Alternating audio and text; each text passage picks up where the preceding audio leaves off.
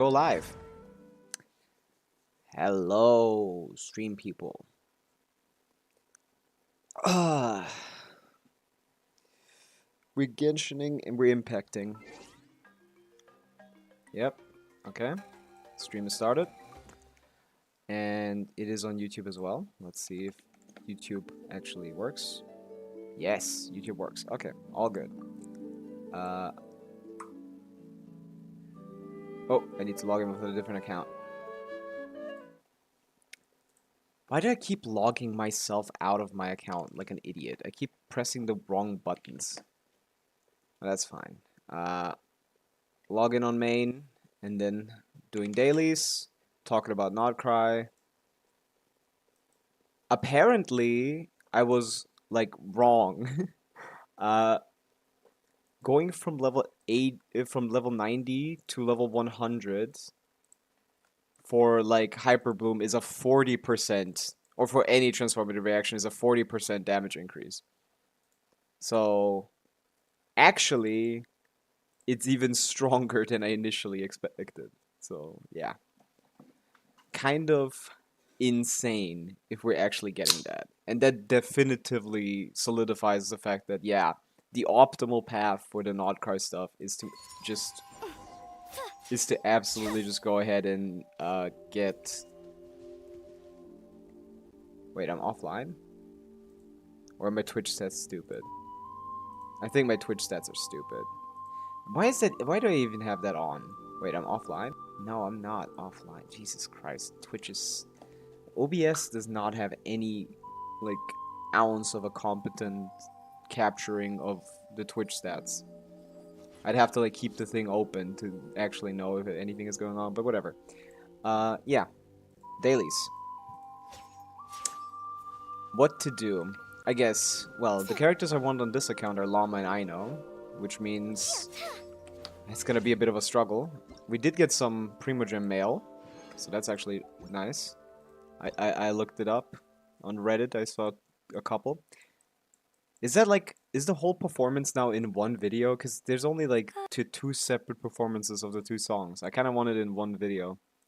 What's this? The thing that I just did before stream already? Yeah, that's nothing. Nothing of value. And then, is this something different? No. This is just the main site that leads to the other site that I just opened. Okay, so this special program redemption codes are still here, even though it's probably... New players get 20 pulls. Wow, so generous, Hoyo. 20 whole pulls. That's crazy. I would have never thought you get 20 pulls in Genshin Impact. Maybe that's the best time to like reroll. Is it? Like, what level do you need to reach to get those, like, to get like the 10 pull mail? Because maybe that might be worth like re-rolling on an account for. I guess it would never be worth it to re-roll anything, to be honest. That would never be ideal anyway. But yeah, I still don't know what to do, because I can't pre-farm for Aino or Flins. Not even talent materials. Why is my game lagging so much? I just updated my drivers. Is that gonna cause my Genshin to like suck now? I knew I shouldn't have updated my drivers. Or I guess I should have like restarted my PC after I did that. Like, what is going on? This is ridiculous. I guess I might just need some time to get used to. In the meantime, I'll just go ahead and get started on farming. I guess I could go for artifacts, but like I have no like targets. All my characters are like well built on this account. I have no idea what I should be targeting. Like Inefa, I can't farm anything for because her set is coming out in 6.0. Like, otherwise, there's just like my Skirk is amazing, my Varessa is amazing, my Mawika is pretty good. Not pretty good, she's very good. But like, it's hard to get an upgrade at this position of like what, like 220 CV with like 10 other substats. Like, somehow the Mawika leaderboards are like a lot more competitive than most leaderboards. I guess it's because Mawika is just that much stronger. So everyone cares about how well she's built.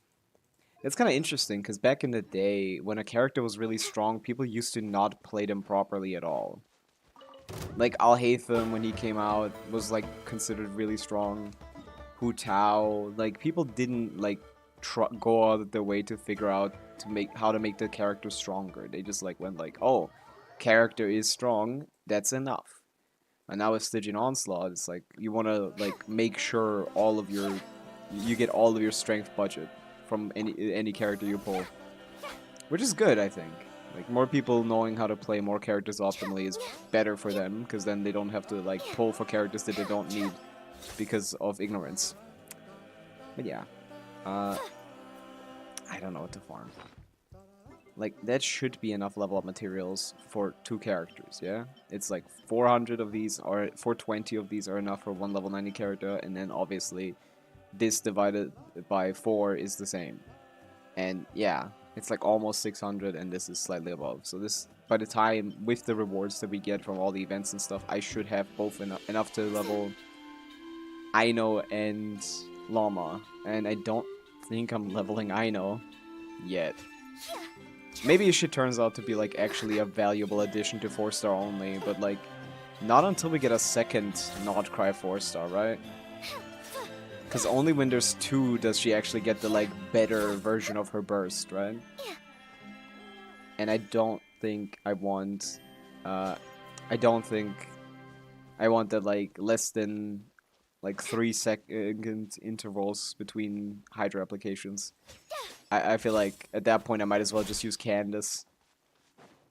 Like, yeah, I think C0 I know without a second Nodcry character is probably pretty garbage. So probably not worth leveling. So I'm not even gonna use those resources. To be honest, I need more than that. But like, I actually have enough Mora. Like that's not gonna be the issue.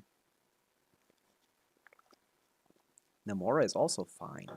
So I'm really confused as to what I'm supposed to be doing right now on my main account. I guess it's just artifacts. That's the thing. Once you have everything figured out, it's always artifacts. But like, I've been doing artifacts, man. I, I don't see in any way, shape, or form how I could get any upgrades for my existing characters. But if anything, I guess I would want my Moika to be better. So I guess we're doing artifacts.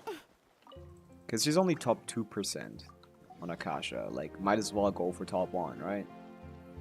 I went for top 1 for Nivelette, I have top 1 Skirk, I have top 1 Varessa. Like, there's no reason for me to not get my top 1 Mawika as well. It would be quite important, since she is just that strong. But yeah, dailies in Genshin, as usual. You click one button and you're finished. Add Astra. Thank you for being here. Thank you for dailying. Okay, well yeah, I already said like the reaction damage increase from level 90 to level 100 is 40% for transformative reactions. Like that's gonna be a ridiculously massive increase to all Hyperloom teams and incredibly important for like Llama teams. So I definitely do think it's most optimal for basically everyone to go for the constellations, to fill out their constellations on like their standard characters with the free stuff, which is so funny. Like a week ago, everyone hated constellations on their like standard 5-stars because, well, a standard weapon would be better on the standard banner, and most of the constellations suck, so it's not like you're getting anything out of it. But now it's like, damn, I want my characters that are C6, I want, or like close to C6, I want them at C6 and I want to lose to them. Because getting to level 100 is massive for certain characters. We don't know if talent levels also get increased. The wording on the wording said that it does get increased, but like that something else other than the base stats is being increased, and I don't know what that could be other than talent levels. I hope they don't increase talent levels because that would actually then be viable on even attack scalers. Getting 2 more levels on a Mawika burst is ridiculously good. That would be incredibly good. And yeah, so that would be too broken. That would make whales like a lot stronger. While the other option of just giving us level 100 would be like, okay, yeah, like you have like 2, 3 characters, someone like Swallows nest Raiden, when someone skies are like fair, but Kokomi hide when that are storms strong are in with the those, but air. nothing else really. Mostly just those two.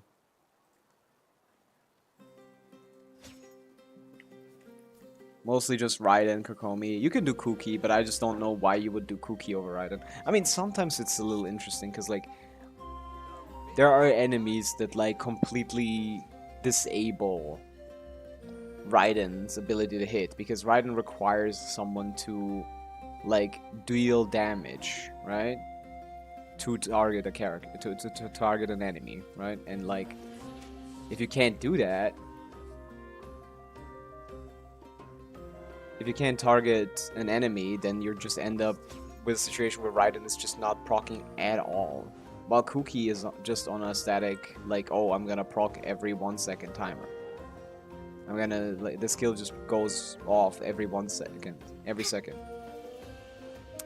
While Raiden's is faster, but like, you could end up in a situation where you're fighting like a shielded opponent and it just doesn't do anything.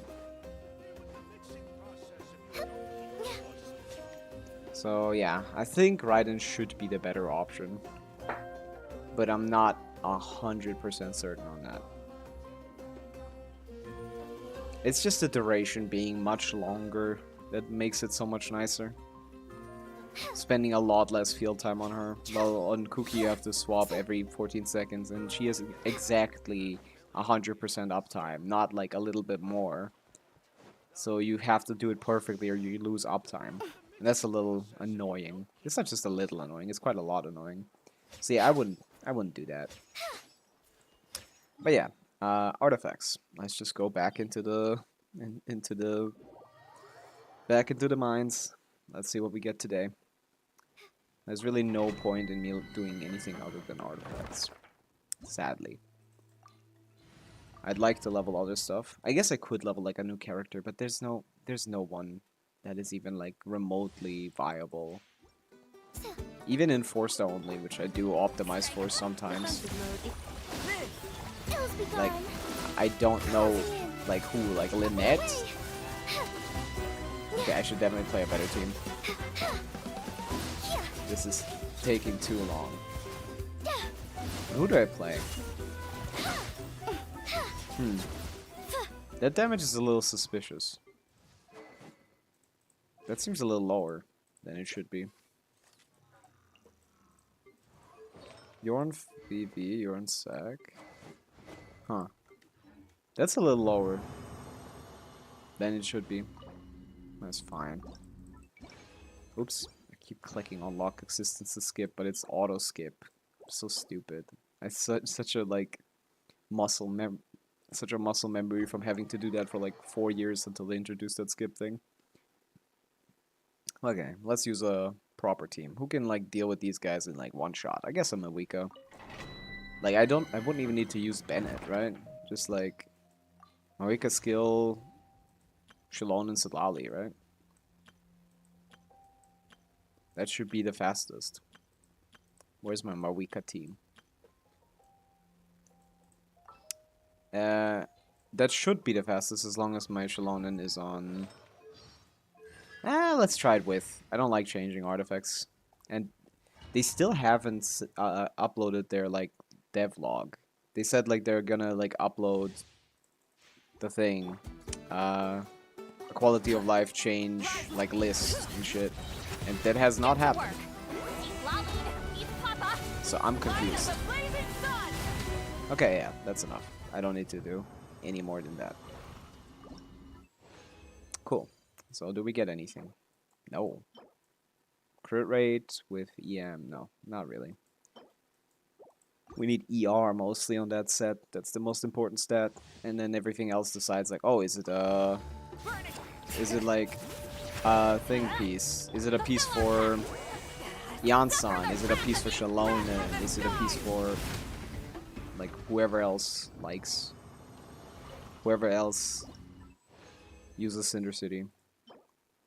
So if you don't see ER, generally you can like leave.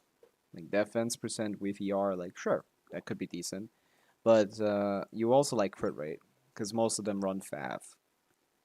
So when I look at Cinder City, I'm just looking at, hey, is this Right. like, Get is to work. this Lolene, eat Papa. Light of the blazing sun.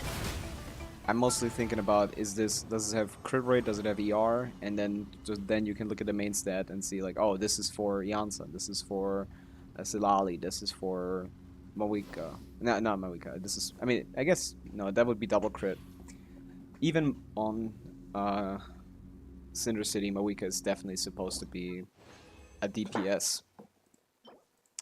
Her burst was still gonna hit for quite a big number, even without like being fully supported herself.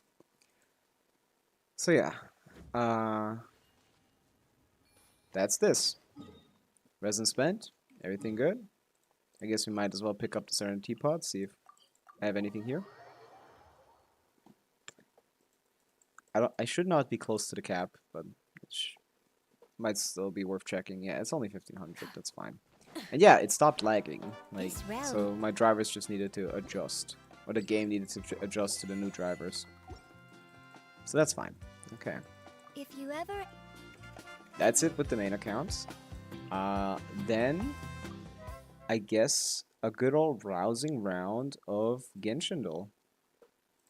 Gotta pop the Genshin every day, right? It's every day, bro, with the Genshin flow. I still have my streak here. I lost my streak on the quotes. I lost my streak on the abilities. Not abilities. I lost my streak on the quotes and I lost my streak on the emojis because of both of them were Al Haytham and I couldn't recognize him. I hate Al Muhalim, but he's the first pick because he's right in the middle of the game, so we can do divide and conquer. It's way after 3.4.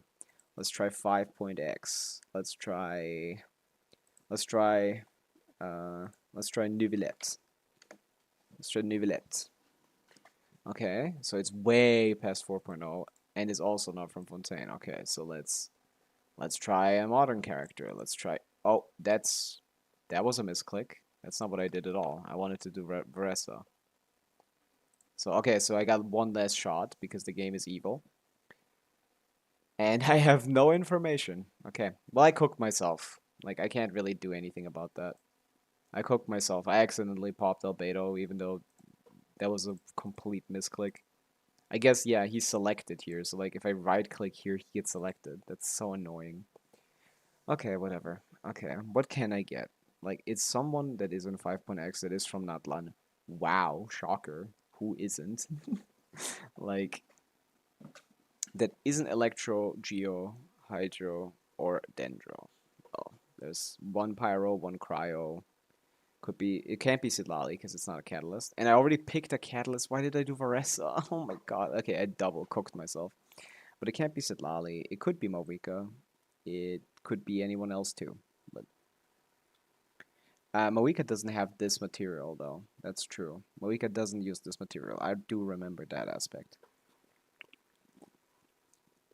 This material is not used by Mawika. So who else came out in 5.x? So 5.0 we get uh, Kachina and who else?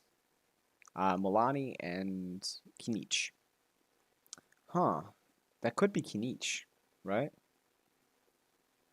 No, it can't be a Dendro character. Okay, it can't be Dendro, it can't be Milani. Okay, then 5.1 we have Shilona. It can't be Shilona. 5.2 we have Sitlali, can't be a Catalyst. We have Mawika, is a Claymore, but doesn't actually use, is a Pyro Claymore, which is not seen here, but she does actually use, she doesn't use that thing, right? So 5.4, we get into like, what came out 5.4? Wait, what came out in 5.4? Varessa and Janssen are 5.5. Before that, we got like Mizuki or something. Right, like Mizuki came out right after, right? So that was Mizuki in 5.4. So it has to be Mawika, right? Because they didn't release any other 4 stars, right? The only 4 stars are Kachina. What other 4-star released in 5.x? It could be one of the 4 stars, right? And I'm kind of blanking on. No, they've only released Kachina and Yansan and Ororon. and Auron, but it's not Electra, so it is actually just Moika. Fuck. Oh my god. I knew it. I forgot someone. 5.2 Chaska. Why did I forget her? This is my favorite character to play. And yeah, I knew that this wasn't her talent. Ugh. Okay. Fresh start on everything, I guess. The waves rise high out in the open seas. I too must reach new heights of strength. I guess a water character? Hydro character with like grand. The waves rise high out in the open sea. I too must reach new heights of strength. Maybe Beto? No idea. Like that doesn't sound like anyone. Like I guess someone who is at sea. Maybe like a Nivelette. But Nivelette doesn't really. I don't feel like Nivelette is the kind of guy to look for strength. Mark Witten. Okay, so it is a dude. Maybe Ayato? I have no idea. I'm too obsessed with the waves part. Hey, I'm enjoying your stream. I would like to join your community and support you as a fan. I'm not interested in Discord conversations, Mr. Khalif. Thank you for being here, though, I guess. I'm looking for the waves rise high in the open sea. I have no idea who that could be. I too must reach for new heights of strength. It's someone who is very formal. Someone who is. You'd think Tartaglia, but he doesn't talk like that. Maybe. Okay. The waves rise high Oh, out. it's Kazuha.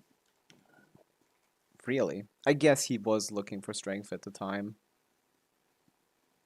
He's kind of out of a like purpose after the Archon quest. He kind of loses his job.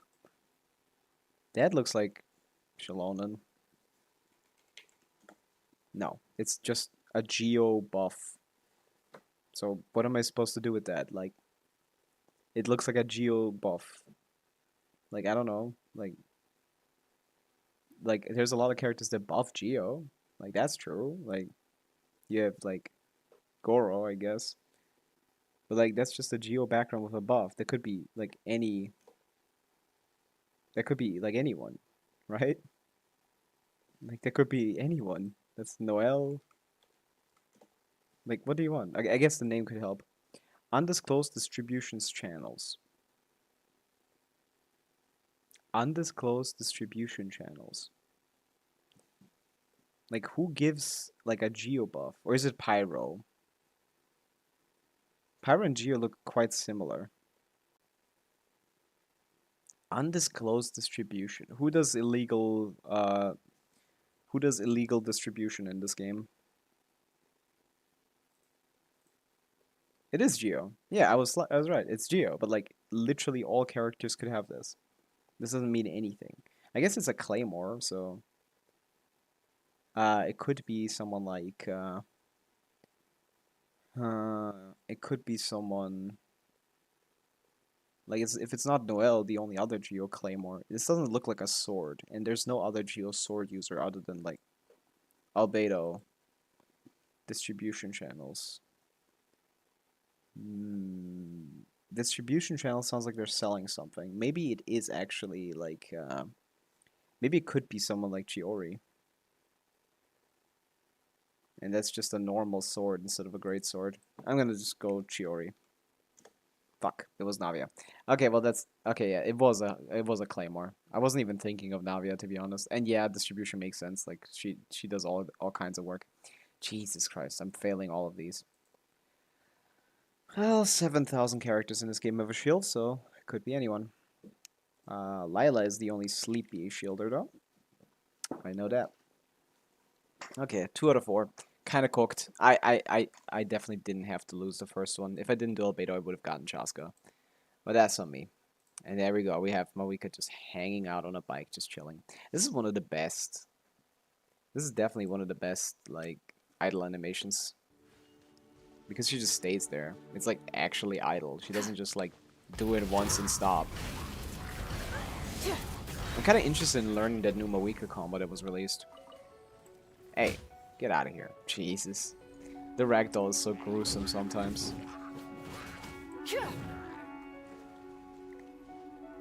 Yeah, I'm not interested in buying yours. Let's see. Bump. Bump. I love the ragdoll. I wish I could see that more often. I'm excited for the, like, I'm excited for the new, like, Milestro's Wonderland. What is it called? Milestro's Wonderland or something? That looks so fucking interesting. That looks so interesting. Let me check it out. They must have posted the trailer separately already, right? Yeah. Many insects have a compulsion to follow the Miliastra light, Wonderland. Yeah. and humans are the same. Except Miliastra we call Wonderland that looks light so good. hope. The UGC game mode looks so incredibly good. Like, it seems like you can basically make anything. And the thing that I was fearful of when they first announced it and when it was first leaked is that you couldn't play normal characters in it. So like the first things that I was thinking of when I heard about the UGC mode was like, oh, we can make a training mode, we can make like a DPS checker, we could program to see how much damage like our characters do and stuff like that. Like you can make like a testing room where you can like just like have a guy there and like, you know, stuff like that. You can have like maybe like tutorials even. You can like create character tutorials for people that don't know how to like do them. Like for example, like a combo trial in a fighting game. Like you can make like Mawika combo trials, teach people how to do uh like C2D, teach people how to do N1CD, teach people how to do whatever the fuck is happening with the new Mawika combo, which is crazy. Now this is still funny to me. Red from the sky. Boom. Nothing. Fighting fire with fire in Genshin Impact does not work. But you can fight fire with like fall damage, I guess. Get out of here. How did he not get fall damage from here? Try and stop me. 30k, boom. Okay. Well, since we're done here with this account, there's nothing else to do. We didn't get any remotely good artifacts. I mean, I can look over it, I guess. No, nothing of interest. Once we get the 4th stat shown, that's gonna be so nice. We could finally check all of those off. But I guess since I'm here, I might as well. I might as well check, like, how many locked pieces do I have? How many locked level 0 pieces do I have on my account? How impactful is that gonna be for me? But I have so many of that new set. I haven't farmed it once. This is just purely from Abyss, which is hilarious. Somehow I didn't get a single good piece from this set, which is cool. I still lock them, even if I don't use them myself. Still, like, why not? Yeah. Not lock assistance, but sort. No. Here, filter. Locked only. Let's see. Okay, all my leveled locked pieces, of course. I have like 500 locked artifacts leveled. And then there's this barrage of Jesus Christus. Oh my god, it's Kecleon. Yes, full-time cheeser. I am the real deal. I'm the real Kecleon. What's up? I'm out here looking at how impactful it's gonna be for me to get a 4th subset shown and see how many artifacts I can finally stop hoarding. So it's 10 per line, right? 1, 2, 3, 4, 5, 6, 7, 8, 8 per line. So it's 1, 2, 3, 4, 5, 6, 7, 8, 9, 10, 11. What AR are you? I'm AR 60. Well, like, I've been playing Genshin since release. So yeah, this is my main account. I'm gonna play on my second account later, where we're gonna do more interesting stuff. But right now, I'm just looking over like I did dailies now, so we can already swap off. AR60, been playing since day one. Here's my profile. I have all the achievements, I have all the regions explored, so I have nothing to do on anything on this account. I'm only AR 58, 55. Yeah, well, I mean that's a good point to be in the game. That's a point where a lot of people start to struggle, because that's like that's when you get like, oh, now you need like 200,000 XP for the next level suddenly. Like that's but that's cool. That means like you must be a little newer, I guess, or maybe just not as active. But yeah, if you need any help, any advice, I'm here. I've been 55 for like a year now. I could see that. Like that could happen. Like if you don't play like every day like me, then that could absolutely happen. That could absolutely be like a situation you find yourself where you can be like a year without getting an AR increase. But it's not like it matters too much. It matters like getting to 58 is really nice because then you get guaranteed 3 drops from bosses instead of just getting 2. But it's also more difficult. So if you're already struggling, then it might not be like you're not missing out on much. Basically, after AR 45, the game is almost exactly the same up until 55, and then it gets a little different at 58. Like you get enemies in the overworld that are going over level 100. Like the bosses, for example, are all level 103 at world level 8. But yeah, if you need any like advice, any help, any like build related stuff, I know everything about Genshin Impact, so I can help you out. You can drop your UD, I can give you a UAD review if you're interested in that. But yeah, you're not here yet, but I guess that this is probably like good. But yeah, I was looking over the artifacts to see like since we just got the Not Cry announcement. Did you watch that? Did you like the stream? Like did you like the Not Cry stream? It's fairly controversial, to be honest, but like there are like really cool aspects to it. I don't care much about the like free 5-star constellations or the. Nah, I didn't watch it, but I checked out the web event. So you've seen some of the aspects, right? You've seen some of the stuff. Like, Nordcry looks awesome. Like, story looks cool, characters look cool, everything in that regard looks cool. But then they did announce some stuff that is like a lot less cool, which is like, oh, you can level your characters to level 100, but only if you've gotten a 5-star to C6 and get another copy of them. So that's like really stupid. Like, oh, that's basically not gonna happen to anyone. Like, I've been playing since day 1, and my only 5-star that's close to that. Yeah, yeah. You didn't see that? That's what people. That's what everyone's been talking about. Yeah. Like, my only 5-star that's close is my C5 Mona, and I've been playing every single day since day 1. And yeah, so like if you get a character to C6 now and get them again, so you get the 25 star glitter, which usually never happens, you additionally get a resource with which you can level your characters from 90 to 95 instantly without any materials. It just changes the base stats, but also your level, which is very impactful for some characters and a lot less for others. Like an attack scaling character, defense scaling, HP scaling characters, they don't really matter too much. But characters that scale with transformative reactions, like a Hyper Bloom, they get an up to 40%. It is crazy. That's crazy. Yeah, that is crazy. They get up to a 40% damage increase. Like if your Raiden currently hits like triggers Hyper Bloom and hits for like 30,000, after that it's gonna hit for like, if you're currently hitting like Hyper Blooms of like 30,000, you're gonna hit for like 42,000. Oh yeah, full time cheeser. Thank you for the follow. I'm here like I've been streaming for like a week now, and I'm just like yapping about Genshin. So if you're interested in that kind of stuff, like I'm your guy. I'm the Genshin guy. So like that's like a ridiculous damage increase for certain characters and a very small one for others. But what we don't know yet is if you get like higher talents. Like do we get like talent 11 for 95 and talent 12 for 100? That's what we don't know.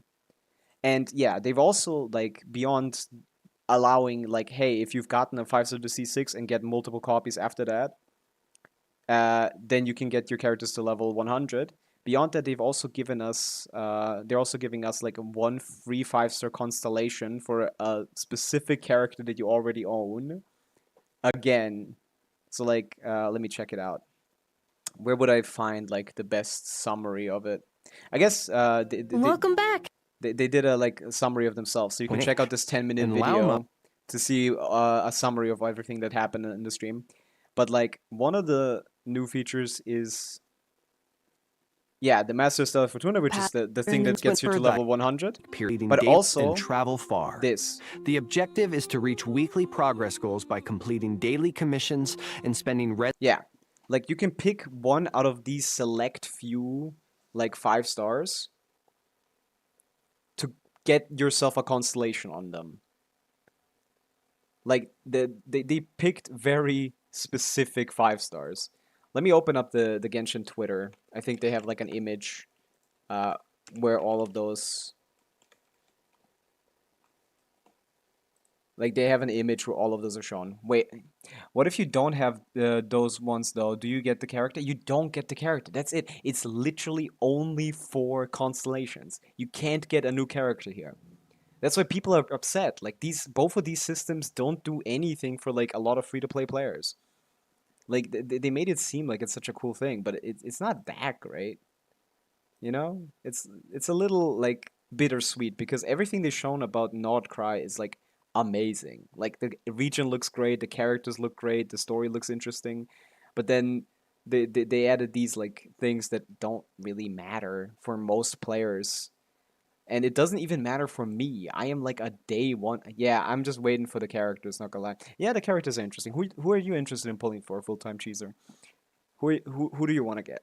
Because I'm getting Llama on my main account and Flins on my second account.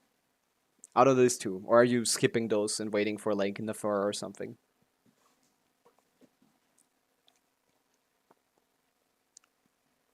Probably Llama. I get that. Do you pay attention to leaks? I could talk to you about like how good she is if you're interested in that. We already know her whole kit and how she interacts with all the characters. So if you want to know, like I can tell you. Spoiler: she's pretty good. She's a great character. She's very strong. So that's definitely a good pull. But yeah, out of the set, they specifically in the selection of the characters they put everyone from 1.0 to 3.x, but they excluded all the Archons and specifically excluded Kazuha, Yelan, and Alhaitham. Like they cherry picked like 3 characters out of this selection just because. Alhaitham doesn't even have good constellation. Neither does Kazuha, to be honest. But they're just like good characters. So they were like, we don't want to give people the chance to pick out like a good constellation. So like for most players, it's actually optimal to not pick any constellation on like a limited 5-star, but just go on your standard 5 stars.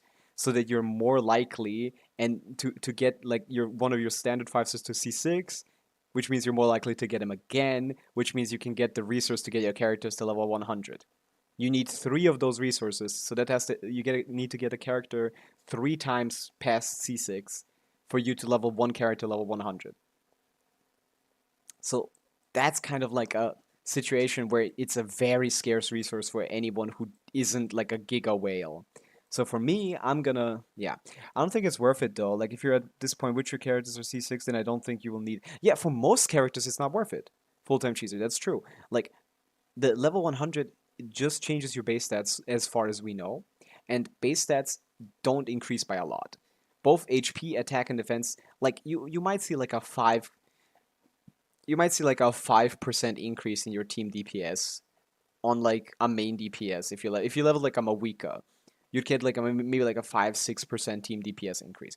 But there's certain characters who scale with their level, who scale with the character level, like Hyperbloom and Raiden, for example. So like the way that the Hyperbloom formula works, and Hyperbloom is coming back with Llama, as Llama is basically a Nahida power creep. So Llama is bringing Hyperbloom back, and the way that the Hyperbloom formula works, it scales off of the character's level. So going from level 90 to 100 will be a 40% increase in your damage for your Hyperblooms. Like that is like probably like over a 25% increase to your team DPS on a Hyperbloom team. which is ridiculously powerful. So if you end up using these, you definitely want to use them first on a Hyper Bloom trigger, or if you're playing like a Nilo Bloom team, you want to use it on like the Hydro trigger, like a Raiden, like a Kokomi, like a Kuki, something like that. Those are the characters you want to like maybe look at to optimally use those resources. But yeah, that's the thing. Like whales don't get much of it, so like it's for no one. It's basically for no one, other than like Hyper Bloom, I guess. It's kind of sad because like last time in 5.3 when we had the live stream, they announced so many amazing things, right? They announced like, oh, we're reducing the point requirement for weapon banners from 2 to 1, so now you don't have to like you have to pull upwards of 200 pulls to get a single weapon on a weapon banner, you know. They reduced this to 1. They increased the rate for winning 50/50s to 55%, like all of those. And they gave us like this system for like crafting artifacts, which isn't perfect, but it's still like helpful, you know. It still helps, which is like cool.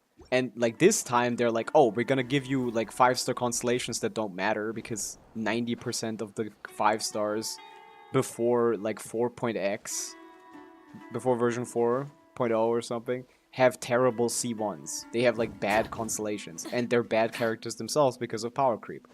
So it's kind of just like, for me it's optimal, and I will be just picking Mona from my like anniversary standard 5-star, and then I will pick Mona again once on the like Full throttle. free constellation thing, where you can get only one constellation for any given character, and it can be done 4 times a year. So you get 4 5-star constellations per year, but only once per character. So like you will never get more. If you have C0, you will never get more than C1 from this event, which is the restrictive part. If that wasn't there, I think this would be amazing.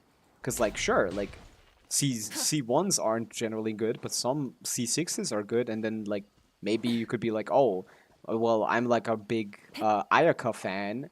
I have C0 Ayaka. I'm gonna use Ayaka for all 4 of my picks across the year, and if within a year I will go from C0 to C4 Ayaka for free. That would be awesome. But now you just, in the way that it works currently, it's just you can just only get C1 Ayaka, which is basically nothing. C1 Ayaka doesn't do anything. It's the most marginal increase to characters that are currently like underpowered. And they specifically removed Yalan. Yalan had like the best C1 out of any of the older characters. Like I would absolutely consider picking like Yalan C1 because that's a good C1. But they're clearly very much don't want to give you good characters C1s. So it's kind of sad. It's like Hoyo always does that with like caveats. Like every time you think something is cool in like an announcement, it's always like much worse than it shows. But still, like even though those 2 parts of the patches of the Notcry patch aren't interesting, like everything else is really good. Like the characters look great, story looks great, music is amazing. Jesus Christ, how did they get Aurora for that? That's so cool. Like that song is just so cool. It's less money for them if we would get constellations on these great characters. Yeah, that's true. That's obviously what they're thinking. They're thinking like, obviously we're not gonna give you guys good characters, so let's give you garbage. But that's the issue. It's like they're pretending like they're giving us something, but that's basically nothing.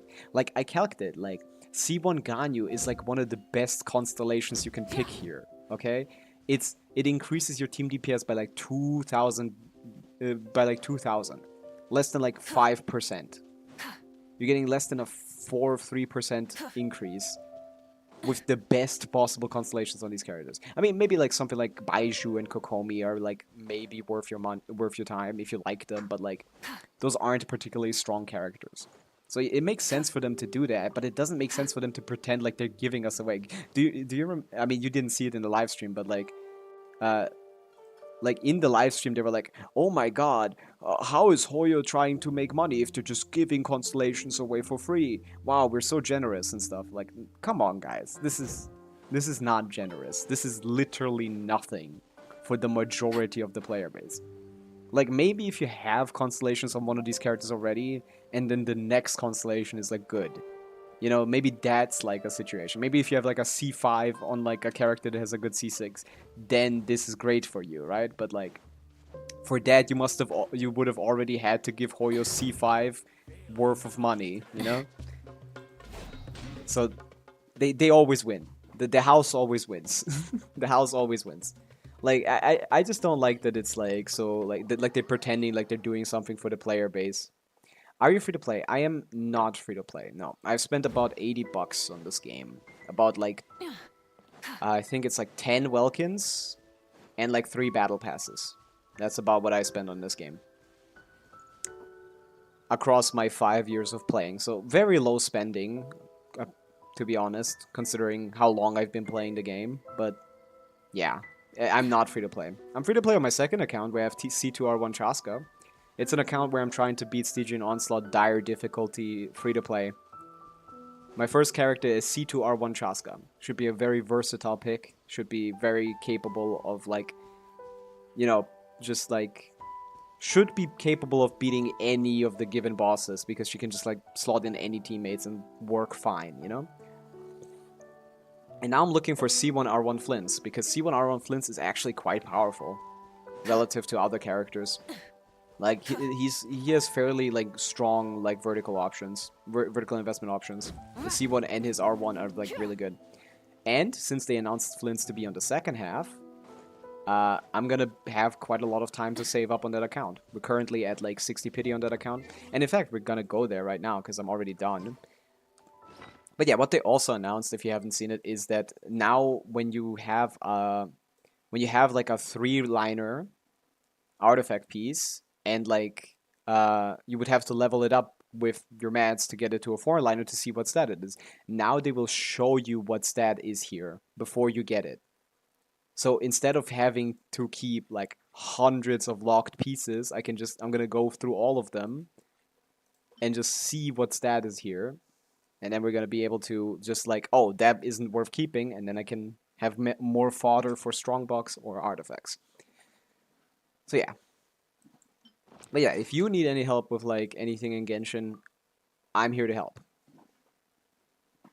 This is what I like to do. I helped someone like figure out how to potentially clear Stygian Onslaught difficulty 5 like 2 days ago. Let me just swap to my other account.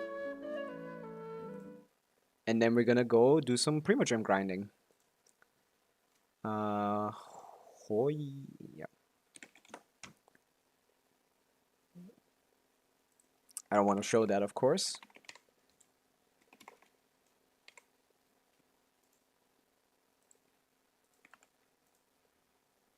And oh wait, that's the wrong account. I want to go on my Chaska account. This account is really interesting. Like I played this account back when Chaska first released. Like I only had like 10 days left on the banner, and I decided like, hey, I really like playing Chaska. She's like the most fun character in the game to play for me. And I was like, wow, I should really just like try to get like a Chaska account going, just like from the start. And so I re-rolled for Chaska, which in Genshin is the dumbest thing you could ever do. Re-rolling is basically like creating another account every time to like use like the pulls you get at the start of the game to like try to snipe like an early 5-star. And in Genshin, it's particularly bad because Genshin doesn't give you any free pulls. You get like 6 pulls after like 10 minutes maybe of playing. How many rerolls did you do? This is the 17th reroll. This was the 17th reroll, which is really lucky. I got it on my 17th reroll on this account. And yeah, here, I'm like a similar level to you. I'm 54. I'm almost going to be 55. I think today we're going to reach 55. Which is going to be interesting. But yeah, this is... I ended up like getting her very luckily at like 17 rerolls, which is really rare actually. Like it should have taken me like 60 rerolls or something to get like the expected value. I'm trying to ascend my Farina to level 90 right now. Okay, yeah, that's a good character to level 90. HP scalers definitely get more from level 90 than like attack scalers. So like that's good. At least characters with good HP stats. Also very important to level the burst to level 10 so you get the maximum buff. So yeah, that's goated. That's optimal. What teams do you play? Like, what are you currently running with Farina, or just in general? Hmm. What is the goal here? I guess we just need to spend resin, and we're just gonna do artifacts, right? I don't know what else to farm other than artifacts on this account, at least. Raiden, Nahida, Farina, Kazuha. That's a funny team. I like that team. I like that team. It's the AFK team. It's the AFK team. Like Raiden, Nahida, Farina, just you don't need to do anything, and all of your and your characters just do all the damage. And Kazuha is just there for grouping, I guess. That's a good team. Do you have Escoffier? Because I made like a post a couple months ago about the most optimal AFK team in Genshin Impact on Reddit, and like that got a lot of traction because like this is something like I've been looking for all my life. I'm a big AFK damage dealing fan when it comes to Genshin Impact. So after Escoffier came out, I was like, wait, I haven't gotten Escoffier, but I really need her for Skirk. You probably do. I don't know if you like really need her, but like she's really good for Skirk. Like I would never say like you shouldn't get her for Skirk. How long ago was this? Yeah, this was a while ago, but yeah, back in the day, I made this like post about uh oh my god, I was in the chatting scene the whole time, wasn't I? But yeah, I made this post about like the best AFK team in Genshin, which is this one. This team has 20 seconds of pure AFK damage uptime, where you don't have to do anything, and I showcased it by clearing Abyss with it. Like Farina, Nahida, uh, and Raiden are the AFK team, but Farina saps your HP, so it makes hers your defensive utility. But Escoffier is a healer, so this like is a really cool team that I love to play in Genshin. And you're like one character off from building this. This is awesome to me. You can actually just AFK for 20 seconds after you set up this team and still do amazing damage. And then I just stand there and let the guys do all the damage for me. I love this team. It's just standing there menacingly, I guess, and killing the boss, killing all the enemies. So yeah, I definitely support getting Escoffier, not even for Skirk, just for this funny team that I personally love to play a lot. But yeah, I'm in my second account now, where I'm AR 54, almost 55, and now I'm spending my resin, and I don't actually know what to spend my resin on optimally. Huh. I think I wanted to level a weapon. No, I wanted to level like sec frags, but that's not gonna be necessary. TTDS is just better. It's just better. But yeah, like I could level my Sidlali, I could level my Chaska, I could level a lot of characters, but there's really no point to it because they don't like affect the damage of the team by a lot. Yeah, I don't really know. I could do that. I could level like Sidlali to 90 because Sidlali is gonna stay relevant, so I think that's fair. I already have the boss meds. I can't early game struggles. But yeah, I think I'm just gonna go for like artifacts. Let's see if I can get an upgrade for my Chaska. But yeah, Escoffier is a really cool character. I have her on this account as well, but I don't think on this account she's giving me any benefits. Like on this account where I'm trying to like beat Stygian Onslaught, dire difficulty, I need to fully focus my pulse into like getting like a very like I need to optimally spend my pulse. And if I'm not going for like Skirk, then this would have been like for nothing, right? Everybody stand nice and spicy. So I'm basically forced myself to pull Skirk. Locked on. Locked on. Yeah. I'm basically forcing myself to pull Skirk now on this account, but I don't know if that's the best choice for this account. But yeah, okay, that's nothing, and we go again.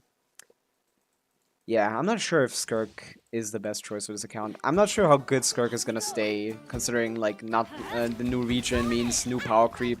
Like the new characters sheet at around like 110k DPS, and if Columbina is like a universal buffer, it's gonna easily push them up to 130, which is where Skirk is sitting around now, I think. At KQM standard, Skirk is sitting around 130k DPS. Oh, that could be good. Double crit attack. Goblet, onset. Maybe. Maybe it's double crit. God, it's gonna make life so much easier once we get the 4th affix revealed in 6.0. Let's light it up. It's in 10 days. The hype is real. Show no mercy. Take me up. Open fire. Bullseye. Yeah, on my main account I'm actually struggling because like I have no pulls. I have absolutely no pulls on my main account. I'm like at like 30 pulls or something, and I'm on guaranteed at least, but like I need to get another 30, 40 pulls to get like this llama guaranteed.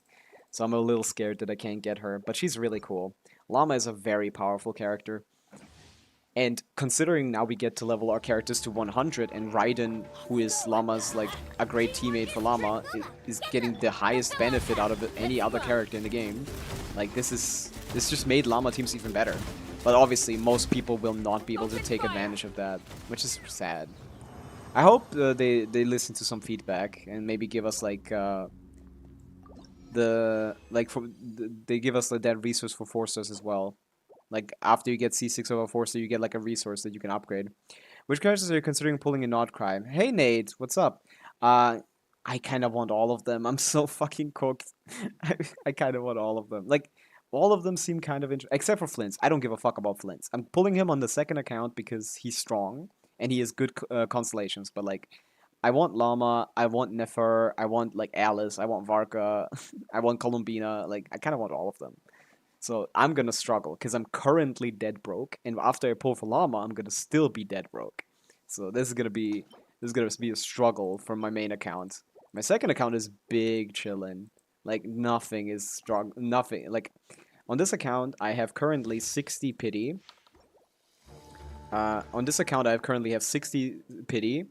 I have been collecting a lot of pulls recently.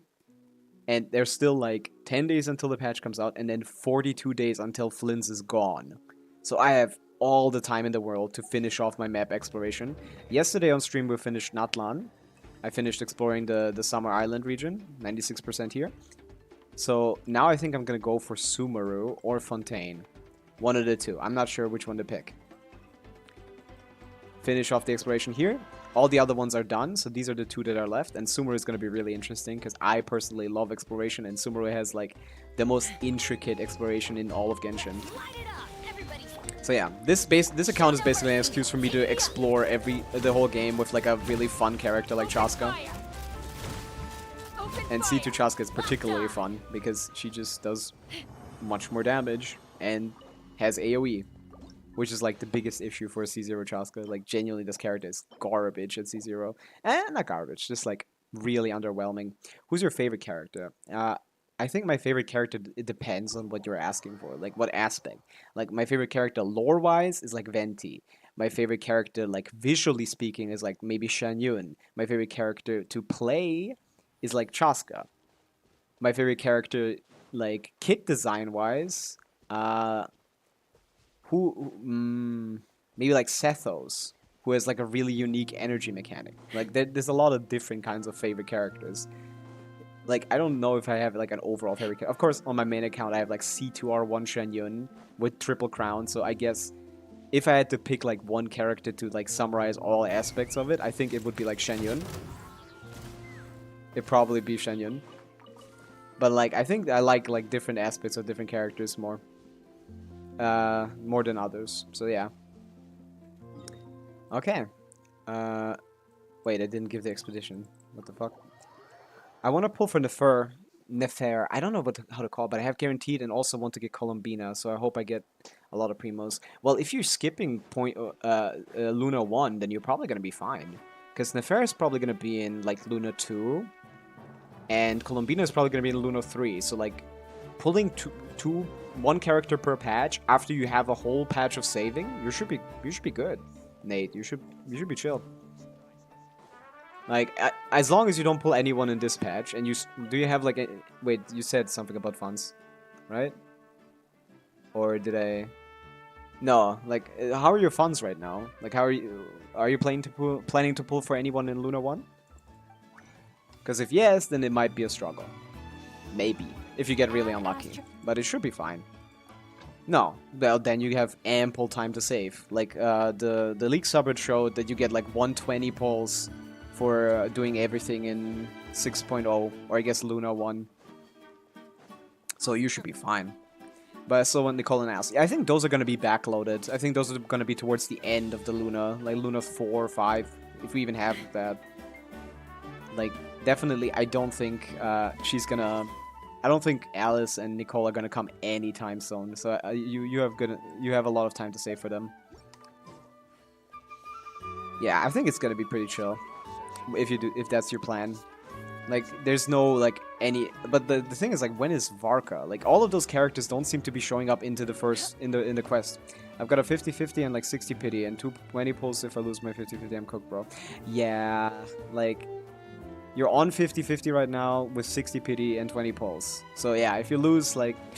That could be a little bit of a struggle. But, like, again, like, 120 pulls in Luna 1, if you get everything, like, that's pretty good. That's a lot more than, like, again, like, the first patch, this is a combination of a 0.0 patch and an anniversary patch in one. And we still have the, like, anniversary, like, conversation, I guess. I don't know what it is, but, like, they said that they're, like, making a unique video for the anniversary, right? Like, we're getting, like, a whole separate, like, announcement? Hey, Kotori, what's up? We're currently talking about, like, who we want to pull for in, like, in Not Cry. And, yeah, yesterday I finished up Natlan, so I guess we need to go to the next region. And I don't know which one to pick between Sumeru and... I guess I already started. As you can see, I already started thing, so I guess we should probably just continue here. Fontaine. Yeah, Fontaine is probably the way to go. My pulls are total... My pulls are total not cry. Like, what does that mean, Kotori? Are your pulls good or are they bad? Because most people are currently suffering. Because, like, did you... Like, I can't, like, deal with the fact with how good the models look in Not Cry. Like, they definitely, like, did some bullshit with the models. Like, they make them look so much better. Comparing a 1.0 model to, like, Not Cry model, like, Nefera looks so good. How does her face look so, like, expressive? They definitely cooked in the design area for sure, Nate. Like, Jesus Christ. It looks so good. But yeah, I'm really excited for Not Cry, even though I don't like the level 100 and I don't like the free constellation thing, which basically means nothing. But they still cooked with, like, the part that matters, which is the game. Nefera looked pretty in-game than in trailer. That's true, Nate. Like, I was so surprised. Like, wow. She looks like... I already thought she looked great, personally. Oh, I missed that. That's embarrassing. Also, my game is lagging because I updated my drivers. So, again, once again, never update your drivers, kids. It's so funny. You should always update your drivers, but it always fucks up some stuff. Nefera looks really pretty. Like, her face looks, like, alive. A lot of older characters... I mean, I was talking about this yesterday with Gabriel. About, like, how derpy D-Look looks. Like, D-Look looks ridiculously bad. Update before you do important stuff, I guess. Yeah. Yeah, that's probably the way to go. I want all of them, bro. I want all of them too, full-time cheeser. I want all of them as well. It's a struggle. It's a struggle. I don't know who to pick. I usually it ends up being like I usually end up picking based on the kit. Like, if the kit isn't interesting, I won't pull for them. Like, for example, in Flins, I'm not particularly interested. I don't care about Flins. Like, he looks like edgy guy. Like, that's fine. And his kit is kind of boring. Like, not that it's bad. Like, he is a fairly strong character for sure. But, like, he looks boring to play. In my opinion, at least. So, that would be an easy skip. But, like, after that, like, Nefera looks, like, so cool. Like, I want Alice, I want Varka, I want Nicole maybe. I want like Colombina, of course. She's basically the Archon of the region, so she's gonna probably be really good. You can do that. Oh yes, you can do the coaching. Yeah, okay. Kotori, sure. Like, what do we need to do? Because like you're struggling with like Stygian Onslaught 5. How can I help you clear that? Like, what is the situation? Update me on the situation. Like, you did manage to clear it with Mawika, but you can't did you manage to clear the first one with Varessa and Mawika? Is that, like, safe, at least? Because, yeah, we can do some Stygian Onslaught, like, helping, for sure. Let's see if your account, like, can clear. So first, second, and third, I can't clear it all. And so first, second, third, I can't clear it all. Most have HP left. Like, so the second one has half HP left. But the first, second, and third, I don't really... I can't really tell what you mean with that. So we decided on you using on the first half, like, first and third has less than half HP. Okay, so less than half HP. Huh. I kind of assumed you would be able to do the cactus. Didn't you say you already did the cactus, or did you change the teams afterwards? You were like really close, no? Like 1% HP. Did you not manage to do it? I think that's just nope, I can't do it. Oh man, that's interesting. Yeah, I guess at that point, like, that might just be like a build quality thing, because like all of your builds are like okay for like Abyss and stuff like that, but when it comes to Stygian Onslaught, you definitely want to go for like top like 10% and higher, like builds on like Akasha. So I think you really just need to like increase your artifact quality. That's sadly just like, because the teams can do it. Like I've seen many people clear with those teams. But, like, obviously their artifact quality is just a lot higher. I can't do Cactus either. Nate, do I mean, I don't know how your account is looking like. If you want, like, a UID review, I can give you that. If you're interested in that, Nate. But, yeah. Kotori, I'm not sure if there's anything... Because the teams are pretty optimal already. Like... But... Oh, yeah, sure. We can do that right now, actually. Why not? I could show you how to do my rotations, then you tell me what you think of I'm doing wrong. Sure. Okay, that's a good idea, because we should also check out, like, what your rotations look like. We could do a VOD review, sure. You can send it to me on Discord, like a video. My name is just Pavitsa on Discord, so you can just, like, I think you can just do that. Just need to disable streamer mode. But yeah, while you're doing that, definitely, there's definitely a lot of gameplay related stuff that you could be doing wrong. But yeah, let me pull up Nate's Enka and see what we can do with what we're working with here. This is an old UID as well, Nate. You've been playing forever. What is happening? Is Enka down? Or you mind if I share screen so that you can see the real time? I mean, I wouldn't mind that, but like you'd have to you have to like give me a call, I guess. Is Enka down? What is usually the reason for Enka to be down? I guess maybe Akasha picks from Enka, so I guess I could get your like latest thing from Akasha, but yeah.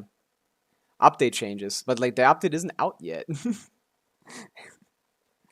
But yeah, Nate, you've been playing forever. Like that's a pretty old UID, like the sub 10 million, right?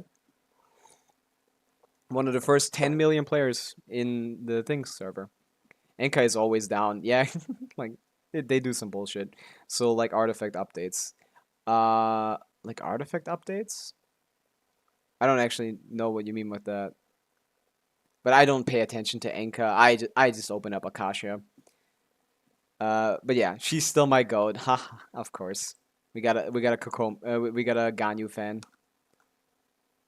But let's see it in game because it's a UID. It's a EU UID, so I can probably just see it here.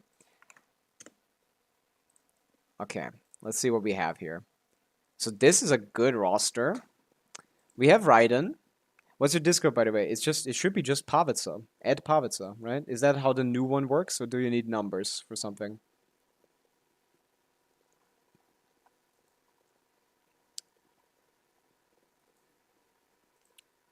It's just my name without the numbers.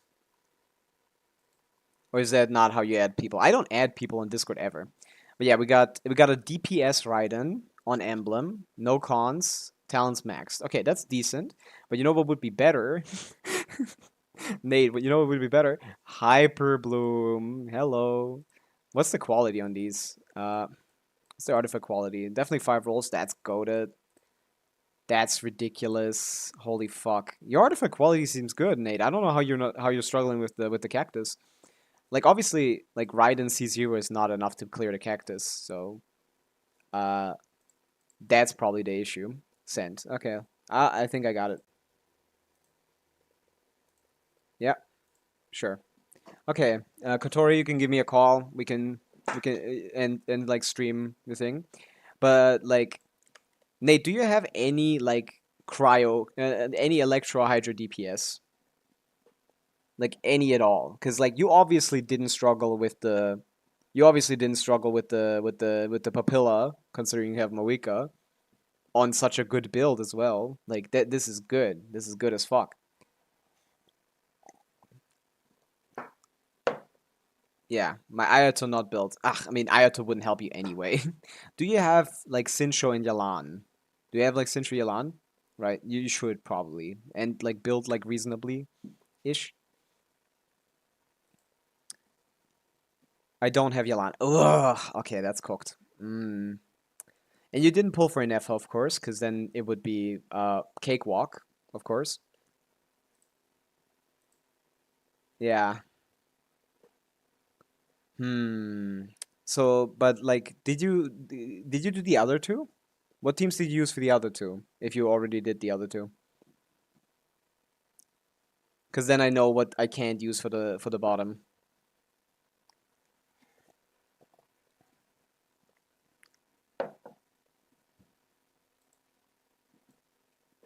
Yeah, check that out. See what you have there, because then we have Nahida here, which like I've seen people clear with Raiden Hyperbloom before.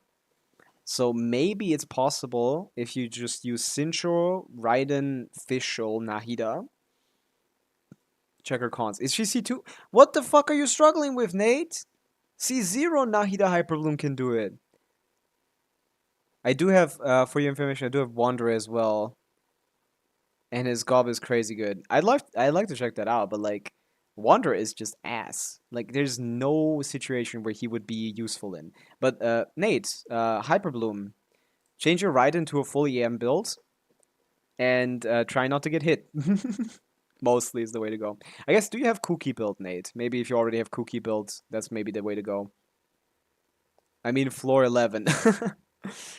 Onslaught, I haven't done any of it yet. Yeah, full-time cheeser. It's a bit hard. So like for an account that's only AR 55, it's pretty much impossible to do 4 or 5. But you can easily do difficulty 3, and that's an easy 450 primo gems that you can get every patch. So you definitely should do that. Do you have Cookie built, Nate? Is she like built? Because like give it a try with like Cookie, Sincho, Fischl, Nahida.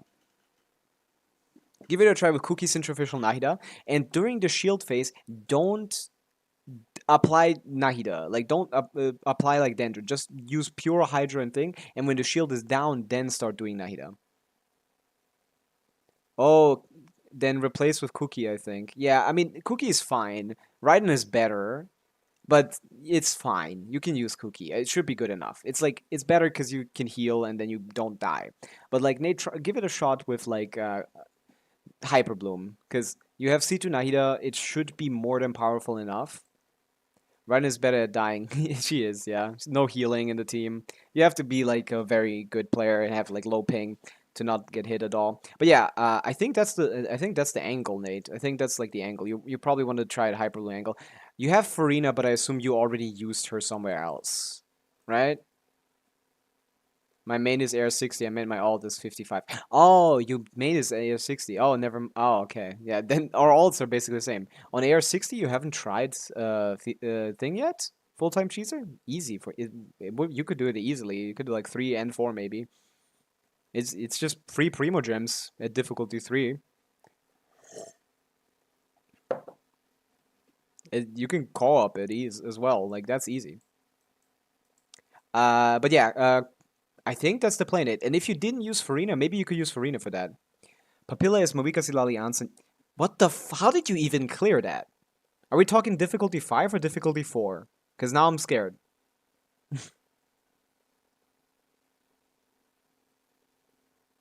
4, I see. Okay, that's why Yaya is there. Why is Yaya there?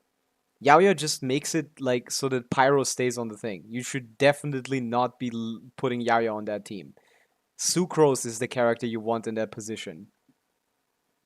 Or Bennett, obviously, rather. Can't break the shield. Oh, then you're probably doing like a... Oh yeah, the thing about the Papilla is that... No, the level 4 Papilla has a slower shield. Okay, since we're doing this amount of like...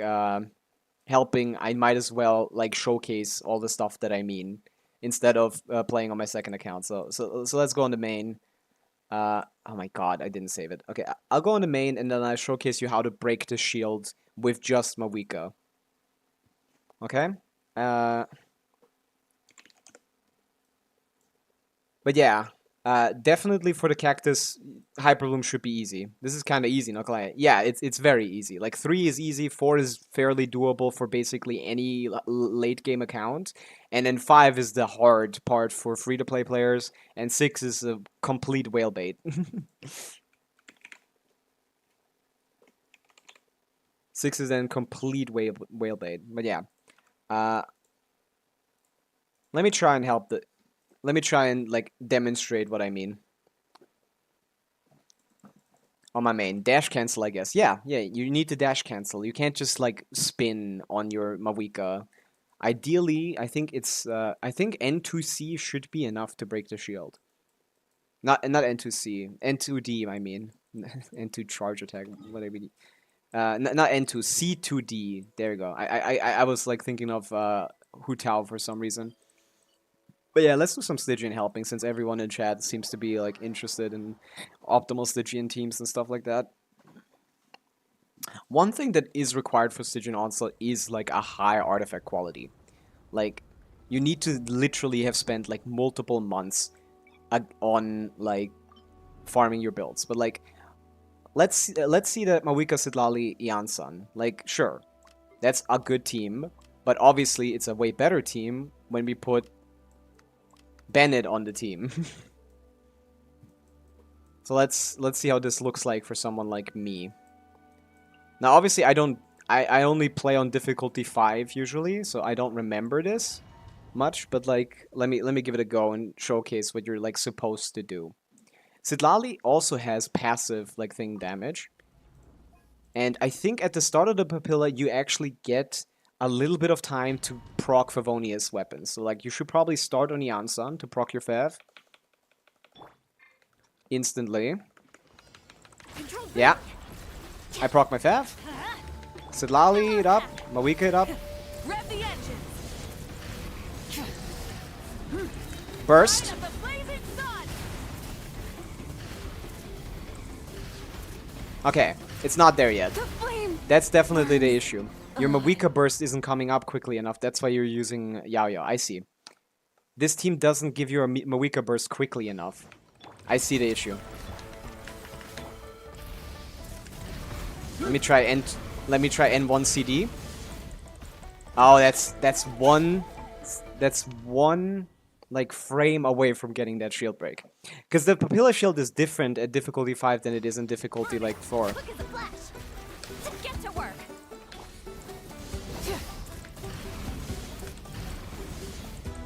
Okay, yeah, this is not enough.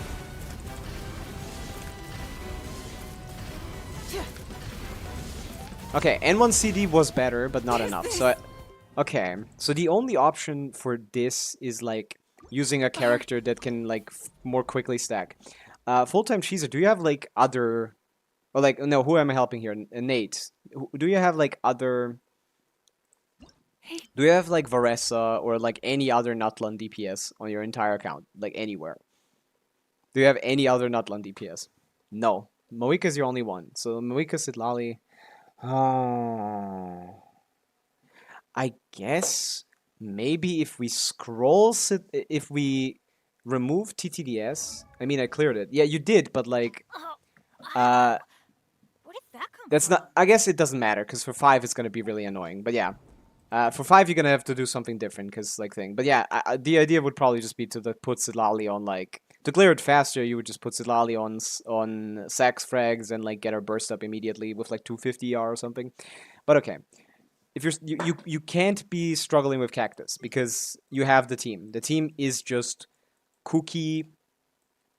Do I even have my Cookie build? I mostly use Raiden nowadays, but yeah, it's just Cookie, Sincho, and I'm gonna use my C0 Nahida to clear this. Okay. Sincho, Fischl, Nahida. So yeah, this should be your team.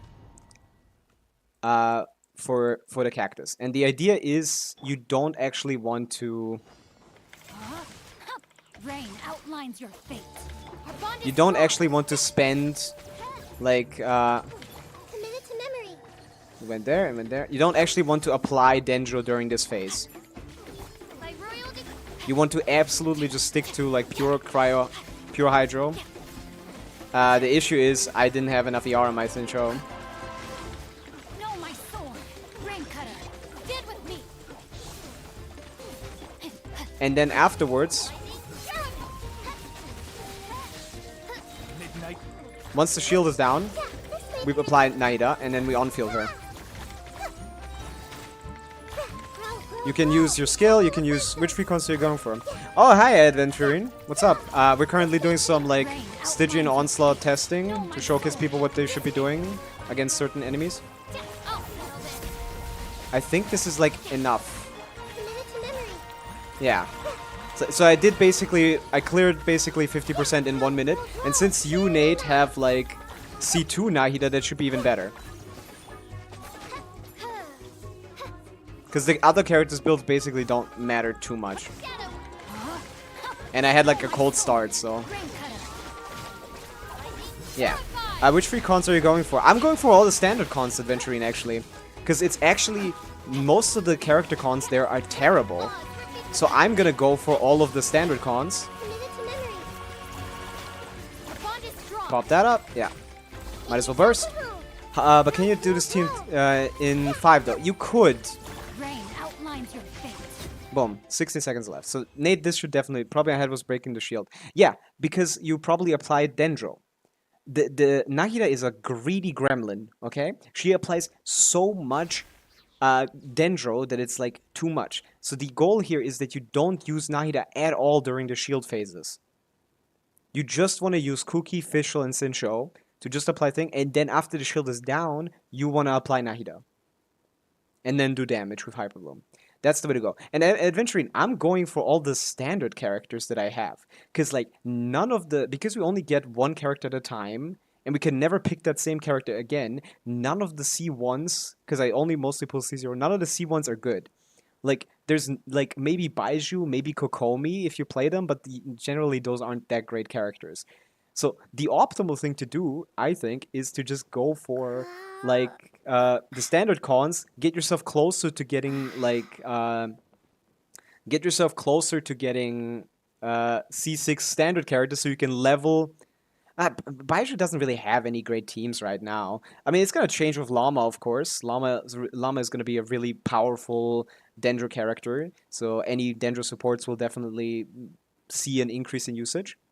Baiju is way more useful than any C6 standard card. But no, it's not. You don't care about the C6 of the standard card. You care about the resource you get from getting them again after the C6. That's what I mean, Adventurine. Because you can level characters to 90, higher than 90, to 95 and 100. You can't actually put him in basically any Farina teams because any vape teams, I mean, that just disrupts all of the reactions. Any, like, vape melt teams, that disrupts all of the reactions. You can't do it in any. Like, that's not the universal Farina support. Like, Shalonen is like a universal Farina support. Escoffier works even better than that. But yeah, Baiju is not that great. He's okay. He's fine. What difference does it make for Chichi or Diluc if they're level 100? No, you don't want them, Adventuring, you don't want to level them to 100, but you get the resource from them to level other characters to 100. That's what I mean. Like, we're getting a resource after C6 characters to get them to level 100. He is useful, but like he's not great. Like meta-wise, he's not a particularly strong unit. But he's useful, and he's gonna get better with Llama, so that's fine. But what I'm saying is, I'm gonna use the resources from getting all my standard characters to C6 to level my Raiden to level 100. And Raiden on level 100 as opposed to level 90 does up to 40% more Hyper Bloom damage. Which is ridiculous. It can increase the Llama damage, the Llama team DPS by up to 25%. Like, this is like ridiculously powerful. It's way more powerful than any C1 on any character.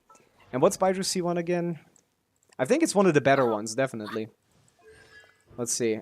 One more skill. Reduces energy requirements by a lot. Front loads healing even more. That's better. That's pretty good. Who's better healer for Farina than him?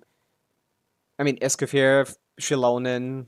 Like, it's not better healing. Niveled on field. You don't really care about keeping the healing up too much. Like,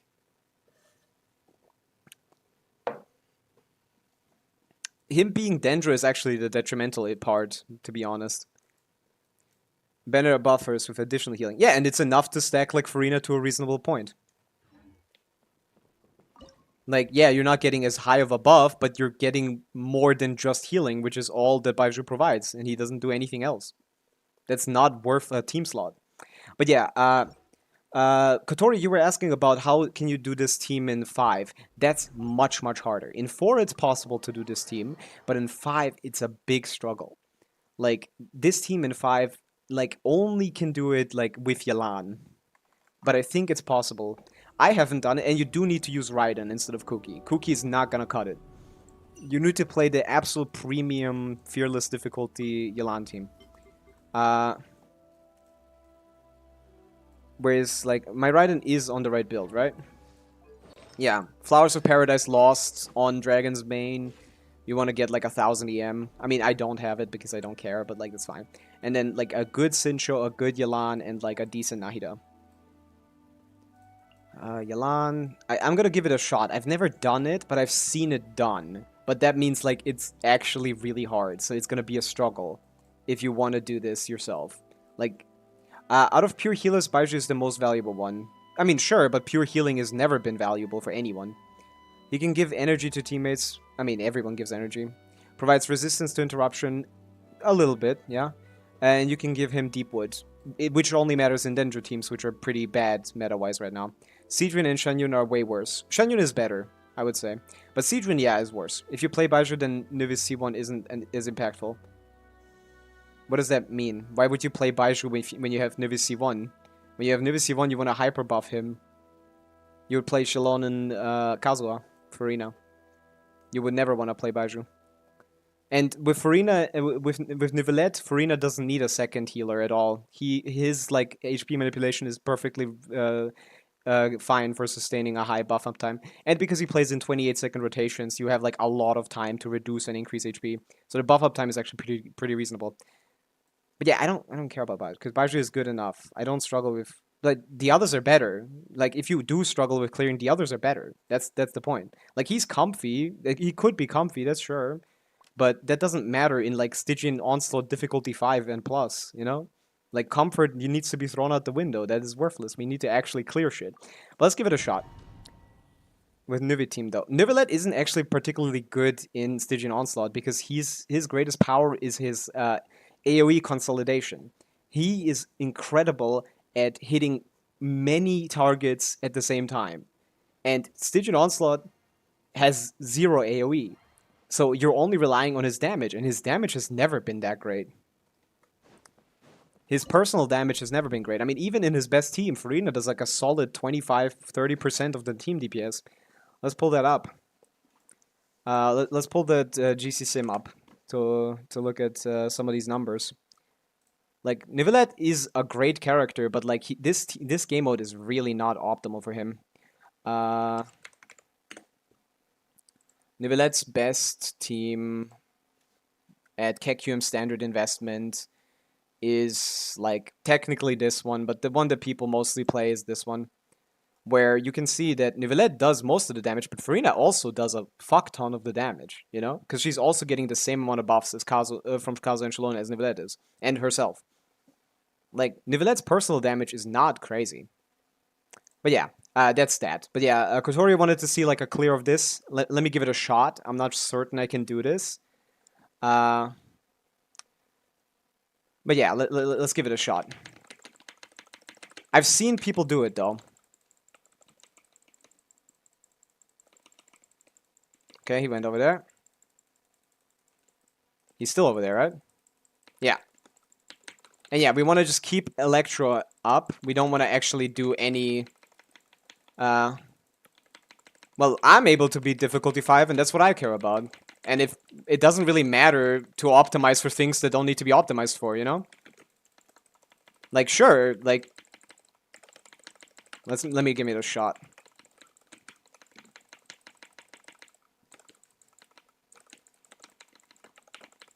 Like, if you don't care about Stygian 5, that's fine, but, like, why are we in a discussion about meta, then? Like, it's close, as you can see, like, I'm basically at half HP at, oh, fuck. I'm basically at half HP at, I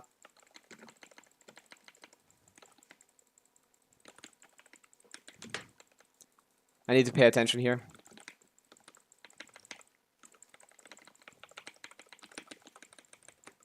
And now we don't want to have any more Dendro. He went over there.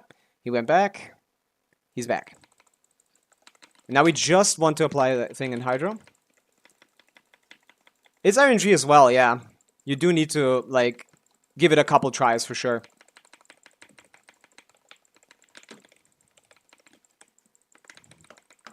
Okay, let's see. Do we got it? Do we got it or no? Wait, my charge decks, what the fuck?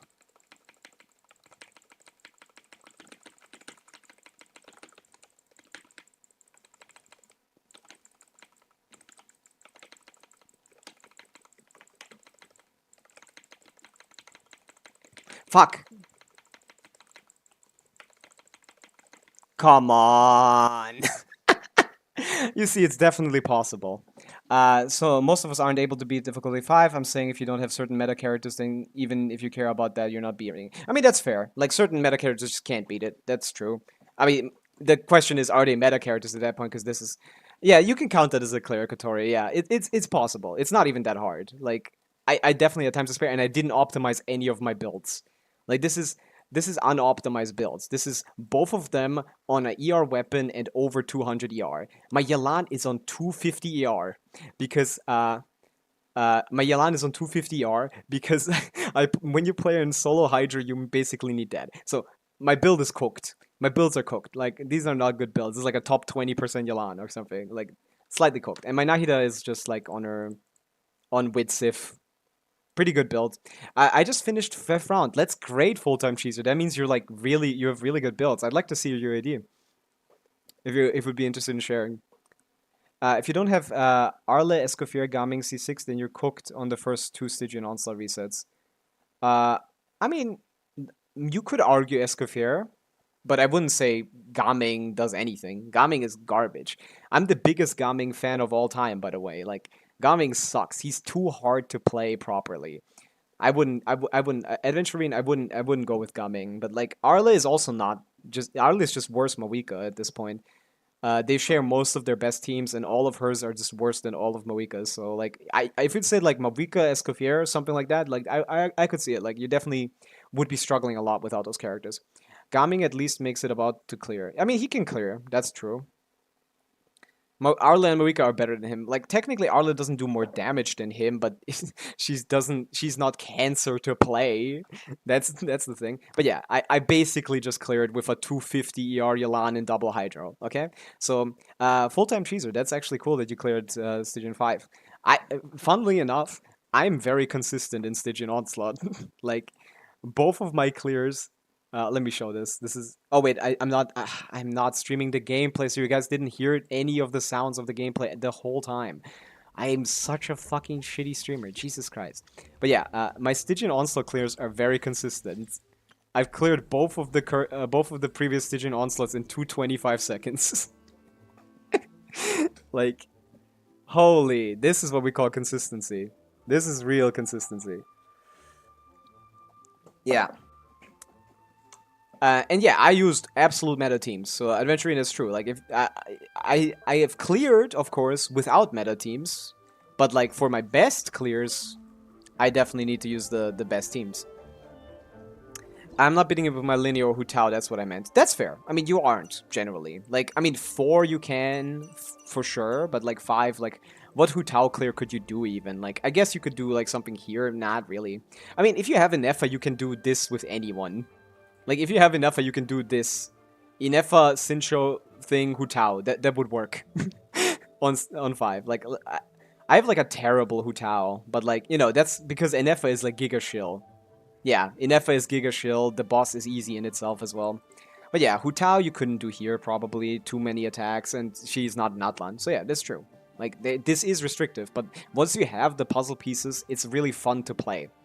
Any other teams you guys want to, like, see if you can beat? Like, Kotori, you wanted to, like, Turtle is the worst. Turtle is probably the worst. I mean, you can do the Sincho tech if you haven't tried that. Like, you have Arla, right? Like, you can try to do the Sincho tech, like Sloan and Bennett, Sincho, Arla. I recommended this for Kotori as well, whereby Sincho's Hydra application from his Rain Swords is enough Hydra application for Arlecchino's entire rotation. So that doesn't count as hits, but like you still get the Hydra, so you can vape. And if your Arla is built well enough, which generally kind of hard to do, I guess, but like it is possible. Yeah, I think we can do that, Kotori. I think everyone's questions have been answered. I think you can give me a call and we can check out your Stygian clear and see what you're doing wrong. Which Arlie should be easy. Okay. Hello, Kotori. What's up? Okay. Okay, my stream still works. I just wanted to check something because hilariously enough, should I just mute here as well, or do you just mute the stream? I think it's better if you just mute the stream, Kotori. So you don't hear me double. With Hourly it should be easy, but yeah. You can mute here. Like this, see. Oh, that's what you mean. But it's gonna be really delayed, you know? That's what I meant. Like... But yeah, I could, I guess. But yeah, we're watching here. We're watching Kotori try to beat like Stygian Onslaught difficulty 5 with somewhat underwhelming build quality, but like the proper characters, you know? But I've seen people just put Lila there or some Cryo. Like, it works with a lot of different characters. You can do it with Sincho. There, you can even do it with some Cryo characters. Like, Rosaria can do it easily. But yeah, you need to, like, play well. Okay, we're starting with Varessa. Where's Mawika? Yeah, you need to pop Mawika as soon as possible. That's fine. The gameplay seems fine so far. We can burst. Okay. Yeah. Burst, yeah, because the damage is accounted for. Yeah, and then we can set up the battle. Let's do... Yeah, that's the worst possible RNG, so I get that's a little cooked, yeah? Okay, let's see the damage. 150k! Like, that's fine. Mawika?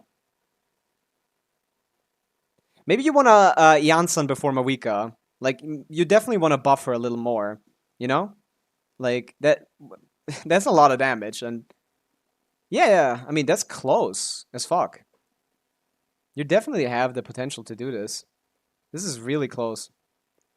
You don't need to buff it for the shield phase. Oh, you missed. I think you're not getting any shred now. I never felt like I regret not getting Shalona or Sulali, but I regret nothing in this game more than skipping Escoffier. The game punishes me hard for doing that. That's fair. Escoffier is arguably the best character in the game. I could see that adventuring. But yeah, you don't need Shalona and Sulali. Like, if you do a 5 melt setup, which is like a frame perfect requirement, frame perfect with perfect MS, you can technically output the same damage with Kaya C6 as you can do with. Oh yeah, you could have used the skill for Mawika right there. It was right off cooldown. You panicked a little too hard. but it's fine. Like Iansan, yeah, Traverse Iansan, then go with Mawika. Yeah, yeah, okay, this is decent. Yeah, one roll. Yeah, maybe get exactly. Yeah, do like a couple rolls on her, a couple spins on her. What am I saying? Roll. What weapon are you using? Are you using Witsif? Also, can you do skill after the burst so it has like a longer uptime? Because you're definitely losing your Shalon and Shred, your Escoffier Shred. You should definitely be using your Mawika skill after your burst, even if it takes like a little bit more time. So you have higher uptime on Varesa, on the Shred of thing, because you lost it there. Yeah, see, you're always using the skill immediately, but like the skill should always come after the burst, because then that means, yeah, try to not automatically just press the skill and only swap into Mawika when the burst is actually ready, stuff like that. But yeah, you can do this. This is easy. You got what it takes. Personally, I would use Mawika first, because then like Mawika is like passive pyro application the whole time, and the more often you use it, the more of that app you get. So Mawika first, I would say. Skill, and then go. Like, you can set that up, and the damage is counted, so that's fair. You should definitely do that. I think that was optimal. But yeah, this is going well. But yeah, I don't need to watch you, to be honest, because from your gameplay, like, there's minor issues, like, but generally, like, yeah, you didn't. Yeah, now we just wait for a weaker burst to pop on the side and then swap to that. Yeah, right now, for example. Yeah. Your gameplay doesn't seem wrong. No, just back. Yeah. Yeah. You're not doing anything wrong, but like your artifact quality is still like quite a bit low. Like for context, I'm doing like 200k on those plunges, I think. And I'm also like, I don't have any like signature weapons or anything. So I think you just need to spend some time in the Obsidian Codex domain. For both of these. Right, Kotori, you were the one that farmed like the Varesa domain only for a little bit, right? Was that you or was that someone else? I don't remember quite exactly what that was. Is Kinich the best Nutland DPS for that? For what? For the Papilla? Technically, I think so. Like, I think Chaska is just a better character though, because you can use Chaska as like a support for Mawika. I'm gonna go show you guys a little bit of tech that I've been using for that. Yeah, yeah. I think you need to change your builds. Can we look at the builds for a little bit? Like return and see. I don't think like you're playing bad. What is the rest of builds? Lost Prayer is great. Oh, that's why you would need the new set on her, because Lost Prayer is just that good. Yeah, both of your weapons are better than mine, and I'm not struggling. That's just the artifact quality difference. Third try, I think, if it's fearless. Yep, I've done it at third try. I think if it's fearless. Yeah, yeah. Like I think technically Kinich is the best at breaking the shield, but I think Chaska is just better to, if you're looking for only breaking the shield, Chaska lets Mawika be on the team while melting. Like, I'm gonna show you a little bit of tech. Wait, sorry, Kotori, I wasn't paying attention. I was reading chat. Sorry. Can you do that again? Can you show the characters again? Yeah, Maressa on a great weapon. What are the talents? What do the talents look like? That's what I want to see. That's like maybe 20% damage. Fav, of course, that's optimal. Normal attack. You gotta crown that. That's where her damage comes from. That's where her damage comes from. That's the main source of her damage. I know you're struggling with Mora, I remember, but those two levels are a big difference. And Mawika is just burst level 10, right? I know, but like you gotta just do Mora. You gotta just farm Mora on the daily. You didn't have to crown her skill, for example. Like there was no need to do that.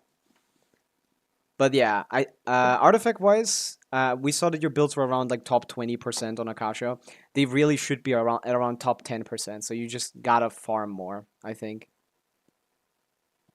That's just the issue. And Traverse Cons is also like a small part. Like, I don't have C6 either, and that's like basically the only relevant constellation on her. All the others don't matter. I'm a C5, and C5 is just as strong as C0, basically.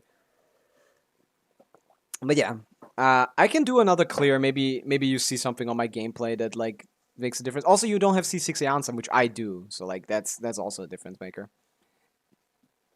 But yeah, I think that team can you show the cactus, because that should be easy. That should be like easy peasy. I want to see the cactus. What are your mistakes on the cactus here? Because there's no way you aren't doing this. First of all, Farina up.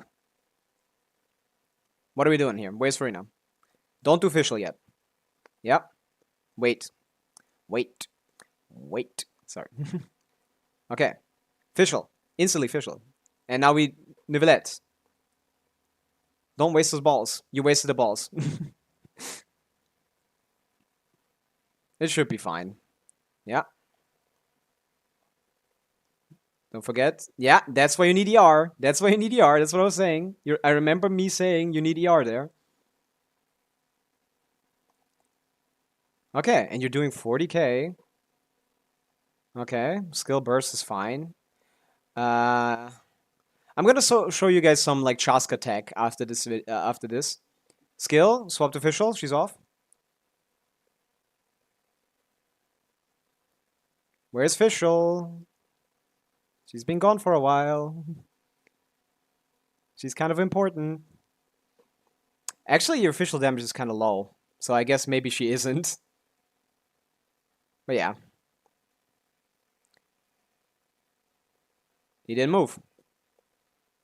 You need the electro application here. That's the most important part. I mean, your gameplay is not bad. Like, your gameplay is standard. Like, it's not optimized, but, like, I wouldn't know how to, like, perfectly optimize it anyway. Like, it's a lot of things going on, so you're right. Like, but you're playing fine. I think it's just you're not spending enough time in artifact domains, sadly. Oh, he moved. He's not that guy anymore. He's over there. But yeah, you're not spending enough time in artifact domains.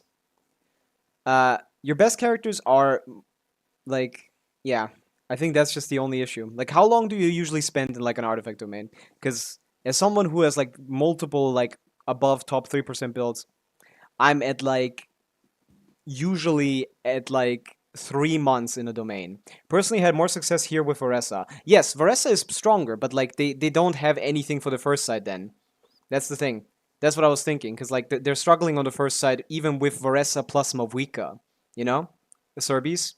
So, like, it's kind of a situation where, like, with better artifact quality, like, I still would probably use Varessa on the first one, because it should be, like, quite easy. But yeah, Varessa here, you could do it easily. If you just wanted to clear one of these, Varessa, Farina, Shenyun, Yansan, easy peasy. That can do it even with this artifact quality.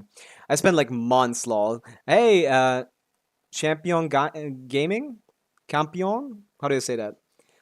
Yeah, that's the optimal. You genuinely just want to be in artifact domains for like a month. For like multiple months. My alt account. Yeah. So I don't know what to say, Kotori. You have good characters. You just need to like spend more time building them, sadly. You clearly seem like someone who likes to build a lot of different characters, because you were building like Rosaria even though your Varessa isn't like crowned yet, you know? So like I get that. But like for Stygian 5 you kinda just need to lock in to like optimize your builds on your characters. Like what's the level on Yansan? Is she crowned, for example? Is her burst crowned? Oh, my alt account. Papilla just as STD Moika team. Standard Moika team, yeah. STD Moika team. What's the burst here? Yeah, that's crowned. Good. Yeah, so you're definitely leveling your talents. Electro charge for cactus. Yeah, that's the thing. I think you could do Varessa on the bottom one, but the thing is like we still can't clear the cactus. That's the issue. We're still in a position where we can't clear the cactus. What if I do this? Oh wait, Campion Gaming, is that like you, Kotori? Is is that you? Oh my god, I just noticed that. You didn't say that. Bro, my Nahida keeps dying. Is this stage 6? Lol, full-time cheeser. I get that. Like, yeah, that's why people prefer Kuki, but it's just worse than Nahida. It's just worse than Raiden in the double Hydro team. Beast no. Mavic, Sidlali, Shalonen plus Flex first. Yeah, that works, but like we don't have anything for the middle for the turtle anyway. Yeah, they don't have a freeze team. They don't have Escoffier, they don't have any good freeze teams, and you need a good freeze team. Ayaka barely does this, by the way. It's basically like Skirk just being stupid broken, you know? Yeah, this is kind of the situation where I ended up with the Sincho tech. But yeah, Kotori, you said like, oh, maybe using Sitlali instead of Sincho against the turtle. Sitlali just has too many passive attacks that don't do anything. You know those little like sparkles that fly around all the time? They don't do anything, but they still like count as attacks against the turtle. So yeah, I think you just like need better builds because like your builds are hovering around top 20% on Akasha. And like if you had your builds at like around top 5%, I think you would have like a much easier time. There's probably a way to do this. Like you're not playing particularly poorly either. Also, your mic is muted, but you're hearing me, right? Like my mic is muted in Discord, but you guys are hearing me, right? Yeah, that's what I'm saying. Like, yeah, the mic is muted in Discord. The reason why my mic is muted is because it fucking I'm using Discord to make my guy on screen. But currently I'm muted in Discord because I'm in a call with Kotori. This cow of a turtle keeps putting his shield up at 1 HP. Are you using like a Skirk team, full-time cheeser? Because yeah, that would happen. But ideally you don't want it to ever happen. You could try Milani. But yeah, Kotori, I'm not sure if there's anything else there's to do, because like you are playing like I think the optimal spread of characters. Yeah, it's difficult, especially for lower invested accounts. That's the issue, Serbi. So that's what I'm like saying. Like this is not an account with bad characters. This person builds them like with the proper stats and has like no, you definitely want to get Bennett up before you do this. That's for sure. You definitely want to get Bennett up. Like I mean, I guess it works out for you. But yeah, I'm almost doing like twice as much damage as you are here. That's the thing. It's like that's just, and that's also on you for not C6ing your Bennett, by the way. And you definitely want to like here you didn't like get a geocrystal pyrocrystallize, so you're losing a lot of damage bonus there as well. You want to get the pyrocrystallize on Shalonen. That's important. That's why I switched from Shalonen to Bennett and then after Bennett to Shalonen, because like you have more than enough on-field time with Bennett. Like yeah, you got it to thing. Like you're not too far off technically. But like try Bennett, try Arla into Bennett into Shalonen instead of the other way around. Your Bennett has 250R? I don't see it, man. Like mine has 240 and gets way better energy. You need to stay on him and actually catch the particles that you give from things. So like do Arlecchino into Bennett. Like directly. Either big nukes or freeze is the best option. Yeah, I mean Arla works. Like you can clear with Arla. Like 250. Like that's crazy. But yeah, you can clear with Arla with this vape team. It works. It's just you just need like good. It's great ER. It's amazing ER. But also it's on an ER weapon, I think. It's Skyward Blade, right? Like yeah, you aren't catching your Bennett particles with thing. Like restart that and go from Arlecchino to Bennett instead of to Shalonen. They don't activate C6 because they're Eula main, I think. Go straight to Bennett. Catch those particles. And now you have basically full. And you can go to Shalonen and then to Bennett. Go to Bennett. Okay. You don't. Do you have Fav on Shalonen or her Sig or something? These days, most teams it's benefits that instead of advantage. Yeah, no. There's really no reason to not do it. I would also do it. Like, I did it like 3 years ago already. Like 2 years ago. But yeah. Kotori, I think you're not far off on the. Is it Sig? Oh, come on, brother. What are we doing here? Like, there's no. You don't play Favonius on Shilonen because you want energy recharge on her. You play Favonius because you want energy recharge on the team. The ER on her doesn't matter. So that other weapon was terrible. But yeah, I would still go to Bennett first. I would still go to Bennett. 15 power damage is like relevant for sure. I don't think it makes or breaks this run, but like Bennett, and then you can go to Shilonen, get the Fav proc, and then burst, and boom, skill. You didn't need to do the second skill there. That was, and yeah, you can just start. Don't do N4. Just you're attacking too much. You don't want N4 to come out because 4 is a double hit or even a triple hit, right? Which, but it doesn't do a triple hits worth of damage. Again, I would go to Bennett, but it's fine. You got the energy.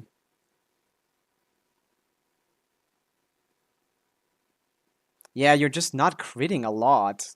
That's the thing. Like, my crit rate is 100% basically. And I still do similar damage, you know? Yeah, it's an artifact quality difference. But, like, I wouldn't stress too much about it. Like, your account is good. I wouldn't care about clearing Stygian if you don't want to spend, like, months in, like, artifact domains. I get that. Like, it's kind of boring. But yeah, this is definitely the line, I think, for your account. And it's hard. Like, if I was playing in your situation, I wouldn't be performing much better anyway. You know? I'm not that good of a player that I could, like, make a play on this account and win. Like, that's just, like... You're doing something that's really difficult here. By the way, don't be scared of wasting Bennett field time here. Or, like, the Bennett's buff time. Because, like, Arlecchino just usually finishes way before. But yeah, I also get that. He's really dangerous and really scary. Like, did you do it with Mawika, though? I think you did it with Mawika. Right?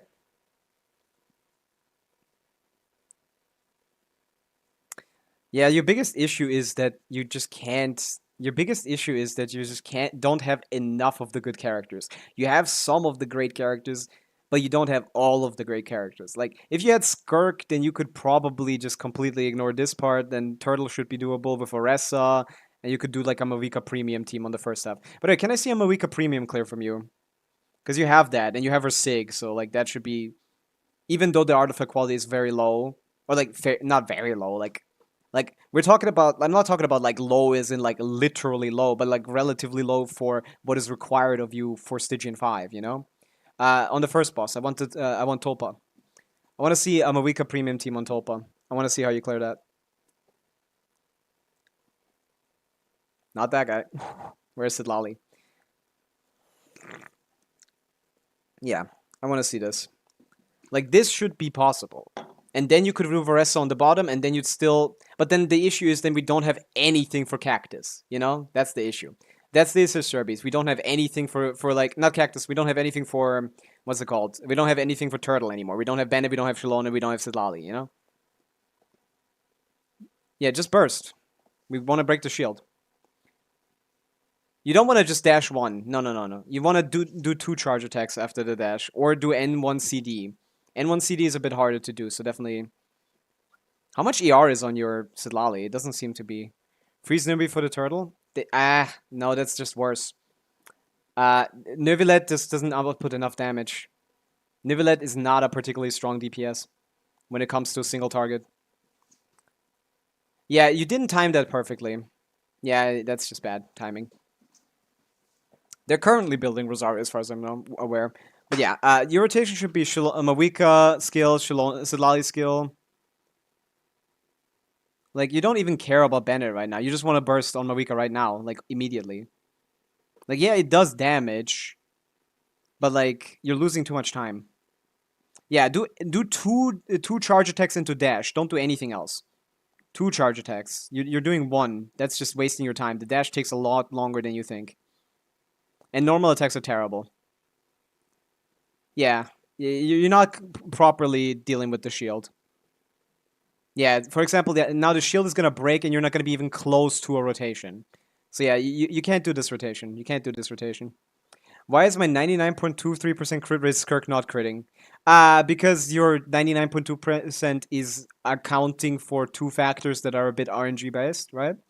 you're assuming you're getting the cryo resonance, which is not always the case, and you're probably assuming you're getting like do you play like with Sidlali on Eshu or something? Because then maybe you're assuming you're getting those as well, or is it like, or like assuming that Marishose is actually proccing if you don't have a good healer or something? Like there's a lot of crit rate on Skirk is fake. Like even I have like 95 crit rate. I crit like 75% of the time. You know, crit rate is a little fake. What's the energy recharge on the Sidlali? Wandering Evern Star is a decent weapon. 188. That's not enough. You need like 250. Yeah, that's the issue. Like I wouldn't play less than like 250 ER. Are you running an ER Sense?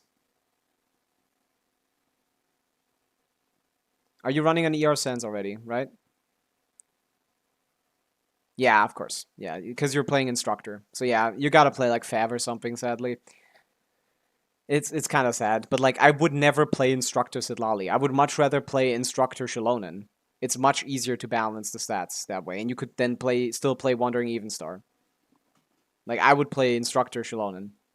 But let me like showcase myself. Let me showcase myself what that's like supposed to look like, ideally.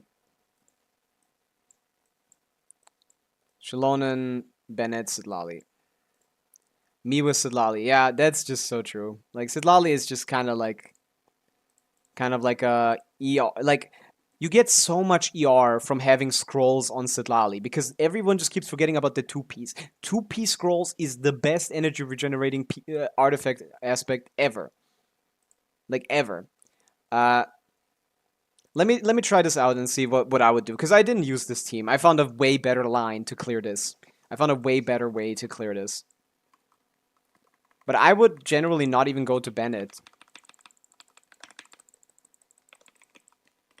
I would just Sidlali and then burst. And then you do 2 charge attacks into dash. This is the simplest one. It does the best damage. And yeah, then we just want to go with thing.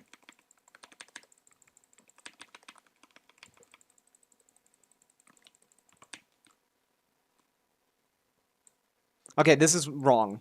I did this wrong. How did I do this? How did I do this? I forgot what the rotation was. I think I just did this. Let me try N1 CD. Okay, he jumped. I can't do anything.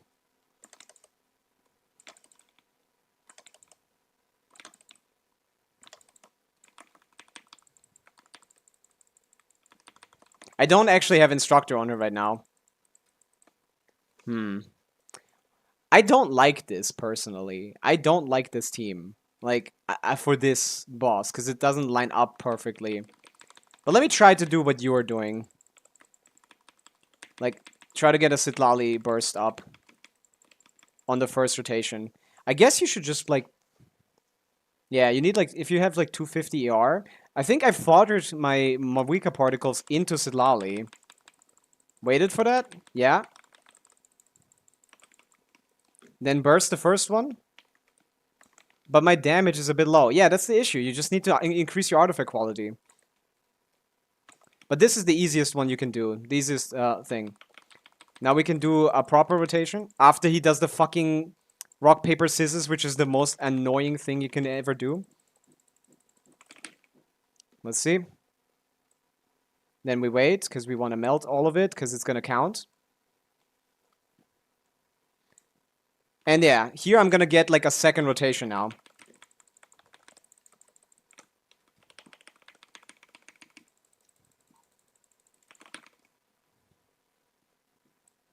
With 1 million damage. Yeah. See, I'm over half and I still have a minute left. As long as the second rotation like just continues. Yeah, this is pretty easy. Yeah, the cactus is a bitch. It's so annoying. Sometimes he just does the RNG moves that hurt you too much. But yeah, see, this perfectly set me up for, like, a burst on...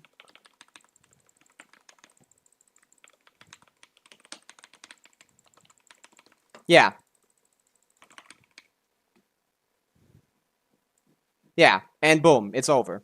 Like, I did it in 90 seconds here. And I can tell you what my rotation was, I guess. You can give it a shot and let's see what that was.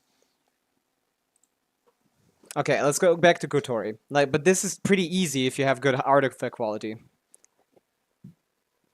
You want to stop attacking there because you're... Oh, you didn't finish the hit. You didn't finish the hit. Oh, but you can do it. Normal attack, normal attack, normal attack. No, no, no, don't get too antsy. Ah! You had it. You still have it. What are you doing, Kotori? Why are you so scared? What are you scared of? You had Sitlali. You just needed to wait on Sitlali to catch the particles. Now you can't do it anymore. You had it. You literally had it. You choked. You panicked. Oh my god.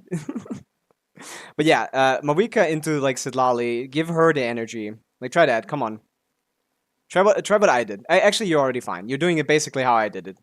2 charge attacks. No, no, no. You're doing 1. Why are you doing 1? You're just doing less damage. You're doing less attacks. 2 charge attacks and then dash. You're doing 1 charge attack dashing. Yeah, it's fine. That's basically how I did it. Yeah, burst. And then pay attention to the aura. Do it properly. Like, actually try to melt. No, chill, chill, chill. You're dash. Why are you doing that? Why are you doing that? You just lost your melts for the start of this rotation. You could have just done a normal rotation. But it's fine, because you're still doing fine. I mean, I had much time to spare. You're doing fine. You were doing fine. He's not throwing. He's not throwing. Like, you're doing fine. Even though you did that, you still had, like, proper rotation. But yeah. 1 second. I kind of threw. You kind of threw a little bit. Like, just... Because you already are about to break the shield, might as well keep your melts active. So there was no reason to do all those attacks. And by the way, the attacks you're doing are suboptimal. Like, yeah, you can just go. Yeah. Catch the particles and then go. Yeah, that's fine. Don't try to do N1 CD. That's too hard. You need to do it properly. Just do 2 charge attacks. 2 charge attacks are fast enough. And they're doing good damage. You're not finished. Okay, yeah. I think your biggest issue is, like, you're panicking too much. The game is not that, like, scary. You just need to chill. Yeah, just chill. Do normal charge attacks. No, why are you normal attacking again? Okay, whatever. It doesn't matter. Continue, continue. You're still buffed. Now you should swap, probably. Bennett. Bennett. We're done. See, you're getting my information too late. You're getting my information too late because you have muted me on Discord, you know? Like, I'm gonna unmute in Discord and you mute the stream, okay? You're getting my information too late. But yeah, one issue was that you weren't catching the particles. You can do one N1 CD, like that is the optimal way to do it, but like the issue with N1 CD is it does require very precise inputs. And right now Kotori is too panicked to do those kinds of inputs. The game is spooking him. The game spooked him. Okay, yeah. But yeah, now you can swap already. Like, yeah, okay, good. Nice. You're doing fine. Just catch the particles on Sitlali in normal attack and burst. Yeah, you're doing it fine. 1.3! Okay, first of all, what the fuck is that combo? What are we doing? You're doing way more damage to me. How are you struggling? I only do 1 million. Bro said, oh, I only do like 1 million. Like, yeah, okay. Yeah, the issue where you're struggling is actually gameplay. Your build is fine. 2 charge attacks, Kotori. Again, you just can't, like, stop your muscle memory. Swap off before you die. But yeah, you should be fine. You can do this rotation. Sitlali is gonna break the shield. Or stay on Sitlali until you've broken the shield. And Mawika burst. And chill. Do the proper combo. What are you dashing for? Okay, you did it, but like, do you not know how to melt with Mawika? Do I need to teach you how to melt with Mawika? Is that not like your standard combo? But like, good work though. I can't. let me show you how to do a proper melt rotation on Mawika. Yeah, you do. That's my standard. That's how you play? That's why you're struggling. Like, that's not how you're supposed to play Mawika. Let me show you. Yeah. Okay, then watch my stream. Watch my thing. Or are we done with the stream? I think you can't do the other two. I think we could just go back to like talking normally. But yeah, like let me teach you something. Do you get C1 Mulani or wait for Llama? Well, it depends on what you want to do with your account. Pretty much can't do other two. Let me show you how to do a proper Moika combo in the most simplest ways possible. Do I wait for Llama or do I get C1 Mulani? It depends on what you want to do with your account. Like, C1 Mulani is an incredibly powerful constellation on a fairly strong character that is, like, very relevant right now, but it's not the most relevant character, and it's not the best C1 in the game. And Llama is a character that's gonna, like, basically bring Hyper Bloom back, bring Nilo Bloom back into the meta. And if you are someone that has like some 5-star constellations and you can level like a character to 100 and you can level your Hyper Bloom trigger and a Llama team to 100, you're gonna see like a arguably like a Mavwika level DPS team with Llama, Raiden, and like I don't know, like Farina Neuvillette or something. That might push like 135k or something DPS at Kekium standard. So like if you can get your Raiden to level 100. So there's a lot of factors, but like I don't know. Like I generally pull for more characters, but if you want to like solidify your Milani as someone in like your Stygian Onslaught clears, I feel like you could go for that as well. But I think more characters is more fun. Bring Nilo Bloom blah. What did I say? I said Nilo Bloom is back. They're back. It's a good team now. Okay, let me change my weapon so I don't kill this thing. Kotori, you need to learn Mawika combos. You're trying to beat difficulty 5. In difficulty 5, we leave all of the like antsy, like stressed reaction gameplay. We need to properly play rotations. And I'm gonna teach you how to play a proper Mawika rotation. You skill, you go to Bennett. You go to Shalonen, you go to Sitlali. I mean, you could do Shalonen first, it doesn't really matter. Okay, burst. Charge, wait a second, charge attack 4 times until melt. That's just it. You just hold the button. What you were doing is overcooking it. You just needed to hold the button after you wait a second. You just need to hold the button and your damage would be much higher than what you were doing. But yeah, let me end the call because it's super stupid that my guy is like looks muted, so people think when they look into the stream that I'm not here. But yeah, we can talk some more at a later time. I think. We can optimize this. I'll wait for Llama. Do you think Llama, Raiden, Farina, Nahida would be a reliable team setup? You have C2 Nahida, right? Probably. That's probably fairly good. Yeah. Doesn't have a healer. So I don't know why you're doing Farina. I feel like you should always be doing Sincho, like 100 billion% of the time. It's not an optimal team. Like Sincho is the goat of Hydra application, and Raiden can sustain like his application's worth of blooms. So I would definitely go with thing. But yeah, all those things come from only my mouse. What do you mean they come from only your mouse? Like, is your mouse like bugged or something? Do you have like a weird mouse ism or something? But yeah, a full-time cheeser, I'm not sure. Like, I generally don't like constellations, but maybe for your account, Milani is like more useful. Oh, Keklan disappeared. Sorry, I didn't notice. I need to. Hi, I'm back. I need to actually join a Discord server because I'm doing this in the most scuffed way possible. Dash cancel, charge, and repeat. Dash cancel, charge, and repeat. Yeah, that's the worst possible Mawika combo on the planet. There's 2 Mawika combos that you need to care about when you're doing raw damage, and you're not doing raw damage, so that's not worth doing.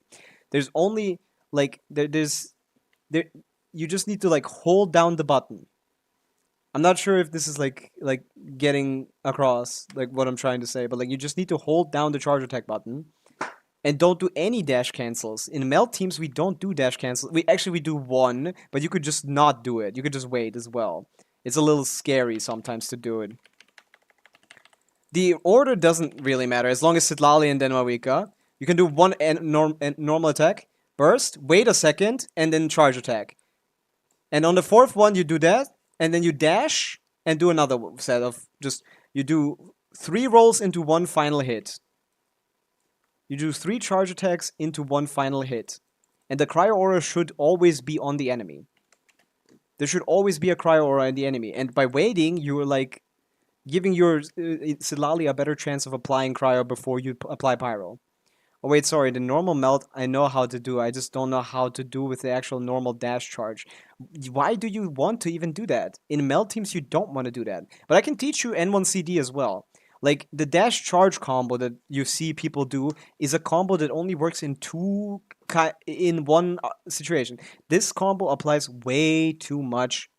Would Kokomi instead of Farina work? Only if you on-field her, and that would at that point you want to preferably play a Nilo team. Full-time cheeser, because then Raiden is like, you know, I guess not. It wouldn't be better, but like, I think you should just play like if you want to play for fun, you can play Farina, but you're gonna die probably. It's not an optimal meta team. Like the best meta Llama teams are gonna be like Raiden, Llama, Farina, Neuvillette, something like that. I know it's only works in enemies with Cryo Hydra app or only in Pyro teams. Like, yes, like. That's true, but like you just used it against the Papilla for more attacks, which works during the shield phase, but you shouldn't do it when you're gonna melt, because melting is a million times better than hitting like a 2% better combo, you know? So that I don't full-time cheeses, so that I don't kill the enemy too quickly. Like, that's the issue, man. I'm still killing it in like 1 rotation, even with this weapon. It's cooked. Mavika is way too powerful. What did they do with this character, man? But yeah, you want to do the melt combo when you have a melt character. I mean, you can technically do... But yeah, again, 4 charge attacks into dash. You can dash here normally, but I just fucked it up. But just like wait. You can just wait. You do 3 charge attacks into a final hit charge attack by just letting go, and then you wait a little bit till you see Cryo and you can do it again. Remove some artifacts. But then I need to put them back, full-time cheese. I need to put the artifacts back after that. That's annoying. I don't want to do that. This weapon, I only need to put the weapon back. If I move artifacts, I'm going to forget what my best set is, you know? But yeah, the N2, the N1CD combo from Awika has a nice little, like, helpful way of doing it by... He's lazy. Yeah. I mean, it's not even just kidding. It's true. I am too lazy to do that. But I'm going to show you how to actually melt with the N1CD combo. There is a setup with Mavika. But, like, first of all, just to show the combo is simply just... you do a charge attack, you dash, you hit 1 normal attack. You do a charge attack, you dash, you hit 1 normal attack. You do a charge, do a dash, normal attack. So it's just charge... you do a charge attack, you do a dash, you do a normal attack. And the best way to set this combo up for Mawika is to do 3 clicks when you want to do the normal attack instead of doing anything else. Because most of the time you're gonna get like instead of getting a normal attack, you're gonna get like the instead of getting a charge attack, you're gonna get like a normal attack or something. So the best way to set this up is, let me just get my Wika burst up. You want to burst, charge attack, dash, 3 clicks. 3 clicks. Charge attack, dash, 3 clicks. Charge attack, dash, 3 clicks. Charge attack, dash, 3 clicks. I didn't do it that right there. I'm gonna do it again. My fish was on ER sense. Your Kokomi? In what team? Your official was in ER sense. Oh, Jesus Christ. What the fuck?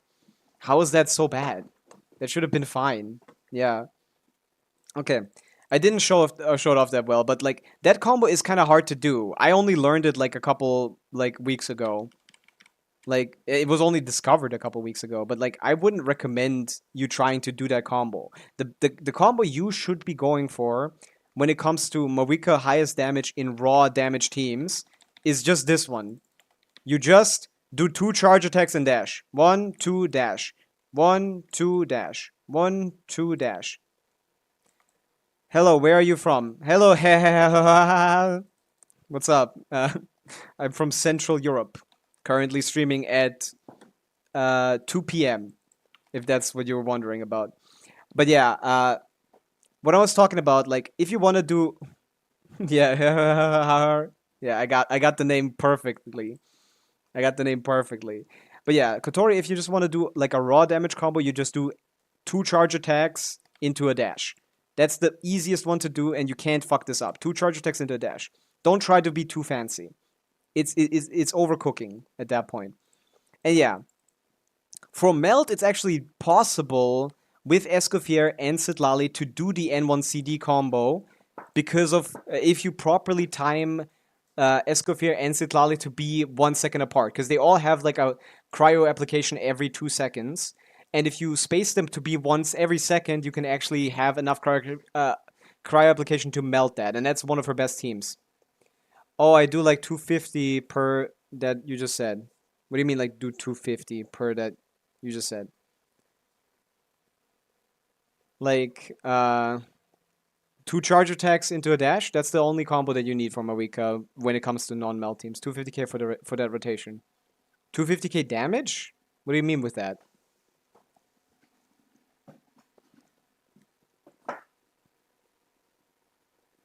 I don't know what you mean with 250k. Like per charge attack. Yeah, you do a lot of fucking damage if you melt. Because you have her signature. You do like 200k more damage than me, and my build is way better. No shade, but like still. Damn.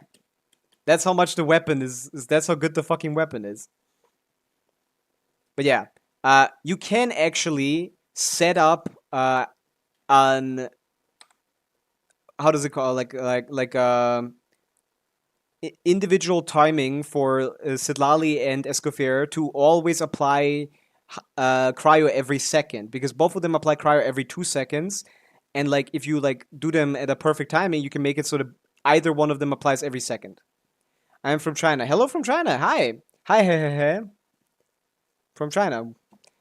But yeah. I'm gonna try to show that off. Like, it's skill Mawika, skills thing, Bennett, Sitlali, Mawika burst. Let me see if I keep a Cry Aura.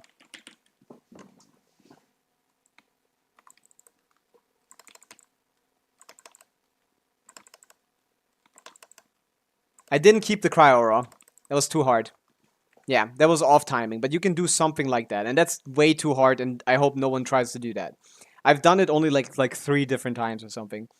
It's like technically her strongest DP, her highest DPS team at like 140k DPS. It's kind of funny, but yeah.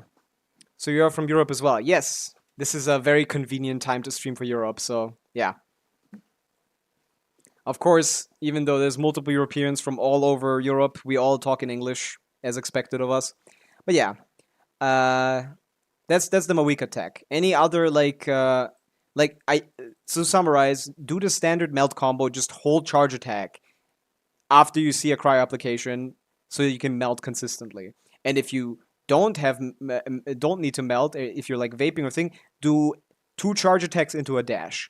That's good enough. Like, you can improve your combos later once you get better at them, but doing the better combos wrong is worse than doing these easy combos right. Okay, that's what you guys need to know. Like, trying to do a good a hard combo poorly is worse than doing an easy combo well. This is your first time killing a fearless boss, but congrats, Kotori. That is an achievement. Like, you did something quite difficult. That's cool. You can definitely do the cactus. I think you just need to like maybe a different team. Wait, Kotori, you also have Nahida C2, right? C3 even, right? Try that.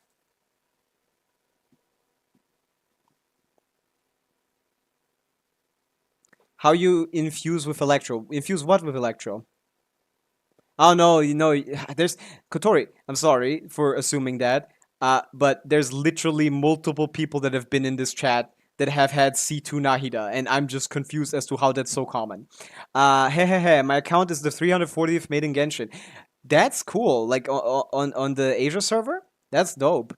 Like your ID is 7 or like 8 or what is it, like 9 or something? On like Asia server, yeah, I'm in a similar boat. Mine is the 950th on EU. I'm just a passing free to play. I get it. Like, I more relate to you than I relate to the C2 Nahida havers. But like, of course, I've been playing every day since day one, so yeah. But that's cool, hehe. Want a UAD review? I can give you one. I can look at some of your builds if you're interested. Or I can show like off like a team that someone like might be interested in, because I do have a couple characters here. But yeah, yeah, I wanted to show you guys why I don't use this team and why I instead use a VV Chaska team. I have this very unique setup with VV Chaska to clear this faster than I ever could without VV Chaska. Like, it's basically a pure Mawika damage team, but like Chaska is here to shield break, and it's actually better than Shalom because you break the shield faster. I have C6 every 5 stacks except for Nivelette, who is only C0, and Skirk, who I don't have. Wow, so you're like a Giga Whale. So you must have cleared Dire already, huh? Hehe. Although without Skirk, I mean, yeah, it should be easy for you, right? You can do basically anything, right? How much money have you spent on this game, haha? That's like crazy. But yeah, let me show off like the Chaska clear. Chaska is actually better here than Shalonen, even though generally she's worse at buffing because her shield breaking capabilities are so much better. And the rotation I play is like, I go to Mawika. This is a really scuffed run, which is why I want to show it off. I go to Mawika, I go to Sitlali, I catch all the particles, and I just go to Chaska. You break the shield as closely as possible. And then you do a normal Mawika rotation, basically. We go on Mawika, we have a little time, we do skill. Why is Shalonen on the team? I just realized Shalonen is where Bennett should be. I'm sorry. I'm not playing... Bennett is a better character. Sorry, not sorry. Let me show this off. But yeah, this is like a unique situation where even though Chaska is a worse buffer, because of her shield breaking capabilities, she can actually take care of this much faster than any other support from Mawika. So I want to show this off because Chaska is genuinely the worst DPS out of the Natlan roster, generally speaking. I do this skill, I do Bennett, and now I'm perfectly set up. I swap to Chaska, swirl once.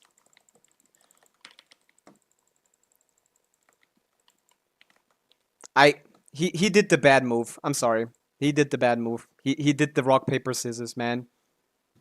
But best DPS in Papilla. Exactly, Kotori. Like, she actually... but only with Mawika, by the way. Without Mawika, she's kind of cooked. But, like, that's exactly it. Like, she actually... Only against Papilla does she shine that well.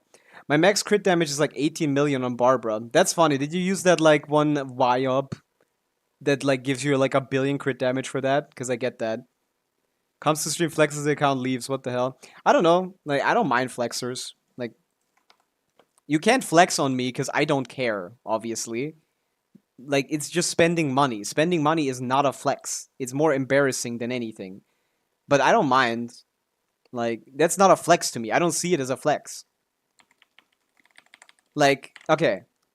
Let me show this again now with proper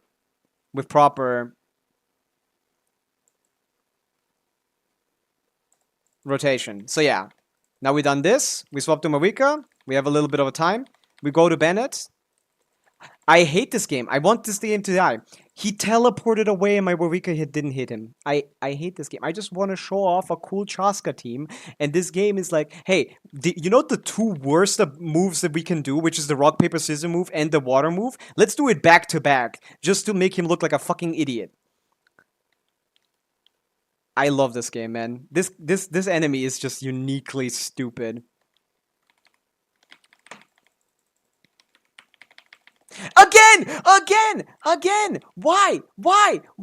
You're not supposed to do that move, man! Oh my god. My wife left me because I spent 30k on Genshin a month, but I don't care. That's so based. I bet having a loving, like, wife that supports to live the rest of your life was much worse than having, like, a C6 Genshin Impact character. So true. Where me, a free-to-play comes in, does not flex, but flexes accidentally. Yeah, exactly. Okay, let me finally showcase what I'm trying to showcase, because it's funny. Okay? The funny part is that I forgot to do it. I forgot to do the swirl. I forgot to do the swirl. Okay, I give up. I hope the person that makes this boss and enemy step on a nail. Yeah, genuinely. Like, why is it so evil? That's my only issue. Like, sure, breaking a shield is fine, but they chose like the worst one. This one specifically has like the worst, most annoying mechanics of all time. Like, you know, there's like 3 different versions of the papilla, and like this is just the one. But yeah, here I switched to Chaska to get like a swirl, and then I burst on Sitlali.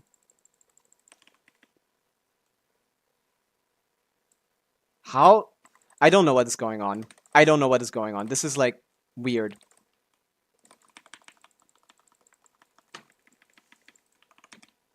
Whatever. I'm giving up on this. I'm sorry. This is... I'd literally have always done this first try every single time I've done this in my life. I've done this first try every single time, but on stream, I get the fucking rock, paper, scissors move twice, and I get the water move and it misses the skill. I don't care. But yeah, Chaska, I got an 80-second clear with this on this account with the same builds, while it took me like over 90 seconds to do it with the Mawika premium team. All we can say is get lucky, man. You could... It is mostly just like, it's skill, but like you need to get lucky enough, I guess. It's not like you need to only get lucky, but you need to get lucky enough. And yeah, I cleared this in 80 seconds with this. That was pretty goated. Okay. Any other Stygian Onslaught related questions before we hop onto the second account and do some Primogem grinding? Because we've been at it for 2.5 hours, and that account is starving. We can start Fontaine, we can do some exploring, and just talk about the new patch if you guys want. If there's anything like interesting to talk about there that I haven't already. And yeah, Kotori, you weren't here at the start, but actually it's a 40% damage increase for Hyper Bloom and not a 30% damage increase for Hyper Bloom from 90 to 100. So it's actually kind of important to try and get your characters to like 100, or at least like the Hyper Bloom triggers, or like in a Nilo team the Bloom triggers, like a Kokomi, full EM Kokomi. I beat it in 20 seconds. You can. I beat the normal one in like I beat the hard one in like 9, so I'm better than you. See? I got a lower number here. But yeah. I mean, you're literally just trolling. I don't even know if you are actually from like thing. Like, you're like 16, bro. You weren't married. I don't believe that story. I get it. Yeah, on Dire. That's cool, bro. That's so cool. But to be honest, if you're a whale and you aren't here, I don't want to know about it, you know? You aren't...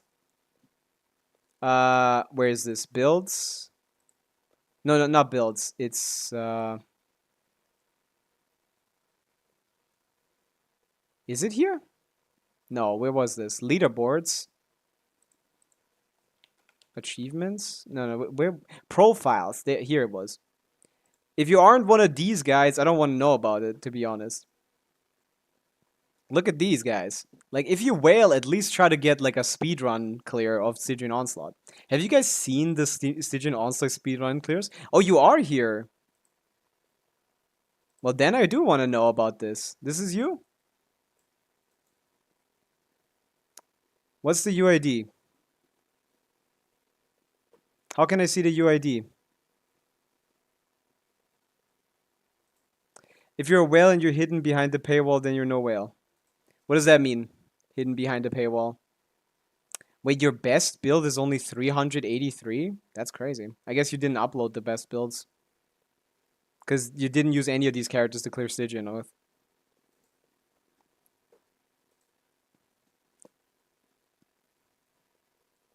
Boy, it's just picking. I have more achievements than you. So that must mean I'm the better player. But yeah, if you guys don't have any like questions regarding Stygian Onslaught anymore, then I think we can go back to the other account. Yeah, Kotori, I don't know. I think you just need to farm artifacts more, sadly. even though you've already been farming a lot. Like maybe you are just like not looking out for the right artifacts, because a lot of the time people say like, oh, artifacts are like I never get anything good, but that's like basically impossible statistically speaking to never get anything good. For Electro Infusion for third boss, I need a showcase for Electro Infusion. Okay, like you want to infuse the burst with Electro is what you mean, right? So you don't have to. I have a suspicion this guy's trolling. I know it's trolling. I mean, obviously it's trolling, but I don't. It's fine. Electro Infusion on this guy in the Nivelette team, right? I don't know if there's any particular way of doing that. Like, that's the thing. That's the thing I don't actually know. I don't know if there's like, if you can force that. I feel like the best chance is like after you use Official to apply her first hit. So that's like her biggest application point. But I feel like you just need a little more ER on Official, and then your Electro application should never run out. Also put Kazo on Fav so you get the burst more often.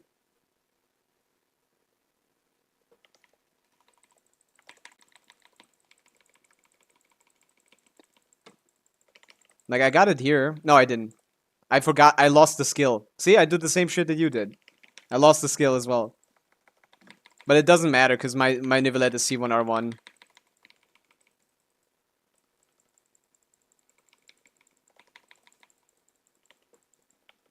What am I doing?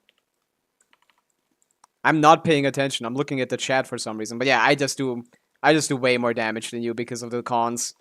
That's why I hate having cons on my account. Okay, I got it. I didn't get it there either. I guess you could try like using her skill and then immediately going to her. But to be honest, I feel like... Yeah, I don't know what to do here. I don't think you can force that, sadly. I just don't think you can force that.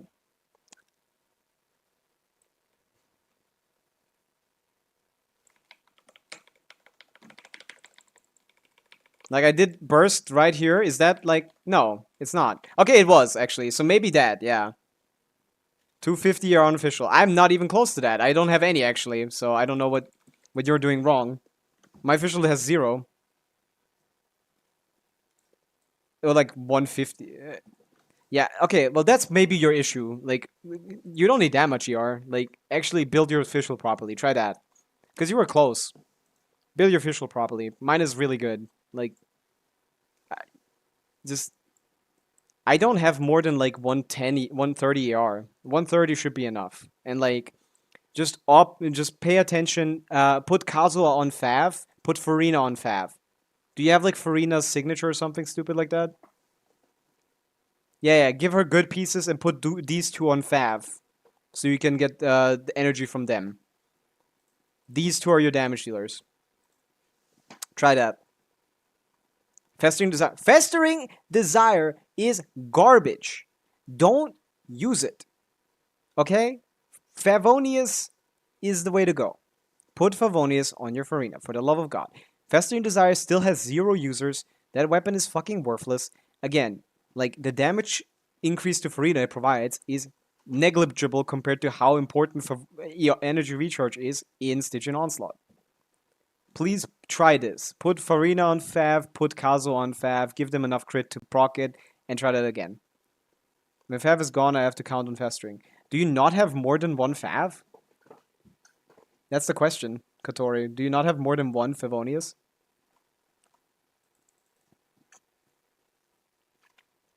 Well, those two go on, like, Kazuha and her, no? Who else needs it?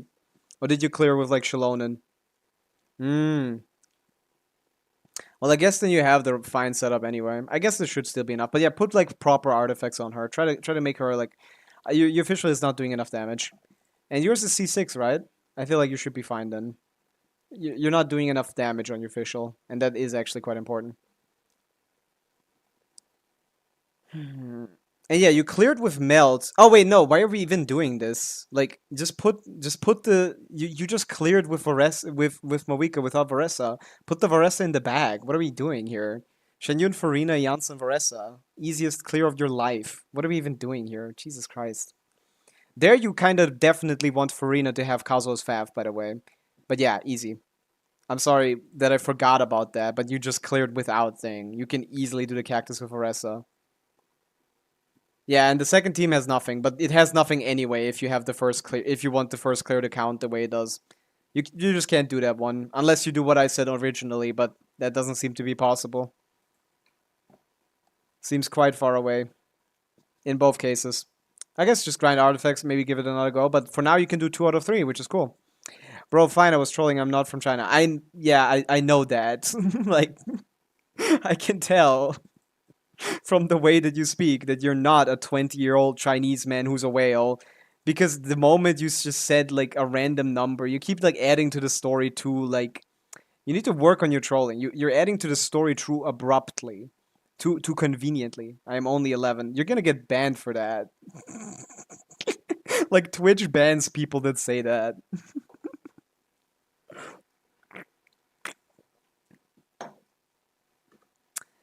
Kotori, you're just increasing the. Yeah, even if you're kidding, Twitch automatically bans anyone that says they are underage in chats.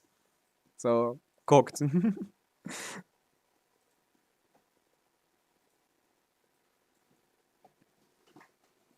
It doesn't matter if you're trolling or not.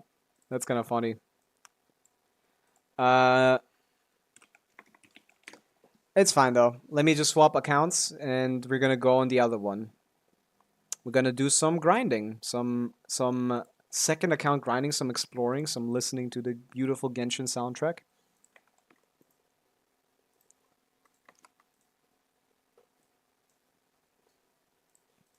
On the Chaska account. Hey Twitch mods, I'm actually 70-year-old man and actually I was trolling. Please don't ban. Well, do you have anything like?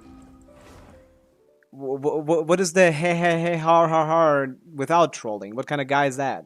Like hi, like what's up? Do you play Genshin? Like, do you want a UAD review or something? We can do that. Oh yeah, I was in the middle of a time trial challenge, so let's go back to that. Did I do my dailies here? I got a friend request from who? Tabi. I don't know who that is. But yeah, I kind of want to play some of the Not Crime music in the background. Like, that shit is so fire. That concert was amazing. That was so beautiful. Like, I don't know how they got Aurora for that. That's so cool. It fits perfectly, too. Oh, Oculi. Mark that. Mark that. There's so much to explore in Fontaine. Even though I have so many, like, points, it still, like, just scratches the surface of what I need to explore still. Here's my UAD, 760. So you're like a newer player, I guess. Maybe like a 1-year-old account. Maybe like a 2... No, it's like a 2-year-old account, probably. Hoyo paid her 1 million for music video. Imagine that, actually. Is that actually true? Is that like fact? Because I could see it, probably. She is quite popular. I mean, is that just... I mean, I don't know if you're still trolling. The thing about trolling is, like, if you stop, you look like an idiot. So, like, I get, like, I'm hesitant, because, like, usually you just... Yeah, of course. That doesn't exist. That UAD does not exist, bro. It's a banned account or something.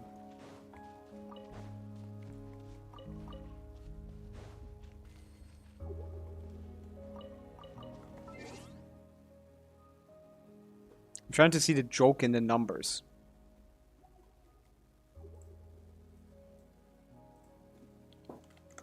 Where's the boob joke or something in the numbers? Oh, did you send me a friend request? That was you? Oh. I mean, this account is like fairly old, right? That's yes, it's a real account. I mean, yeah, but like this is a fairly old account. Like it's 60 million, which means it's like about 2 years old probably. Cuz last year we were already at 80 at like around 80 million, so it's probably like 60 million is around 2 years old, maybe 3 years old. You probably started around Sumeru, I would assume. There's not much to review. This account isn't like endgame enough for it to be for like the artifact quality is terrible, the levels are terrible, the character levels are terrible, the weapon levels. Yeah, it's just not. This is old one. It's from 6 minutes ago. How is it the old one? Ah, that's ridiculous. What the fuck? Okay, this is more like it. Not a single character over 52%. Huh. That's a little weird. Okay, so why did it not work in game then? Let's see what we have here. Player not found. I mean, the player is literally... That's just weird. Whatever. We can do it here. So, Raiden, 25 rolls, KQM standard Raiden basically. Level 80, not leveled enough. Burst not leveled enough. Yeah, you're just not. You probably don't have the resources. Need a review on my mate's accounts. I'm trying to fix his whale ass. Wait, you have a whale who's struggling? I'd love to see that. But when it comes, I don't really know. You're doing fine for AR-55. Like, that's a decent account for AR-55. I mean, you're using like stronger pieces generally. Like, are you using the proper sets? You see the sets. You're leveling the wrong skill here. I want a review on Farina. Well, yeah, here you need to level her burst. Like, her skill is how she does damage, but her burst is how she buffs the team, which is really important. If you have a Favonius sword, that's strictly better than Fleur Sandre, especially with how little energy recharge you have. You need way more energy recharge, around 180 plus. As you can see, this is like top 50% in a vape team, which is not where people play Farina. So, level your burst, get like either swap to Favonius sword, which is more energy recharge, and get more energy recharge in your substats. But the main stats are correct, and yeah, level your burst instead of your thing. He spent like 3k. Yes, I got my hands on a dolphin. Okay, that's not a dolphin, that's a giga whale in my opinion. Although it technically isn't, but like, from my perspective. But yeah, haha, like Farina review wise, it's not bad for your position in the like meta right now. For like your level. Like AR-55, this is a pretty good Farina for AR-55. But yeah, you definitely need more energy recharge. You want to level your burst, which is the part that buffs your your team's damage bonus. That's where that is, not in the skill. Although the skill does damage, and otherwise the stats that you picked are decent. Like, yeah, HP crit is fine, and your crit ratio looks decent too. So that's not bad as well, considering Flu Thunder gives you like crit rate, right? Yeah, also you do get a little bit extra energy recharge here, but it's not better than Fav. So yeah, I would swap to Fav. And other than that, I don't know, like everything needs a little work, but you seem to have like the right idea at least. Let's check this account out. Is Enka back? For information, meta team only account. This is supposed to be a meta team only account. This, okay. Okay, already I want to kill myself. Already I want to kill myself. Kotori, what did we talk about? The same thing. Not enough crit rate. Where's the elemental mastery? What are we doing? Okay, like this needs to be an EM sense. This this attack sense isn't even good. You can't fix that. I agree. Like, I mean, this can clear Stygian Onslaught 5, but it should be able to clear 6. You know? This should clear 6. And if it's not clearing 5, it's a gameplay issue. Like, you need to show them some videos on how to properly rotate. Like what I just told you about, like, the proper combos. Yeah. Weapon is leveled, that's good. Character is leveled, that's good. Burst is leveled, that's good. Again, someone that crowns the skill for whatever reason. That crit rate is fucking abysmal. That's with the fucking signature that gives you crit rate. You don't have any crit rate fucking nowhere. Like, the account, you're gonna do better damage by swapping this to a crit rate circlet. I mean, this is a joke, basically. Like, this is like top 90% on Akasha. This is worse than Hehehehahar's builds. Like, what is going on here? She doesn't care about attack percent like that, man. She wants elemental mastery. Unless you're playing in an overload team, which why the fuck would you do that with a C2 Moika? That's just a waste at that point. But like, I don't even want to see how this is on Akasha. Like, oops. Yeah, you just need to tell them to go into the mines, Kotori. This map creates more than no, I don't believe that. You need to go tell them to go into the mines, because this Moika is like horrendous. This is really bad. You don't want to know where this is on the melt leaderboard, by the way. You don't want to know where this is on the melt leaderboard.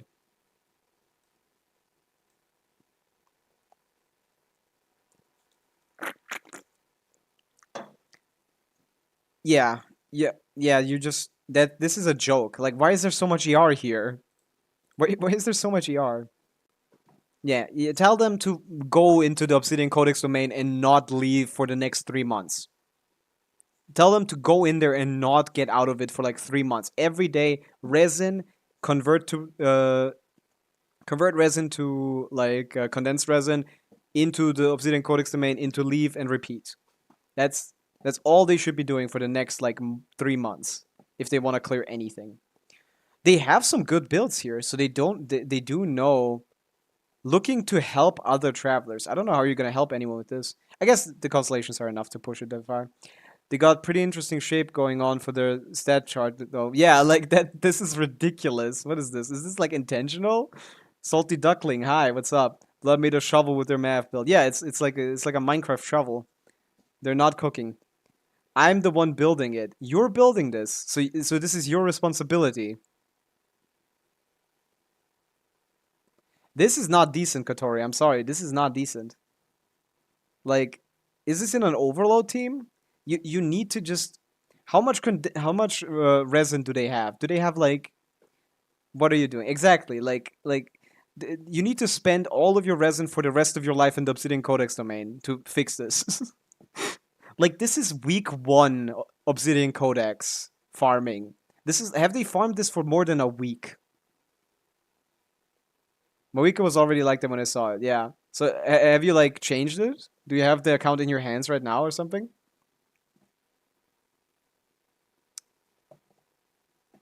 But they C2'd her and double crowned her just for that. That's that salty duckling. That's exactly my thing. People wail on this game without even caring. It's so crazy to me. Like, if I C2R1 my Mawika, you bet your ass I would be top 0.1% because I would be leaving the Obsidian Codex domain. Let me guess. Since it's C2 ignores like 60%, ignores 20% defense and increases the base damage of the thing by 120%. And you get a 200 base attack increase. Like at C2, you should be doing basically C2R1 basically does double damage. So if I'm doing 1 million, they should be doing like 2.6 million or something on their burst. But because the build is like really bad and there's no EM, in a standard Sidlali team, they're probably gonna do 1.8 million or something. Kotori, is that about right? I'd assume like 1.6 to 1.8 million. On a properly done rotation, Kotori. Don't miss the fucking melt or something. Because, yeah, obviously we're basically crit fishing, to be honest, you know? Like, we're crit fishing here. 70 crit rate on Mawika is crazy. But yeah, once it crits, I think it's gonna crit for 1.6 to 1.8 million. Maybe a little more, even. I know he does like 500k for charge attacks. Okay, yeah, that's about right. That's what I expected. Yeah, the build needs like 20% more crit rate at least, and like remove all of this ER and put it into Elemental Mastery and get like an EM main stat. Like, this is not unsalvageable. You need an EM Sans for sure for Sidlali build, but like 150 CV on substats is just too little. Like, you're aiming for like around 180 plus for a standard build, for like a top 30% build. Like, I'm at like 220 with like 8-10 subs of like good other stats, you know? And I'm only top 2%. I'm not even top 1% with that. So like there's a lot you can do to improve your Moika, and it's like to improve this Moika. It's mostly just going into the mines, just staying in the Obsidian Codex domain and improving all the builds. Never mind, she's not critting. Yeah, it's hard to crit like that, isn't it? I mean, you can calculate it based on the non-crit value. It's just times this. Both of my main DPS I use have +0 energy recharge. Yeah, I mean, Salty Duckling, if it's Mawika and Skirk, that's the case, yeah, right? I guess that's Mawika and Skirk, right? Maybe, yeah. Those are the two best DPS in the game. Those are the ones that people are investing in a lot. My Skirk build is crazy, but let me flex for a second. Let me flex this Skirk build, where the off piece is the worst piece, and that's actually the case. That's actually just the case. My off piece is my worst piece.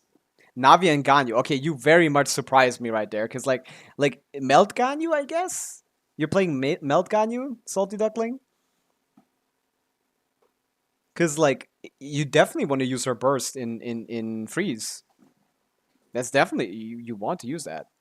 You might want to invest in some ER. Freeze Ganyu all the way. Well, then why aren't you using the burst every other rotation or something? Like, come on, a little bit of ER should get her enough to get it every rotation with like 3 cryo characters on the team. It should be easy. Like, you should be bursting every rotation then, right? 1.4 mil. Okay, 1.6 was a bit too high, huh? Damn, that's bad. Kotori, you're hitting better than that without C2. That's ridiculous. Or like the similar amount, I guess. That's crazy. I keep it up 100% without ER. Like actually, that's kind of impressive. I guess yeah, it is a lot of battering. That's crazy. But yeah, you just gotta go into the mines, into the Obsidian Codex mines, strong box Obsidian Codex in like 12 days, because 6.0 we definitely are getting like strong box, right? We're getting strong box Obsidian Codex, right? So maybe that you fodder all of the garbage into the strong box once that comes out. That might be the play. I assume that in 6.0, or I guess in Luna 1, we'll be getting Strongbox for Obsidian Codex, and then you can fix that account for sure. I could show you his account right now and tell you what I can change to actually make a difference. But we have the thing. We have the thing. I don't need anything else than this probably. Their main. Oh wait, they might have not uploaded it. Plus C1 regenerates energy for free type shit. Oh, Salty Duckling, I didn't know you had cons. Yeah, C1 is a pretty reasonable con for like some energy. When I got my hands on it and don't have a Benny build. Oh, that's sad. Yeah, like that's probably why it did so much less damage than I expected. Like if Bennett isn't built, come on, that's like her strongest support. I mean, Sitlali is her strongest support, but that's because of Melt. You know, because Melt literally triples your damage, so that's kind of cooked. That's not okay. I guess doubles your damage at a baseline, and then if you have some EM, it can do more than that. But yeah, I don't know. I think the simple answer is clearly that they very much know how to build, level their characters' talents and things, but they don't know how to stay in one domain. So I would just recommend to stay in the Obsidian Codex domain and use the shitty pieces to strongbox for other sets that are important for them. So they have Mawika. I assume they also have like Skirk, maybe. This Clorinde is pretty okay though. Where is the Clorinde? It's not here. Oh, it's here. Let me see. 168 CV is okay. Kotori, that's not okay, man. Teach them to artifact builds. Building artifacts is like a uniquely hard thing to like just explain to someone. Because like what are we even doing here? Like this is okay, but like you have a character that has a crit ascension, a crit weapon, and on top of that gets 20 crit here. So you easily have a good ratio, but it's still only 168 CV. You know? That's not enough crit. This is 19 rolls. This is below KQM standard. KQM standard is 24 rolls into good stats. No. Okay is KQM standard. An okay build is KQM standard. This is below standard. 19 rolls is not okay. 24 rolls is okay, is an okay build. That's a baseline build. That's a standard build. From there you go up. What's KQM? Oh, it's this. Kaching mains. Ugh. Kaching mains. This is Kaching mains. This is Genshin guides and theory crafting. You know where they have the guides. They have a specific standard metric for evaluating characters, which is used across the theory crafting community to evaluate characters.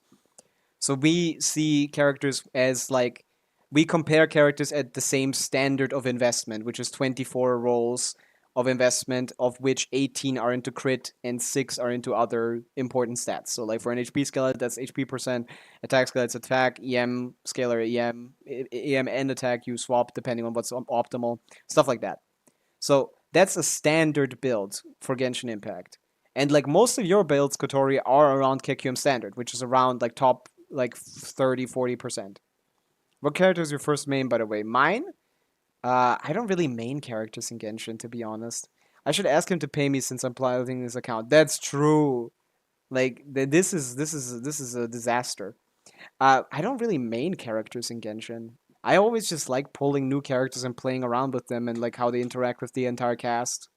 I don't really sit on a specific character for a long time. No, bro, you ain't joking. It's true at this point. Yeah, like, might as well make some money. This is actually sad.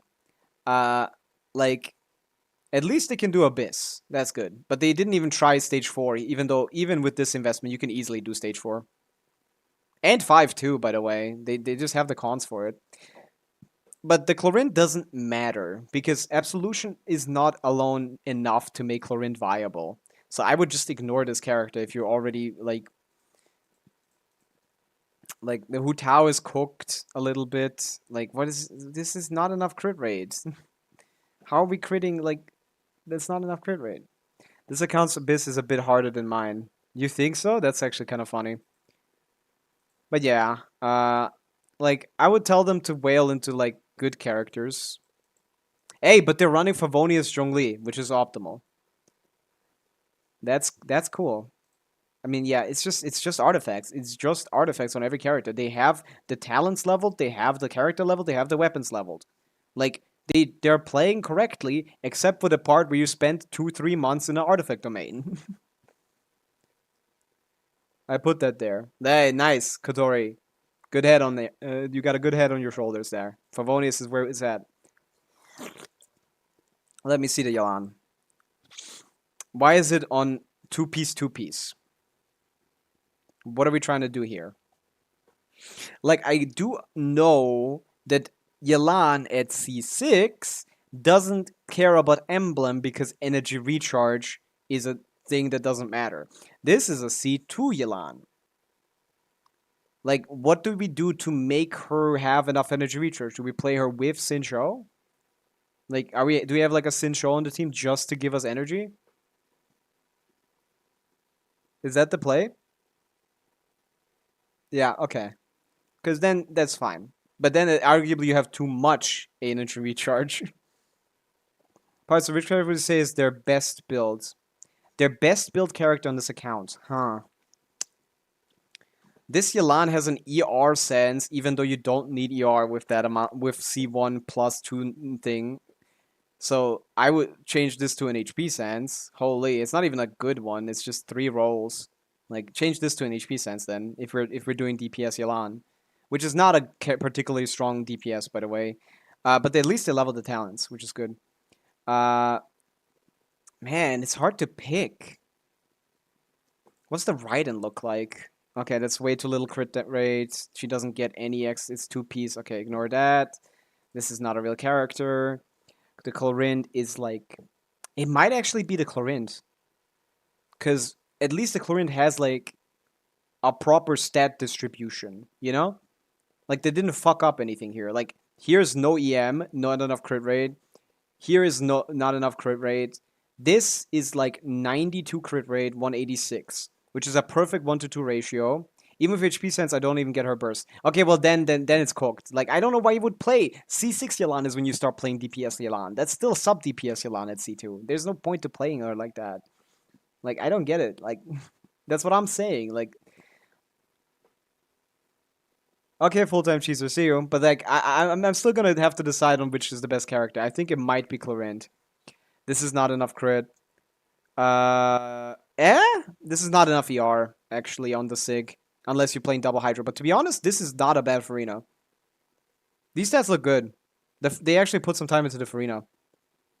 That's actually not bad. Where's this Farina? Yeah, Farina's like top 30 pre. Yeah, that's definitely the best character. Oh, wait, it says the Yai is even better. Oh, oh, okay, okay. This is mid as fuck, but like everything else is pretty high rolls. Huh. I wish I had a Farina. Well, eventually, Salty Duckling. You could get her like when is the next? When was the last rerun? Like, I guess like Salty Duckling. Is this for your Freeze Ganyu team? Because then, yeah, I get that. Like half of Escoffier's value, not half, like, but a lot of Escoffier's value is. A lot of Escoffier's value is Farina, being able to stack Farina, and not having Farina in that freeze team is, yeah. I wouldn't use that word, but yeah. I use it for my Navia. I guess like Bennett, Navia, Shilonen, something like that. That should be a pretty good team, but it's not better than Bennett. Not Bennett, much better than the other teams. He has 49 fragiles. Pump all of those into the Codex domain. Get that Mawika up and started. I guess she would be useful on Ganyu, I guess. Like, it's the best teammate that you currently don't have. If you're playing Freeze Ganyu, you're probably playing with Escoffier, right? And with Escoffier, you want Farina. Escoffier and Farina are a package deal. I have one. You should probably save those, to be honest, Kotori. Like, I only use them when a new character comes out so I can farm the level up materials on day one. I never use them for anything else. But yeah, on their account, you can use like 20 and drop them into the Obsidian Codex domain to get like better upgrades for this. Get like an EM sense going and stuff like that. But I don't even know how they would clear Stygian Onslaught. Probably with the Yai, I guess. Like Yai official, Farina, like a healer, something like that. Like Yai official, Farina, Kokomi or something stupid like that. I'm just picking from the characters I see here. I think there's better options. Like if you have like any swirl character would be better than that. Going with Ganyu Shenhe, Mono Pyro for Pyro Resonance. What? That's not a freeze team then. Then that's a melt team. What are we talking about? I thought don't fuck with this Youngter weapon by accident though. Her weapon is good on like Shivers, on Yansan. There's a lot of characters that use that weapon. Like, it's actually a really good weapon. The fact that they have 26 5-star weapons, which includes 2 Graves and 2 Elegies. Oh, there's so many good stuff there. So much good stuff there. I wouldn't even know what to start with. Not using Pyro for reactions, just buffs. It's still there. It's still there. Then it's not a freeze team. It's a mono cryo team. You can call that a freeze team. I think you called that a freeze team, no?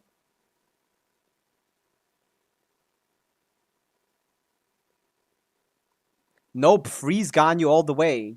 You're lying ass. That's not freeze. That's the mono cryo team then. Both Elegy and Grave is refined. Ah, that's annoying. I don't know. I guess Elegy is not great. Wolf's Gravestone isn't that great. That's fine to refine, but Elegy could have multiple users. Oh wait, no, sorry, I forgot I dropped Pyro Resonance for Venti. Whoops. I mean, that's still much worse than Escoffier, but that's fine. You lied about both things. I guess I guess actually you only lied about one thing. But yeah. This is not built. This is a support. ER is decent. I don't know why the fuck they put cryo damage bonus on Sitlali. This character does not do any damage. Why are we doing this? And the funny part is she actually does more damage with full EM than she does with crit. Or like close to the same amount because of her passive. She has a her second ascension passive gives her super crazy EM scaling that basically makes it so that she basically does the same damage if she's on a crit build or on a EM build. Go full EM. What are we doing here? Or to be honest, swap this for an ER Sans, and put these two on double EM, and that's perfect. Like, it's not even like, how are we failing on the support builds? Okay, and then, yeah, the Yayamiko has like a crazy Sans. crazy, not crazy flower, crazy feather, and then mid essence, pretty good, pretty pretty crazy good actually. Goblet. So yeah, it's probably the Eye build that's actually the best out of all the builds, but it doesn't really matter because yeah, it kind of sucks. He only built DPS, yeah. Yeah, but like can't really only build DPS. You have to build your supports because that's how they do damage. Like for example, on my C2 Chaska account, my Bennett is my only other level 90 character. His weapon is 90 and his talent is crowned. Okay, I clearly have a worm in my brain. I just had a dementia attack or something. My Ganyu team has 0 pyro in there. Mona and Venti. That's Morgana. That's the old school Morgana team. It's a pretty shit team, but it's fine for fun. He had 2 copies of Zyphos when I got it, not used. Yeah, well, Zyphos isn't that crazy. I'd probably still use Fav on Kazuha whenever I could. Because I think Fav is still better than Zyphos. Like, sure, Refinement 5 Zyphos is better than Fav, but like R2 Zyphos is not that crazy. Zyphos is a slightly overrated weapon. I would always use. I haven't used my Ganyu team almost a year. That's my excuse. That's fair because that's a very old, pretty. It's a very old Ganyu team. Nowadays we play Escoffier. I actually have Escoffier on this account, but I don't use it. The Ganyu team took a huge hit to usefulness when Navi came out. I guess on your account, but that team hasn't been good since like 2.0. Nah, since like 3.x. It's not been good in like 3 years. When it comes to the meta, at least, but that doesn't necessarily matter for everyone. Is that up? No, that's in here. And Navi has been falling off sadly as well. Hasn't gotten any love since she released, basically. I guess she got Shalonen, which is good, but like it's not a lot.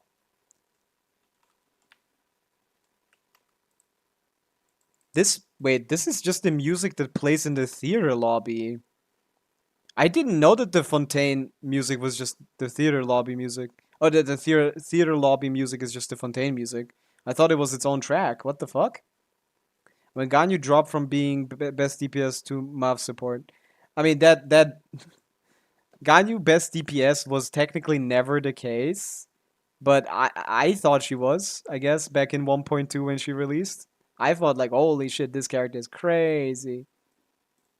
But to be honest, she wasn't better than just Shangling.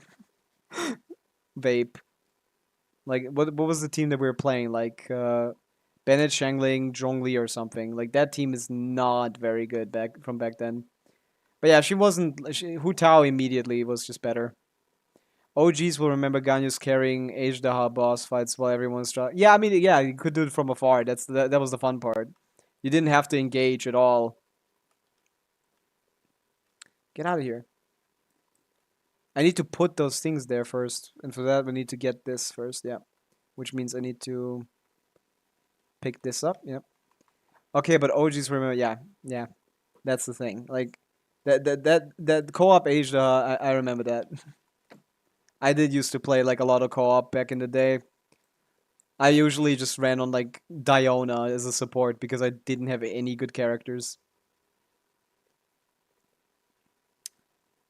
But yeah, nowadays all of those characters are dead because of power creep.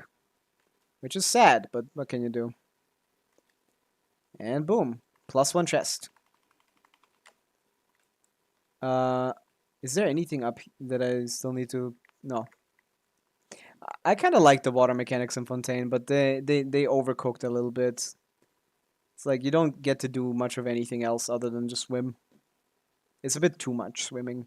My co-op phase is in reverse. I had a co-op from the last 4 years, but been really fucking with it because it's low-key more fun than grinding. It's more fun, yeah. It's like it's kind of interesting, and sometimes people play the dumbest shit, and it's kind of funny, and you can laugh at that. Genshin is kind of boring solo. I disagree. I like Genshin solo, but like co-op is a uniquely fun experience. When you're just like when you don't care. Like if you actually cared about clearing, you'd be mad. But yeah, they also like announced that co-op scaling is getting reduced. Do you guys remember that? Co-op scaling is now being reduced. So like instead of being 50% more HP for every player, it's gonna be less than that. So that's gonna be interesting. Yeah, co-op is getting easier now. It's gonna be interesting. I don't know how much easier. Thanks, Glorp. You can Glorp in this chat, but it needs to be the original Glorp. Needs to be the OG Glorp. Because I don't have, I'm not partnered, and if you're not partnered, Better TV thinks you're like a loser. But you can Glorp, you can Glorp a little bit in this chat. We Glorp over here. You just need to capitalize the first letter. Better TV thinks thinks of you as a subhuman if you aren't partnered, so you can't do anything with Better TV, TTV. But yeah. But yeah, co-op scaling was ridiculous. I agree. Like I've seen a lot of people like say recently, like, oh, they've been struggling to clear the new boss domain, for example. Like, oh, I forgot to do commissions. It's dumbass. People have said that they like been struggling to do this boss in co-op, like the new one, because of how ridiculous the HP scaling is. Because obviously every subsequent boss has more HP, because that's just how the game works.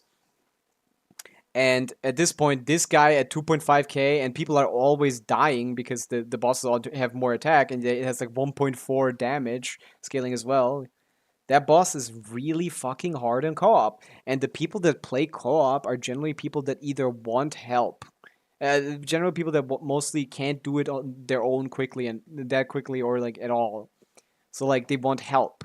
And like if you have like two people that need help in a team, you're basically not clearing it like without whale help, you know? Yeah, it doesn't move around a lot. That's why Nivelette is nice probably against this, but like yeah, this boss is kind of hard. Oh, nice. We got AR-55. Let's go. And now the grind begins for AR-56. Holy. But yeah, let's go do the... Wait, there's no Ascension quest for this? No, I wanted to fight something. I wanted to get 2 pulls. I wanted to get 2 standard pulls. Man, that's so sad. I get this one at least. I forgot when they did the challenges and when they didn't. Bro, I'm back. I went to do something productive, but it seems I've got nothing to do. That's goated, because now you can just hang out here and we can talk about Genshin Impact. It took me over a year of off again, on again Genshin gaming to go from 55 to 59. Yeah. It should have taken you much longer than that, because, like, I mean, yeah, I guess, yeah. When Air 1 to 59 is 1 year and 59 to 60 is another. Yeah, 59 to 60 is basically a year. That's true. You basically need to play for about a year to get that. They gotta change the rewards for AR. I agree. I mean, it's a bit like some people play super casually, and if you put like a really good reward at a high R, people would be like a little mad. Because like even people that play for 5 years, some of them aren't like level 60 yet, you know? 100% my fault for being the sane human being and playing other games, but 55 plus is, yeah, that's 55 plus is annoying as fuck. They gotta give at least 50 into Divine for 60. That would make people mad as fuck. Like, obviously, most players that have played for a long time would get it, but like, waiting here for like a year to get 50 pulls would make people mad. So that's the thing. You gotta always think about like not making certain people mad, and like they were like in this stream in the last live stream with the changes, they were like, okay, we're gonna make the free to play players mad, but I guess the whales might be happy, you know. You know, folks with 9 to 5 jobs, wife, kids, hobbies, yeah, that's a large demographic, and a lot of those folks have no chance of seeing us Air 60 in a reasonable amount of time. That's the case, yeah. That's that's just the situation. That's why they don't want to incentivize people to get to Air 60 that badly, so they don't have to like feel forced to play Genshin every day and then get tired of it. They would much rather them like coming in on and off than never playing it again because of something like, oh my god, I need to get to 60, you know? They don't want to burn people out. Luckily, I'm jobless, no touch grass gamer. So true, full-time cheeser. That's so true. But yeah, Fontaine is so hard to explore and so boring to explore. I don't like Fontaine exploration, man. It's too open. There's so much I can do, but like at the same time, I don't know what to pick. I like more linear exploration, like in Natlan, where you have like a world quest and you follow that world quest, and that world quest like basically leads you across the whole area, and you pick everything up on the way. Dropless is full time in the username. Omega Peak, yeah, full time cheeser. It's not that is not a job to cheese people, but it is what they do full time. Come on, Pyro. Come on, Pyro. Come on, Pyro. Do I get anything for this, or is that chest already gone? Nah, I don't get shit. You can't even fight in Fontaine. All the fucking fights are underwater, where there's nothing to do. Oh. I'll pick that up. Chaska, cheese the wall. Thank you. That's why she's the goat. You see a wall, you just go up. Where's this from? It's from over here. Whew. I really enjoyed exploring the new island in Atlant. I think I did enjoy it, but I wouldn't say I really enjoyed it. I think it's out of, if I were to rank the summer event islands, I think it'd be around the middle. It's not the peak of like 2.8, which was the best summer island we had, but like it's not bad. It's not bad like the one we had in 3.8 or 3.7. Like that one was terrible. I genuinely hated that one. I'm gonna get off, by the way. Have a good one. Thank you, Kotori, for being here. Yeah, but I think it's fun. I've done it now twice. I did it on my main account, and now I've done it. I finished it yesterday here, and it was okay. Like I think they did like a decent job for sure. It's not the best exploration they've ever done, but it's good exploration. It's like it's not bad. I was satisfied with it. Let's say that. Man, I don't know if I like the Fontaine track to be the Fontaine OST. To be honest, it's a little generic.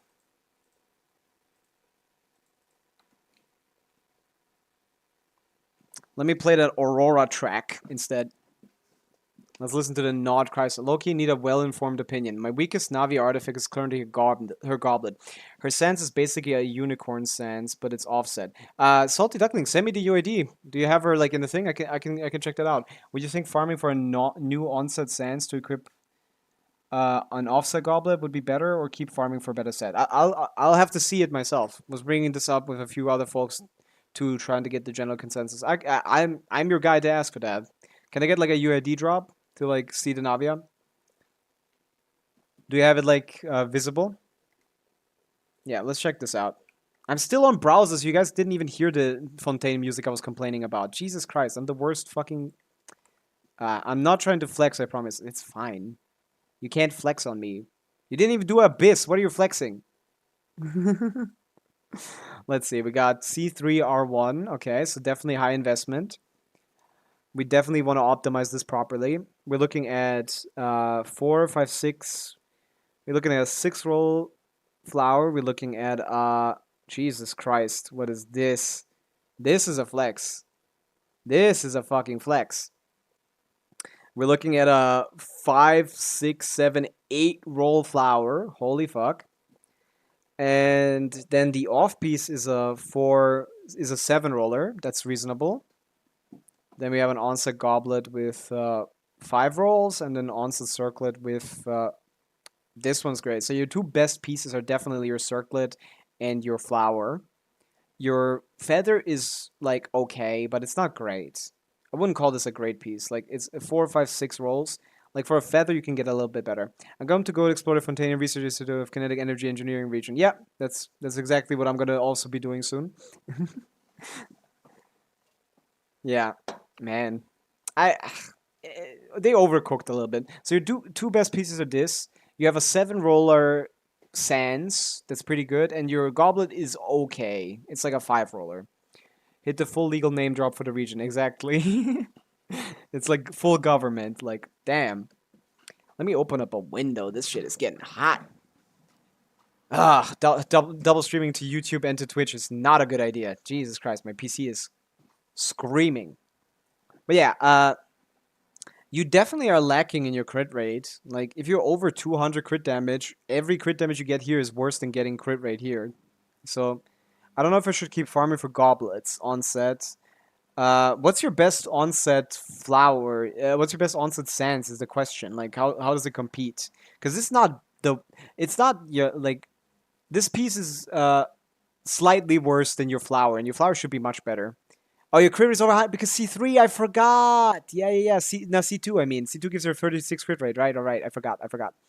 Yeah. Never mind. So yeah, you're overcapped on crit rate actually. Right. On the skill at least. So that you actually want to go down to 60 to 66 or 64 crit rate. Huh. Well, then your feather is garbage, dude. That's so sad because this is actually a really. Then your flower is garbage, even though it's really good. This is like a really great piece. I. This is what like 1, 2, 3, 4, 5, 6 rolls. 6 pure crit rolls is amazing. I thought this was something else. I thought this was something else. I misread this one. This is actually a great piece. This is a 6 roller. This is a 8 roller. This is a 7 roller. This is a 5 roller. So yeah, I pad the crit rate slightly for a ridiculous normal attacks, but currently don't have any pieces that improve crit rate without dipping my crit rate below 64. I see. So you can't giga optimize it. Hmm. Yeah, I can't really make an informed decision without knowing what your off-piece goblet looks like. But to be honest, what your off-piece goblet looks like and what your onset sands looks like. Yeah, sorry, crit damage without dipping. Yeah. So ER is like, hmm. I mean, it's a good build. Where is this on Akasha? But it's so hard to build characters with such a crazy crit rate boost and stuff like that. That's kind of it's really irritating to build characters like this. So yeah, this is a really good Navia. Yeah. But I don't know, like it depends on how good your onset sans is. I currently do not have an offset goblet, but I would make the change simply because it would be easier to farm for offset goblet. But it's hard to farm for a good goblet when crit rate is basically a stat you don't care about. You know? Like she's a attack scaler, like a standard attack scaler, and you can always like craft certain pieces, right? Are you interested in like crafting like a goblet again, or did you already do that or something? Are you out of those resources? Because yeah, your feather is crazy. Your goblet is great. Your flower is amazing. Like, and this is a good off piece. Like, I feel like you're just kind of stuck here for until you get like. I don't think you can do anything better unless you like craft an onset goblet and just keep this because this is great. But like, it also is overcapped. So maybe you can like, but you can't get much better than this. You know, let's get God bores me. I feel like you don't do it because you probably can't easily do it because Navia is just kind of not allowed to play in those modes right now. Yeah, if you vertically invest into like characters that you like in this game, you're not gonna compete in the end game modes. That makes sense. I also, for whatever reason, want to try to keep it pure by not using reels or crafters. Nah, I wouldn't do that. That's not worth your time. You're just behind everyone else at that with that ideology. I wouldn't stick to that. You know, you're already competing with people that put like money into resin refreshes, okay? You're already fighting you're already competing with people that are cheating. But you already rerolled this. It says it here. So what does that mean then? This is a rerolled piece. That's what the icon means. You can't keep that pure. I did reroll the circle. I had to. Well, then you already broke your thing, so might as well go all the way. Yeah, it's fine to craft pieces. It's a feature of the game. What do you mean pure? That's just a weird mindset. I would definitely just go ahead and like craft like a circlet without crit rate, but like with just crit damage and like attack percent. Something like that. Like a geo damage with just crit damage and attack percent instead of getting crit rate because you're already overcapped on crit rate. And yeah, you can't and you don't want to remove any of your other good pieces, you know? So maybe just like ignore crit rate here and go for attack percent instead of crit rate. It's just a mindset for the Navia challenge rather, but yes, I agree. Currently failing at upholding that. Yeah. I mean, I just wouldn't care about that. It just doesn't matter. But yeah, since you're already overcapped, you might just want to ignore the thing. But yeah, what does your onset goblet? What does your onset sands look like? That's the real question. It's not even just the top 1% Navia; it's the top 0.01% Navia. So that's actually a much better build than that. But this build isn't bad. I feel like I would be like happy with this. It's kind of hard to improve. Optimally speaking, like I guess the idea would be to get rid of this Sans. Because this Sans, even though it's great, it overcaps your crit. And like the crit rate is, I mean, the top 1% average is 72. So optimally speaking, if you're trying to optimize for this team specifically, how old is everybody here? I'm 22. But I don't know about asking random people for their ages. It's kind of like, but yeah, I'm 22. Hi. Uh, but yeah, like if we look at like it's great crit value, but like if we look at the top Navia, it's like overcapped by more than you. So clearly it doesn't matter. And the fact is like they basically have the same set as you, the same goblet, but instead of nothing here, they have like 14 attack. That would basically push you in this area. Not using that team, actually. Just recently switched up my team to something that works better than it should. As for onset sands, I've got quite a few, but nothing crazy right now. I feel like you might just want to craft like a... Still craft like a double crit, maybe. No, I don't know. I mean, the better your onset pieces are, the easier it is to make something work. Full-time cheese. Why are you asking our ages, dude? Like, I think, like, I don't know. Generally you don't do that on the internet. I just assume everyone is like a respectable person, I guess. So I treat them with distant respect, I guess. But yeah, comparing your build to other to other people, it seems like to other like people that are a decent bit above you, like I mean, the difference between the top one build and yours is not a ton of damage. It's like 120k in this combo. Obviously, this is not your team, which means Akasha is not what you're optimizing for. But just for improving your build, it's really hard to gauge because like the C2 makes it irritating for crit. Like, this is the same problem I had with like Nivelette. Not with Nivelette, with Gaming. I had the same problem with Gaming because like Mario Jose on him would be great with Farina, but like without Farina, even though he has like a mechanic that gives him like HP reduction, that reduces his HP, he technically manipulates HP. He doesn't do it well, and Navia has like the same, right? No, Navia doesn't have that. She has her own set, right? But her C2 makes it basically like that. And it only increases skill. Yeah, that's just annoying when two parts of this character's kit scale with different crit. That's just really Did you try to use the Genshin optimizer? That's the first question, because we should probably just optimize this.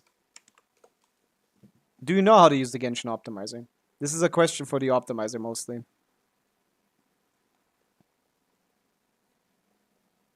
Like, maybe this isn't even your best build on your account. Like, did you check first with that?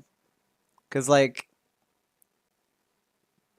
Okay, well, that's... Well, never mind. Because, nope, been going without. You might want to like look into setting up the optimizer by like recording your like inventory, recording your artifacts,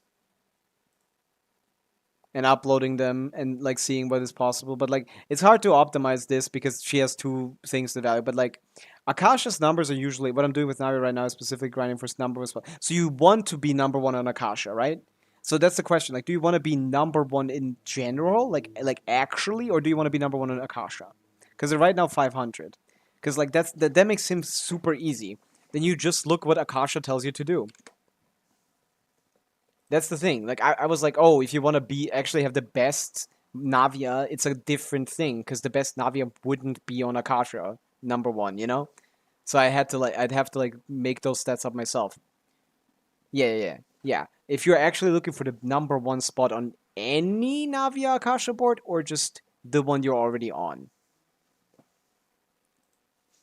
Because there's the double pyro and there's a C2 double pyro. The C2 double pyro is the one that you have to be on this one. Nice. She doesn't even have more leaderboards, so you only have one leaderboard. Okay. Well, one way of getting like a number one spot is with cheesing the ER. That's one way you can do it. How are you sitting on the ER front? You had 0 ER, so you're competing with all of the people that have like pure crit stats. Like, I suppose I was starting with Akasha, but the be all end all is somehow get 1 overall. 1 overall, yeah, it's just not happening. Sorry, that doesn't work. The game doesn't work like that. It's too hard to optimize for every separate situation. Well, you can get number 1 in Akasha, and the issue is your goblet. And you can check the show subset priority list, which shows that the biggest upgrades you can have to your build is with crit damage, and it's not that far behind. Like, yeah, so like just getting 1 more crit sub would put you to 170, for example. This is what these numbers mean. You would go up 500 spots with 1 more crit damage sub, for example here. But that would be hard to get. Attack percent also pushes you higher than crit rate, but crit rate still pushes you decently high. And flat attack is basically nothing, even though it still would actually do something. Like, you would go up, but not a lot. So yeah, since crit rate is still very valuable for you, even though it's not that as valuable as it normally is, I guess you can go ahead and try to craft like a Sans or a Goblet. Since your feather is perfect, basically, your Goblet is basically perfect. I don't know how you would get a better one. Your flower is okay. Like, it's not perfect because it doesn't have any other subs, but it's like still good enough. And you can probably farm a better one eventually if you continue staying in that domain. It's between these two pieces where the optimal thing to do is to craft and re-roll like double crit 4-liners that you have, and then just pick like a thing. Whatever you need to look at, like, is your best offset goblet better than your current onset goblet, and is your best offset Sans better than your onset goblet? Like, that's just the thing. If this is currently your very best build, then the optimal thing to do is to craft a new goblet with double crit and hope it's a 4-liner. And maybe even, like, if this is a 4-liner, I don't think it is. Yeah, it's just, yeah. If you're dedicated to getting number 1, you just need to keep farming anyway. But I would just be satisfied with this build because it's pretty good already. Like, that's just great. Yeah. Probably need to craft a goblet, ideally, because goblets are slightly better than Sans because you can still get the subset that you like, so you can get double crit and attack. Yeah, I'd probably go for crafting a goblet, and if you don't want to do that, you need to just keep farming. Goblet focusing time was dreading this conclusion. I hate goblets. Yeah, goblets are annoying. That's why most of the time they're off pieces. But like, if you don't have a good onset Sans, which most people don't have, because it's basically pure crit requirement. Usually, most characters can't have good Sans. Cheap viewers on Steam. Thank you, Big Zeus. Bye bye, Big Zeus. Why do people keep advertising viewers? What the fuck would that mean? Like, oh, I'm a bit higher on the Genshin thing. People come in and see that literally 0 people are chatting. It's like, wow, this guy's a... Nobody likes this guy. But yeah, I'm good on viewers. I am getting enough viewers, I feel like. But yeah, it's gotta be the goblet. That's just what the roll value says. That's all there is to look at. And as your subset priority says, more crit damage is the way to go.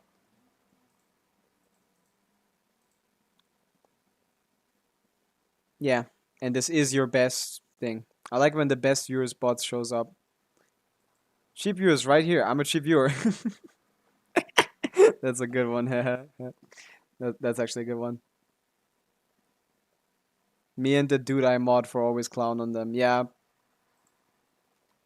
It's just like, it's much better for me to just be a 1 viewer Andy than be a 50 viewer Andy with 0 people in the chat. Like, I would be more embarrassed with the other option. Oh, there's something here. We got this, which I can interact with here. How does this work again? Okay. Wait, what am I... Oh, it's a... What am I doing here? Oh, it's just like flying. Wait, I'm just gonna... No, wait. Remove that. I'm gonna Chaska it up. Easy peasy. I'm so much faster than these guys can shoot. Chaska is literally a cheater for exploration. Like, I'm supposed to turn the cannons off for this challenge, but I don't need to do that when I'm just cheating. Dividing the loot is off. Yo, isn't that your profile picture Pokemon? Is that Pikachu or something? Luckily for It's you, Kecleon. I don't really It's need a this stuff. Pokemon. Yeah. I do have another identical Onsa Goblet. I could just theoretically reroll into infinity until it rolls a unicorn roll. I mean, it doesn't have to be a infinity because, as you know, like, you get more rolls the more you use the thing. Open fire. Like, eventually you're gonna get a 4-roll chance. Like, this thing. Like, you're gonna guarantee 3 rolls once you're here, you guarantee 3 rolls here, and here you can guarantee up to 4 rolls. So, I never even thought about that until this deep dive. Yeah, like you should probably, like, if you have one that's a 4-liner with 5 rolls, that's the only one to farm Dust of Enlightenment. Yeah, you gotta do some Stygian Onslaught. Yeah. I mean, if you just do 4 in co-op, you should be able to do it. Like, I can help you with that. Wait, you're not on EU, you're right? You're not on EU. Yeah, sorry, I can't help with that. But, like, you can do Stygian Onslaught difficulty 4 in co-op, so you just ask one of your whale friends to help you out with that. And, yeah, and then the other one you get from artifact farming anyway. Let's fly. Yeah. 6 means, what, like, is 6 Asia, or is it America? America's 8, right? NA is 8. So is that an Asia account? I keep forgetting what which account is. 6 is American. Okay, 6 is American. Okay. Well, I'm completely lost on that. I never pay attention to what it is. Okay, then 8 must be... 8 must be... Wait, there's another challenge? I thought I already did it. Oh, there's multiple. Yes, okay.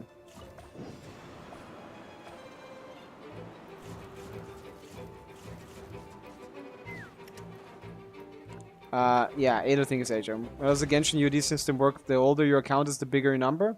The older your account is, the smaller your number.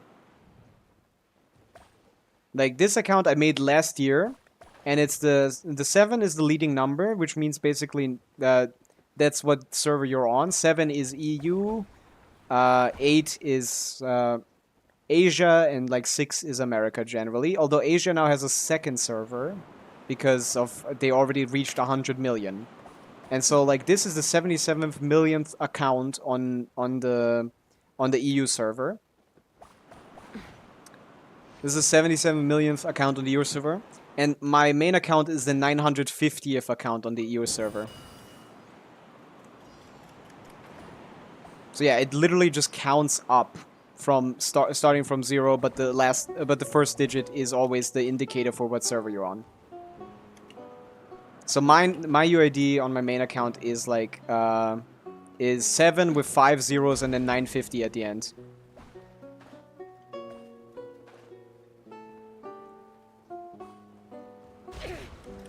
Oh, buddy, that's bad. Let's fly. UIDs are actually kind of cool. I like that they work like that. I actually find that very, very unique. Because that literally just tells you how old an account is. Again. Thank God. Well, oh my God. I should have actually turned those things off. I'm struggling. Coming. Okay, yeah. I'm actually gonna have to turn these guys off, huh? I wanted to not have to play the mechanics. It's kind of hard to see where I'm even going with these.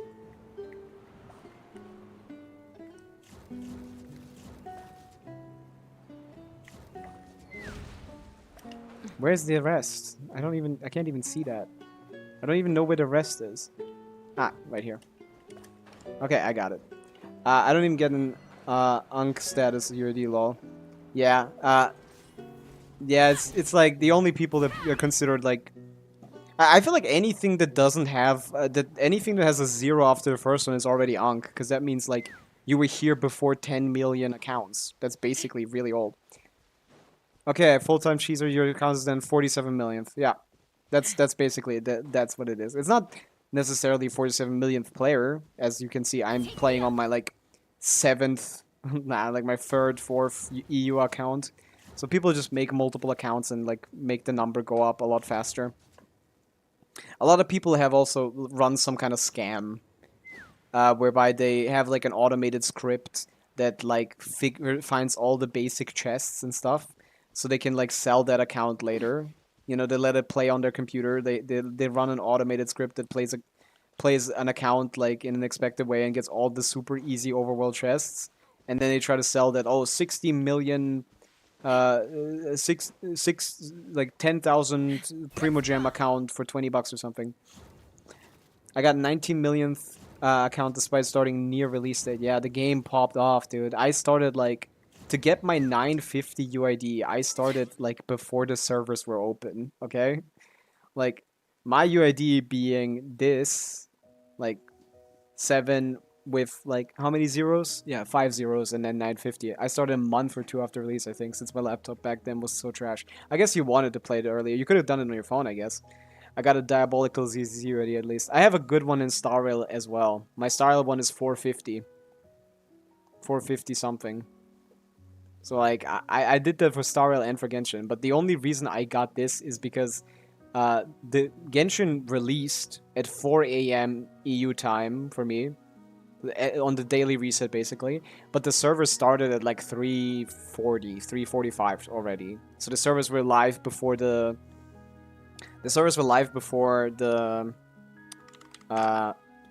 before the game was supposed to release, and that counted as a day because obviously on daily reset it assumed I have a day. So like if you look at my days active, since I didn't miss a single day of playing Genshin Impact, I actually have played more days than Genshin has been out for. I've been active for more days than Genshin has been out for. Oh wait, I'm not showing this. Yeah, here. I've been active for this amount of days. Which is more than Genshin has been out for. Which is very funny. Like, I just logged in like 15 minutes before the server was supposed to release, and then I got the UID and this very funny number that I don't want to lose. Yeah, no, I don't play ZZ either. I gave it a shot, but I don't like the gameplay. It's a little too scripted, I guess. It's sad for how long I've played the game. I mean, it's not sad, is it? Like, oh no, I'm not playing Genshin Impact every day. Can you confirm he is crazy? Ah, hey, Moon Bunny, look at that. Someone I know in real life actually joining the chat. That's funny. Can confirm he is crazy. I'm the best Genshin Impact player on the planet. So Thank you, Moon Bunny, for the follow. Imagine, like, Snom does not follow me, by the way. He keeps watching the stream, but he doesn't follow because he doesn't want to make a YouTube account or a Twitch account. That's how scared he is of like Google and stuff. But whatever. The length of time I've played definitely does not reciprocate how much I've played.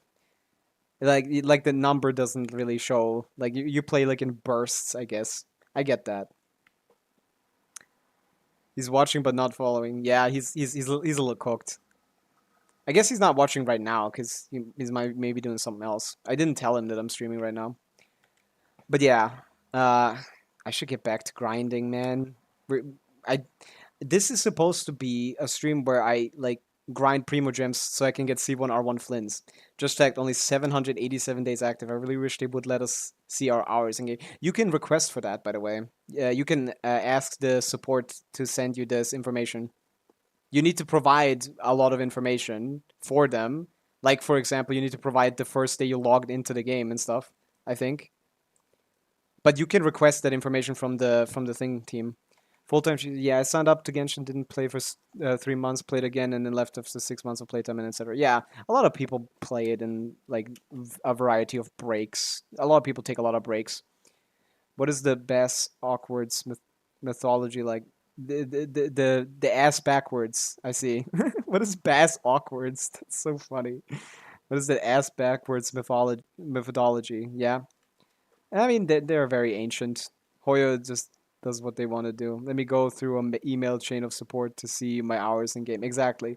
It's it's it's like you need to provide such stupid information. I wanted to do it, but then I decided like, why the fuck would I be doing that?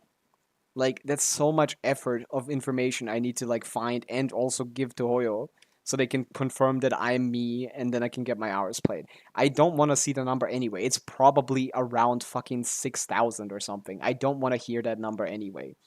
It's a ridiculous number considering I've played every day. Like I don't want to hear that number. But yeah, since I have a couple new people here, like maybe you don't even know what the point of this account is. Uh, with this account, I want to clear Stygian Onslaught Dire difficulty free to play.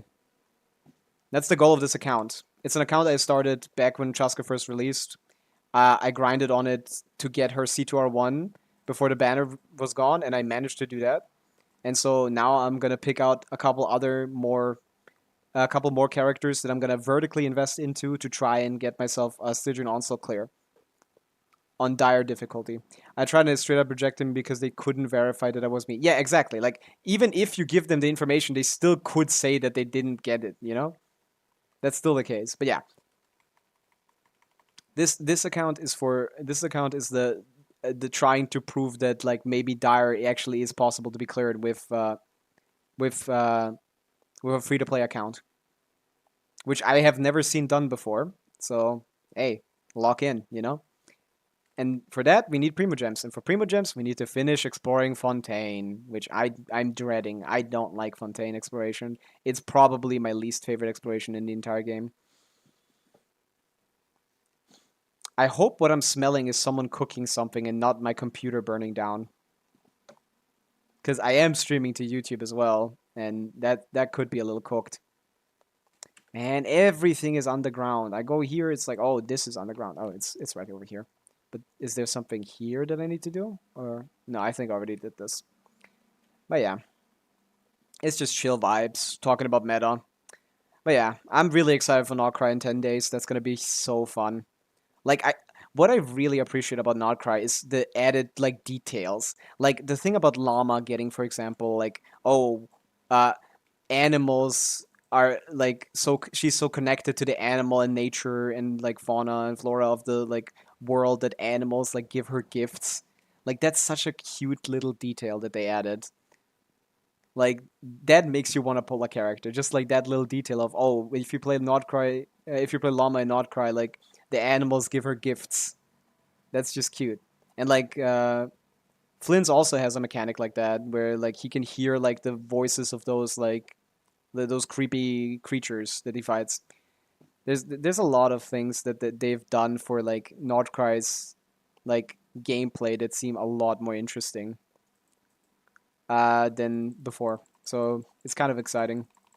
Like I want to see how they try to like implement all of the like character like we don't get story quests anymore. Now the story quests are built into the main quest, which is a good idea. That's basically what Star Rail has already been doing for a while. Like Star Rail doesn't have story quests. It hasn't had them since like I don't know, like 2.x or something. Hasn't had story quests for a while. And I kind of want Genshin to go that route as well. Although they did say that it's not permanent. They don't want to like actually abandon story quests, but story quests are kind of annoying to do. It's like 2 hours of your life for like generally not the greatest quests. It's not as interesting as the main quest usually. I mean, what the fuck was Varessa's story quest? Did anyone play that? Like, most people here probably didn't play that story quest, but like, Varessa is like such a unique character, whereby she's like, oh, she's actually like a legendary warrior kind of thing, and she's like really powerful. Technically, she's really powerful, but like her story quest is about a completely unrelated god. It has literally nothing to do with her. Like sometimes they just do some bullshit with the story quests. Fire. Why is it? Is this where I'm firing? Is this what I'm doing? Yeah, I've made up my mind. I was really I try for Llama, and if I don't end up getting her, I'll try for Nefer for anyone else. That's a fine idea. I think I'm going for Llama as well if I'm on my main account. She's really good. Like I don't know if you look at leaks, but I do, and Llama is a very strong character. Like, and if you also end up in a situation where you have like those level characters to level 100 materials, using those on Raiden is going to improve like your Llama's performance even further. What am I supposed to kill with this? What am I supposed to shoot here? Like, I think I'm supposed to shoot that rock, but I don't think I can reach that.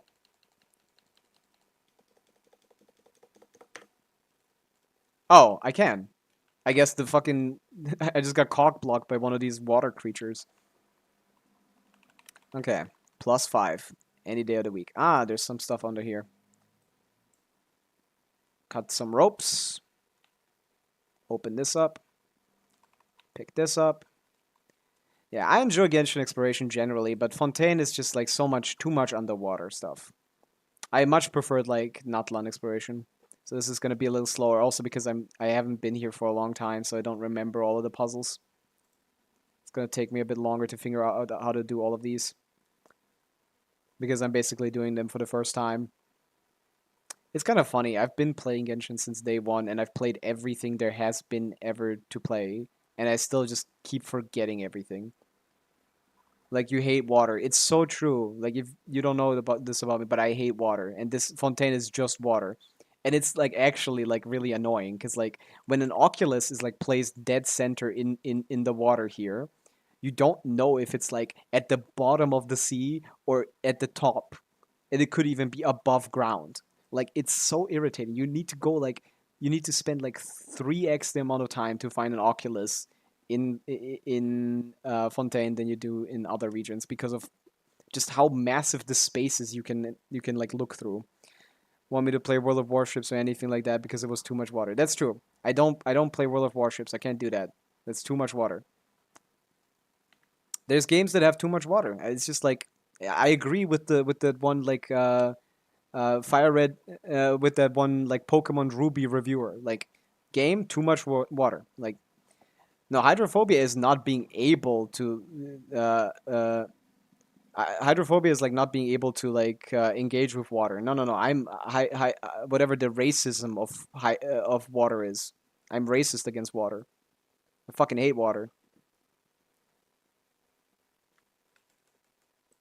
I need that ability. I guess I'm just gonna open up the door and maybe I'm gonna get help. And then you need to figure out what direction is this going. Is this the right direction to remove the water? I don't know. I can't tell what I'm doing here. Is this the right direction I need to turn? Oh, I need to connect it. I see. It is actually quite easy. I'm just stupid. Okay. Other one. Oh, this one doesn't have rods. I need to find them. I presume through... Oh, here's one.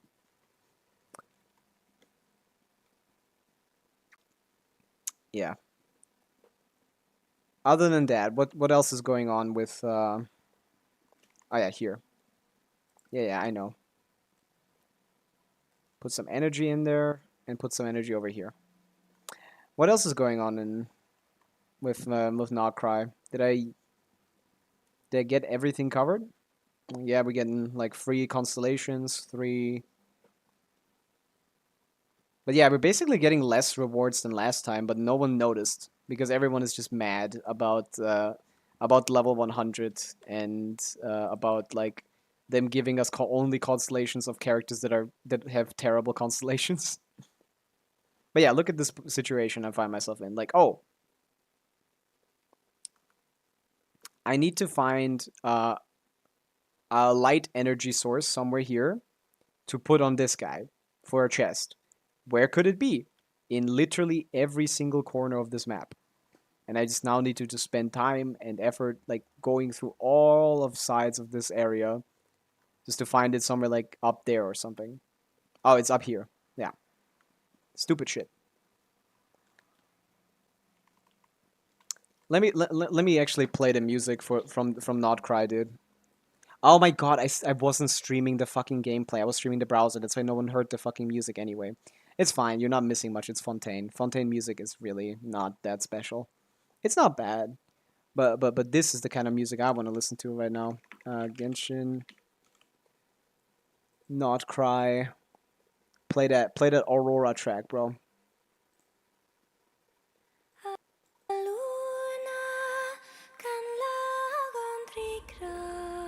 Like, this is fucking peak. You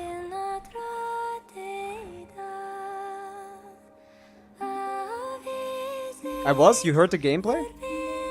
Like, visually, yeah, but you couldn't hear the sounds because it wasn't, like, on this right scene. I wasn't on the right scene, that's what I meant. But you couldn't hear the gameplay sound. But who cares? Now we're listening to this. Jesus Christ. Like, don't compare this to Fontaine. It's not gonna end well for Fontaine.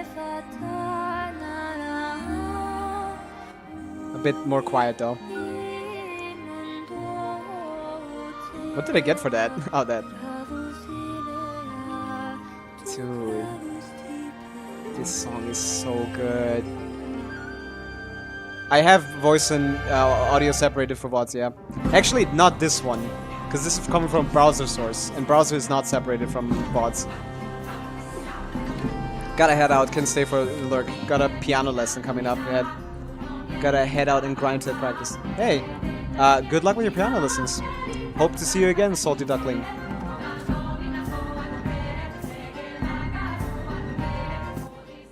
But yeah, I do have VODs separated for Spotify, but not for browser, so I'm just gonna tank this one. Thanks for the follow! I didn't even notice that you haven't, but like, yeah, thanks for the follow, Salty Duckling. That's great. +1. I'm getting myself a viewer base, one viewer at a time. You're like number 5-ish. Hey, top 5. Or first 5, I guess. I need a key for this. A lot of people tuned in today that didn't normally tune in, so I assume that's because of the weekend. So it was probably a good idea to start stream. Yeah, I remember the key is right here, but on the other side of this water. I remember. This is so cooked. Well, let's release this. But yeah, this song is so good. There's so many layers to this. Okay. Does anything happen once I do this? Like, does the door open?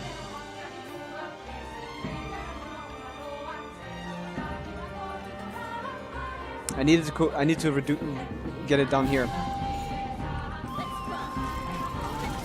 Open fire, open fire.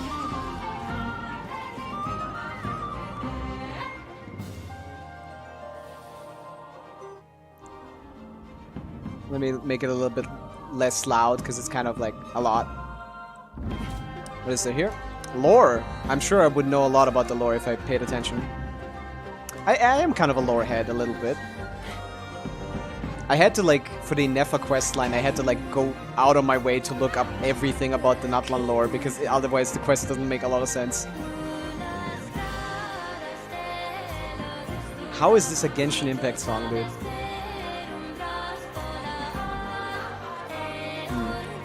I guess I need to just continue for a little bit.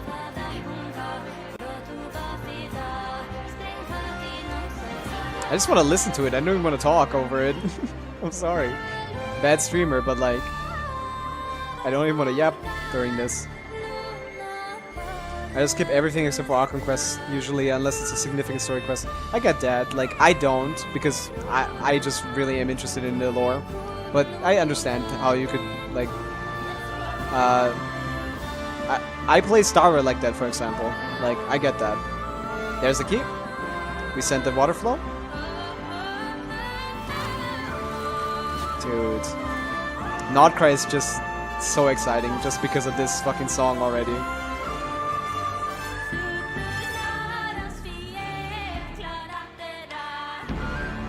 Oh yeah. Hey Moonbunny, if you want to, do you want to play like right now? Are you like ready to play? Because I think I might be able to call it a day for the stream today, because it's been about 4 hours. We've got... No, okay, well then I'll just continue. But yeah. Oh, is this the other one? Is this the combat theme? Yeah, it's the combat theme. Yeah, I'm sure, like, but like, I I got all the main stuff out of the way. We did some UAD reviews, we did some Stygian Onslaught testing.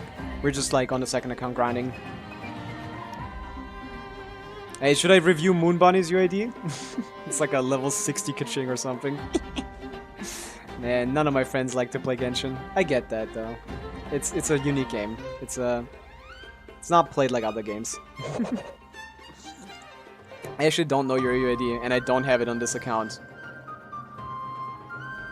I read every line, watch every cutscene, and wait for every character to finish talking. That's actually really interesting. Like, I personally don't let them finish talking usually. I just kind of read. But I do listen, pay attention. My account luck is cracked. On Star Rail, not Genshin. I read every line, watch every cutscene. Yeah, I watch every cutscene, I read every line, but I don't listen fully. I do pay attention to the voice performance usually. But I don't usually always let them finish. But that's cool. Does that mean you're like a big lore head? How can you have the patience? I mean, that's the thing. Like, Genshin Impact is literally basically the only game I play. Didn't I win like 80% of my 50-50s? I think so, but all the characters you have are like old now, so they aren't good anymore. Anyway, so it's not very impressive. The patience to play Genshin like with full intention, with full thing, is like easy when it's basically the only game you play, and for me that's the case. Like, it's basically the only game I play. Okay, so I connected all of these, and now I can release it into here. Oh no, I need to release here. Yeah. Oh, I need to get energy here. I didn't play for years, to be fair, but I imagine I kept playing it and was still interested. But I imagine if I kept playing and was still interested... Yeah, probably. It would probably average out to a pretty good account, yeah. For sure. The lift is already on the floor. Man, this is so convoluted. What are we doing here? These seem to be correctly connected. Ah, this opens the gate. I need to now pick this guy up, pop him out here, so I can time bomb myself back into this turning around again. Yep. I know how to play this game. I'm a master at puzzles. Bro, every time you say, ha ha ha, it sounds so awkward. Like, yeah, it does sound awkward. It's not my fault. It's his name. His name is ha ha ha ha. How am I supposed to say that? Ha ha ha ha. Do you have like a proper name? Or is that how you like to be addressed? Makes a lot of problems go away. Do you have 7 TV emotes? I do have. I have a couple. I'd like to add more, but if you aren't partnered, you don't get to do shit. If you aren't partnered, you don't get to do shit. I'd have to add them all manually myself. I have a couple. I have like Glorp. Everyone gotta have Glorp. I have Glorping. We Glorp here. We Glorping in this chat. They don't work on YouTube for some reason. But yeah, I have some 7TV inbounds if you guys like want to think. But yeah, ha ha ha. If you're still here, please give me a name that I can use for you that doesn't make me sound like an idiot. Sniper Glorp, yes! That's my favorite emote of all time. I named my little guy Sniper Glorp. Like the little one from the Nutland quest. My guy is called Sniper Glorp. And that's exactly what you should call him. He is a little Sniper Glorp. God, that quest was fun. You guys could check out the VOD where I played that quest. It was like 4 days ago. When he says that legendary line of... after the like old guy says, oh, now turn all of Nutland into phlogiston, he says the legendary line of like, nah, they don't need to know anything. They don't need to know about this silly stuff. Just like thousands of years of work down the drain. Let's fly. Just for a little Saurian to tell the guy like, nah, this is silly. Oh, wait. Wait a second. I literally picked up the key, but I didn't pick up the Oculus. Am I stupid? But yeah, I just finished the entire exploration of this sub area, and I barely paid attention. So I guess I still got it. I still have it mentally mapped out, all of Fontaine. I like this puzzle, by the way. I think it's a great puzzle. I actually like this puzzle a lot. They cooked here. Like, that's fine. No one's gonna play Monster of the World right now. Sorry. But yeah. Let's fly. Okay, how did I miss this? I was literally here picking up the key. That's like uniquely bad. I'm like a uniquely bad player. Okay, but that's the whole sub area, right? Okay. So I like stuff like this where there's like a contained challenge. Star Wars makes a lot of good contained challenges in the modern thing, but like their scenery is terrible, their environments are terrible. Like this, yeah, it's much less fun to explore. Because in Genshin you have like the beautiful music, you have the beautiful scenery. In Star Wars you just have like, because Star Wars is like a game without jumping, it has like only two paths. You can either go like on a line or you can go on like a slope. It is only like road or slope. It only has like two different modes. Well, Genshin has like really detailed like environments with very specific hitboxes. My name is actually Venti. It may sound like I'm trolling, I promise I'm not.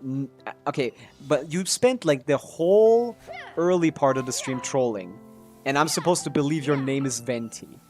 I'm sure. Okay, but to be honest, even if it wasn't, I'm fine with calling you Venti. So I'm gonna call you Venti from now on. Locked on. Bullseye. Because that's a lot better than har har har har har. Wait, what am I doing? I'm blowing up stuff, and then I just decided to fight like a guy. And there's a bird flying up above. Let me snipe this. Sniper glorp. Sniper glorp. Let's go! I'm the goat. I'm the goat. Oh, 20 seconds. Sniper glorp. Wait, maybe Traska is actually a good sharpshooter. Holy. Dude, clip that. That was actually goated. Dividing. Take me up. I can't say clip that yet. No one's gonna do it. Nice. A chest for that? Jesus Christ, Fontaine. You're generous. Venti Garcia. Oh. You don't need to go full government, but that's a cool name. So are you Spanish? Let's fly. Because you're here in this time? It's EU time? I think you gave me a EU UID. You're fairly new to Genshin, right? I guess not new, but like, still not in the late game. My parents are from Spain. Okay, that's cool. Yeah. That Garcia. Yeah. That makes sense. Okay. Well, Venti is your name now. Can I like give people like nicknames in this app that I have so I can just change their names or something? No, I can't do that. That's fine though. But yeah, I wouldn't go full. I wouldn't go full government in a Twitch chat, Venti.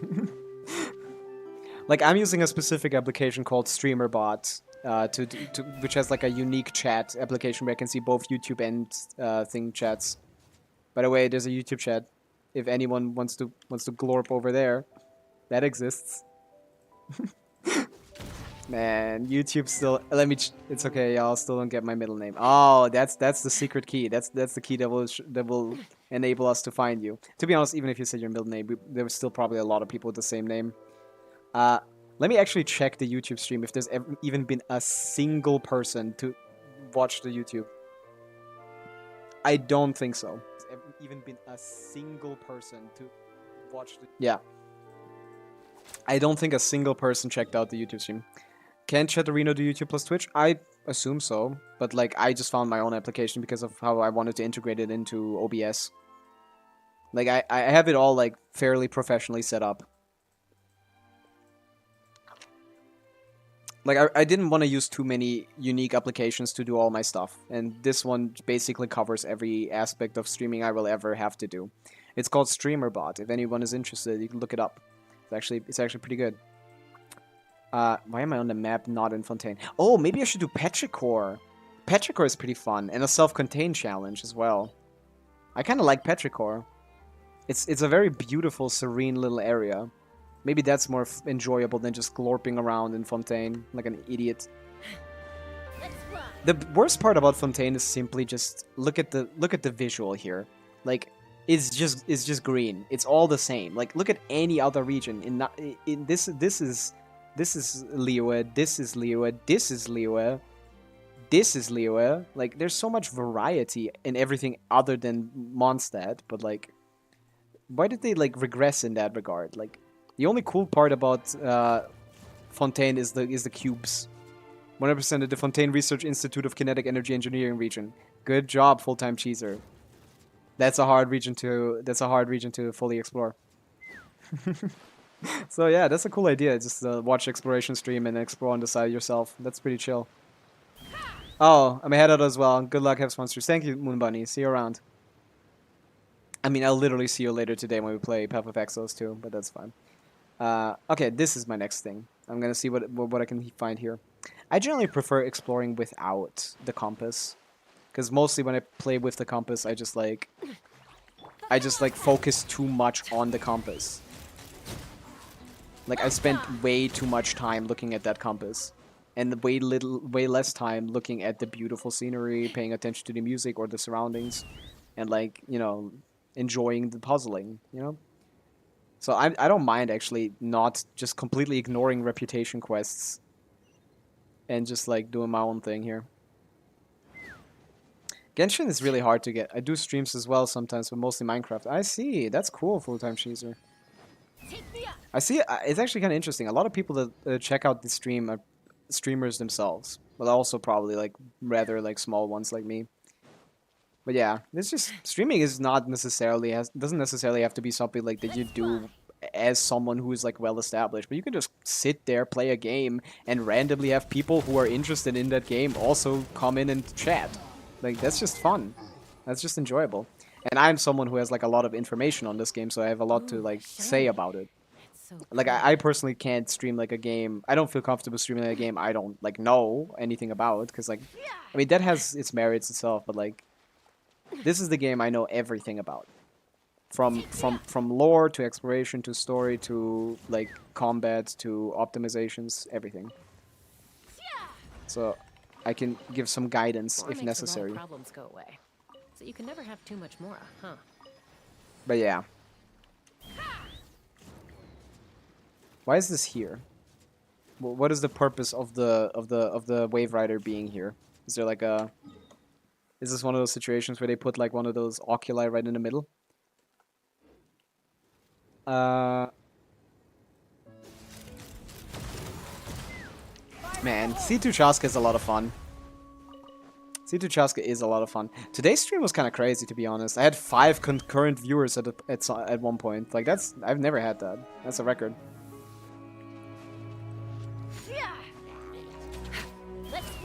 And that was only during the Abyss part, so I guess maybe there's a lot more people interested in that kind of content than exploration, which makes sense. I'm down to like make more of that kind of content, because I'm better at that than at anything else. Like I know how to like put together a team, put together a rotation, put together like proper artifacts. So I can help more people with that if necessary. But what do these guys do? These are like there's moving mirrors. These guys shoot lasers as far as I remember, and there's a starting laser over here. So let's see. There's a lot of interesting puzzles in Fontaine, actually, I gotta say. The guy's flexing his C2 Chasko on us. So true. Yeah, I mean, it's not a flex, man. It took me like 16 hours of grinding a day for 10 days to get this. I deserve to flex this, okay? It's not even like a particularly good one, because I haven't spent a lot of time in domains, you know? And Chaska doesn't have a Akasha leaderboard, so I can't actually check. I can't actually check how good she is. Like, the crit ratio is solid. It's 100 to 30. That's fine. With 180 EM, which is important for C2. So, it's good, but like, these two don't even have... Actually, they do have roles, but like, the game doesn't recognize them. Like, I'm actually running this. Look at this piece. Do you think this is a flex? Is this a flex to you? Like, the EM is actually good on her, because at C2, she can choose to react all of her hits. Or all of her C2 hits, which are the most powerful hits. So it's actually quite easy. Okay, and now I need to, like, hit all 4 of these at whenever they stop moving, right? Something like that. Yeah, this guy stops moving, like, there. Right, I need to catch these guys now with the thing. I should flex my level 20 C1G now. Yeah, you can do that, Venti. I don't think anyone will consider it a flex, but we can see. We'll see how it like shapes out. Yeah, Jean is just not a particularly strong character anymore, sadly. I guess she never really was that great, to be honest. Sucrose has been in this game since day one, and like Jean is just like, what if Sucrose was much worse, but healed? And healing has never been a thing that's really good in Genshin, you know? Healing has only been relevant because Farina forces you to have one, you know? But that's this puzzle. Nice. Cool. Little X. I hope you understood that was a joke. Of course, of course, of course. I was trying to play along, but that wasn't funny from me, so Fighting the so I lead is understand how often a constant conflict, you wouldn't have like gotten that I Luckily was for trying to you, play along. I don't really need this stuff. 100%, I get it. I was trying to play along, but like I couldn't think of anything funny. I need to glorp around more. Take me up. What are these guys doing? 3 red hilly trolls around. Okay. Do you give me a reward for that? Oh yes, an oculi. Thank you. That's a very thankful bubble right here. Okay. I don't know if I should pick up the Mora coins. The Mora pouches. Or what are they? Mora boxes? What do we call them? I think I just call them Mora boxes. Or Mora chests. Jesus Christ, what is this? Is this like... Is this like a terrorist organization? What the hell? What do you guys need this many explosives for? What are you doing, Hilly Trolls? Take me up. Open fire. The fact that these are like literally people from Conria that we're just murdering is... Oh wow, there's a lot of explosives all around here. Is there like lore to this? Is this like a warship or something that sank? That probably makes sense, actually.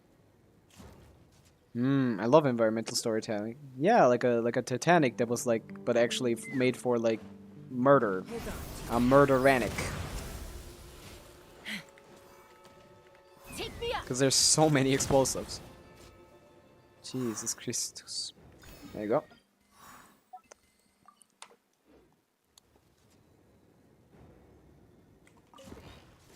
Let's go. We're just gonna... The best part about C2 Chaska is that the C1 gives you, like, longer exploration, so you can stay on her skill longer. Let's fly. In non-Natlan, where that matters. Not a lot, but it's noticeable for sure. I do think this is the best exploration character in the game, but Take me up. there's no real need for a good exploration character when exploration is goo goo gaga easy. At least, like, combat-wise. Because combat-wise, exploration is basically this. Fire. That's what exploration is, combat-wise. Fighting the lead is often a cause of conflict, but luckily for you, This song is I kind of don't really interesting. need this stuff. I really like Milani for exploration. She's fast on both land and water, and on water she takes less logistin. Yeah, in Natlan she feels good to thing, but I don't particularly like her outside of Natlan. Oh, this is the start of a world quest. But yeah, Mulan is pretty fun. All the Natlan characters have good exploration abilities. I still think Chaska's is the best one, but there's still all of them have like good ones. I like Varesa's as well. It's pretty good because you get like 2 skill charges and you can like jump twice in 1 skill charge. What is this? I don't even remember this quest at all. One ear out the other probably, huh? I do remember this area. Oh, this is an enemy. Ah, I remember this puzzle. It's not hard, but it's like, it has a lot of moving parts. It has a lot of moving parts. I need to move this over here. Why does it overshoot? Then I need to move this up. Oh, it stays. I thought it wouldn't stay. Yep. Then we can go through here. Let's move this up. I didn't see a Mulani on the account that you shared. Was that not your real account? That was Air55. Oh wait, no, I did see a Mulani of your account actually. Never mind. But the build wasn't finished, I guess. Yeah. Needs some work. Need to like AR-55, you're chilling. Stygian Onslaught is... You can do Stygian Onslaught difficulty free. You shouldn't be scared of doing that one. In fact, we could co-op it right now, and you can like get like 450 Primo Gems. I think you already did it though, actually. What is this? Stop exploding! Jesus, this is so irritating. What? What? Where do they come from? Wait, oh my god, are they on a perfectly synced timer?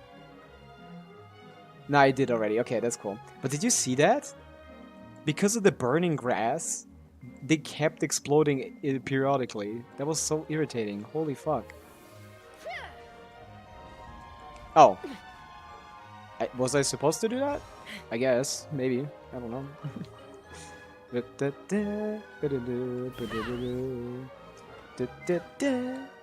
Actually, this song is kind of fire. I can't say it's not.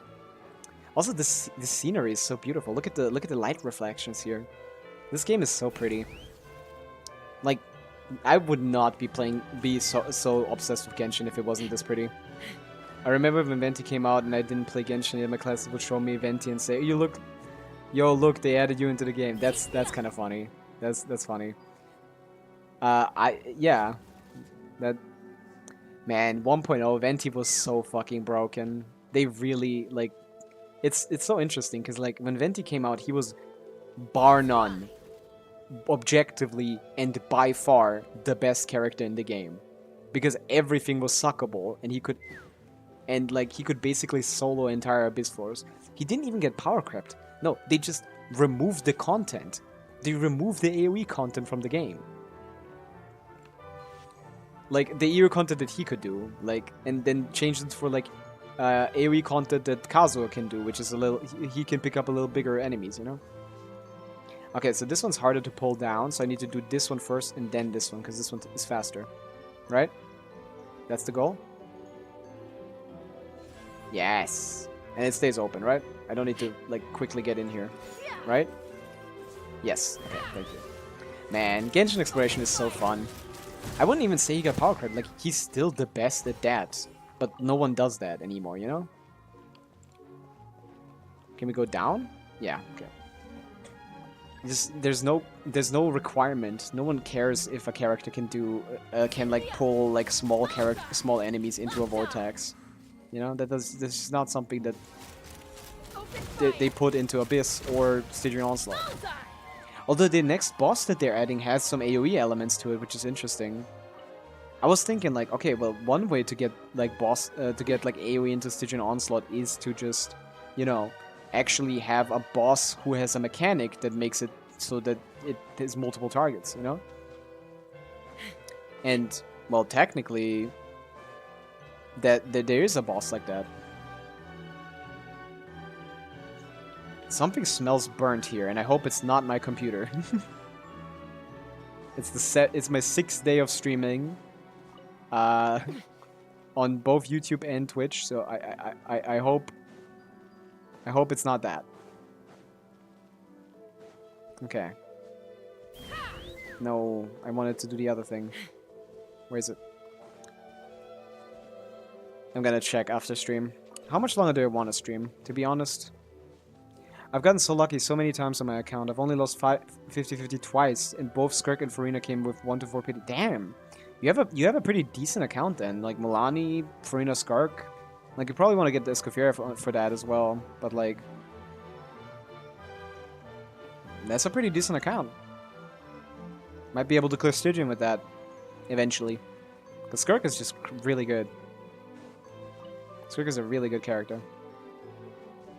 Am I allowed to be annoyed at this? Like... I don't know... Where's the item to do that? Is it like up here or something? Like, hello?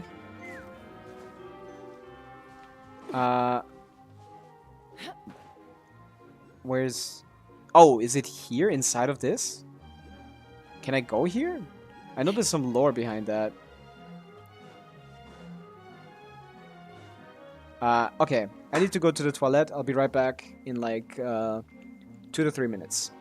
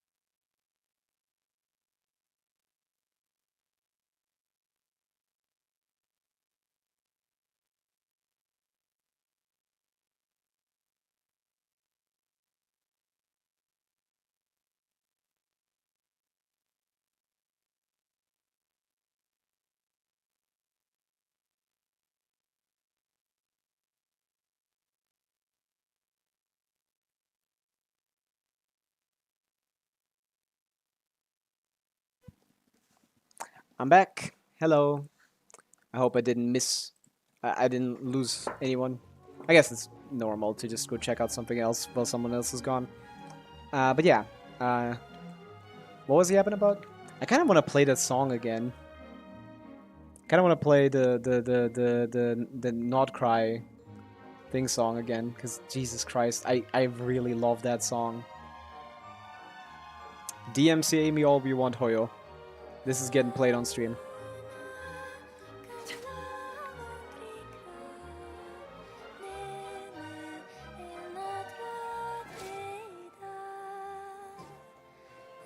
Okay. So I guess I'll just go down with this. I'll go up. I'm so excited for Notcra, but I doubt my account will benefit from it.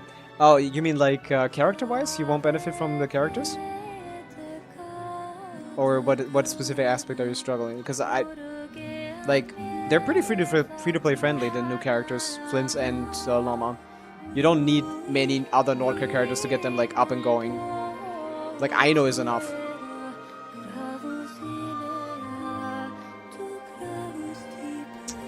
For most of them, at least. Like, what aspect are you scared of not working out for you?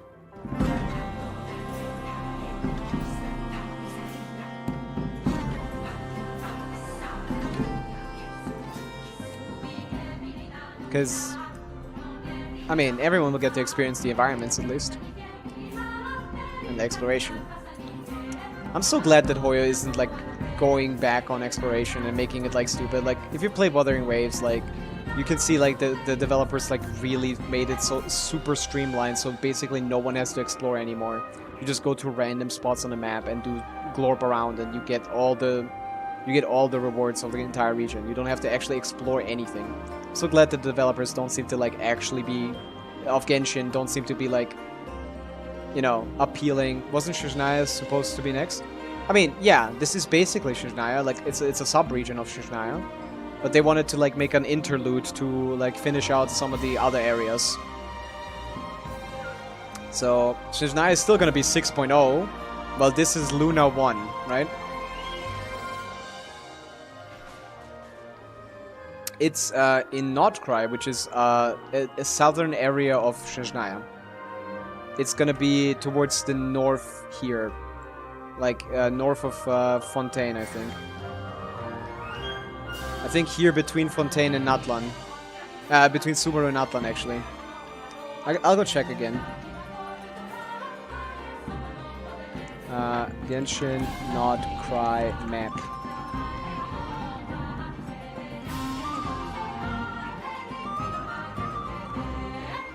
Because it was leaked before.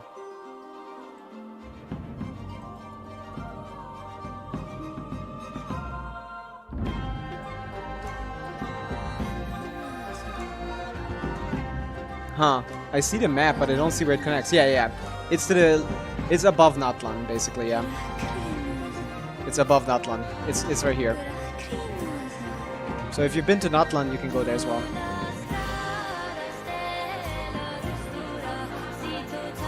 God, this song is so good.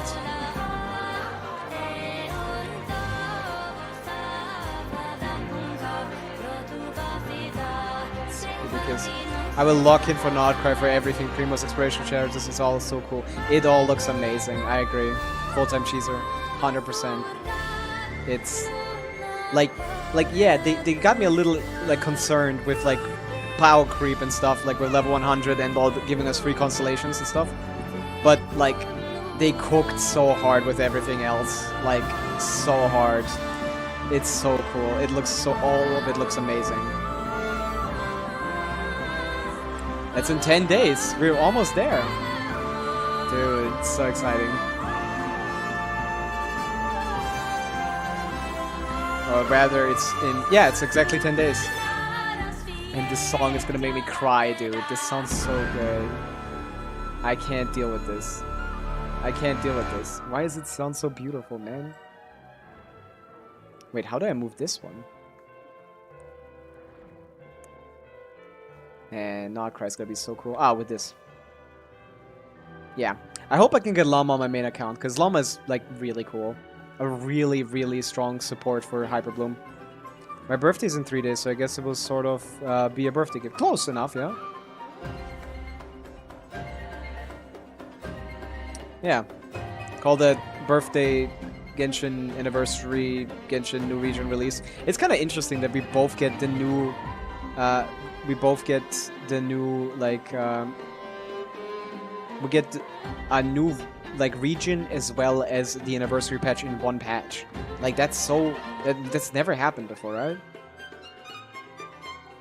I don't think that's ever happened before.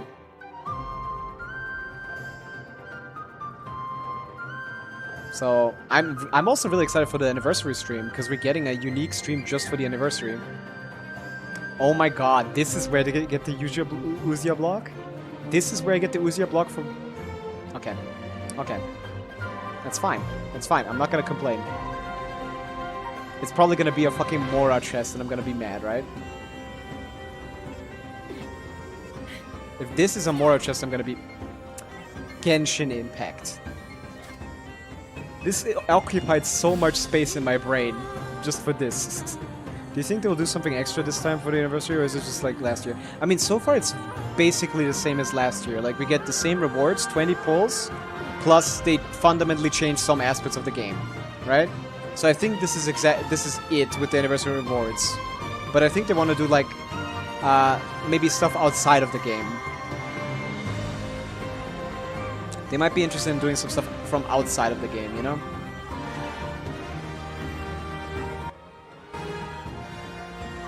Like maybe more like real-life events or something. I don't know. But this is basically what we got last time. So in 5.3, we got like the anniversary patch was... We got the 20 pulls. They reduced the pull requirement for weapons from 3 to 2. From 2 to 1. They increased the 50-50 win chance to 55. Or consolidated, at least.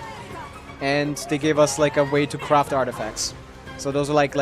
Oh, these are the benefits. And this time the benefits are just like, you get to level characters past 90 if you have the C6 plus resources, you know? And you get free 5-star constellation 4 times a year. Which, you know, sounds a lot better than it is. Because most free-to-play players won't have access to it. So, I'd say it's worse than last time, but... maybe they have more. I'm not sure. I'm not sure what else they would talk about in the anniversary then, you know? Because, like, what do we have to talk about then? If not that, you know? Like, what could potentially make them make a second anniversary stream? Or, like, its own anniversary stream, if not, like, more rewards, right? I hope it's more stuff, I guess. For everyone's sake, I guess. But, like, I have no ounce of an idea what they could be cooking. But right now, everyone is just still outraged over level 100. Which makes sense. It's like, it's poorly done. And the 5-star constellations are even worse, to be honest, because, like, it's only for shit characters. They specifically took out Kazuha, Yelan, and Alhaitham out of the roster. Like, sure, don't put Archons in, that's fine. But they specifically took Kazuha, Yelan, and Alhaitham out of the roster, so you couldn't get cons on them, which is so funny. They aren't even being slick about it. They're just doing this shit. I've powered it from all sides. How do I activate this? Oh. I understand Kazuha and Yelan, but Alhaitham's cons aren't... Not Kazuha's cons aren't even good. That's the thing. Like, not even Kazuha's constellations are good. But they just, like, look at, oh, this is a good character, right? They don't even care if the constellations are good. We don't want to even give you a chance to, like, improve your good characters. It's so weird, man. Like, yeah, Kazuha's cons are, like, seem better than they are, because you need to use his burst, and his burst is fucking awful. No one should ever use his burst. Ever. Like... But yeah, Yelan C1 would actually be good on most accounts. Like, that's just... Like, it doesn't take long to come out, you know? Yelan's burst is not like a... Yelan's skill is not something that is, like... Takes a lot of animation time, like Kazuha's. Which is why his C1 is not that good. And reducing her ER requirements is very important for her damage, which, you know, isn't for Kazuha. So, like, C1 on Yelan, I would actually go for that. That sounds like a good pick. But they didn't want to give us Yelan. They want us to not have Yelan. And that's just kind of scummy to me. Like it's not a benefit at that point. It's just like what is it called? It's just flavor. It doesn't even improve your characters much. Like the best constellation improves your DPS, improves your team DPS by like 2% out of that roster. Am I not supposed to activate this device once I'm here? Once I've collected all the sources? And it seems like all the sources are pouring.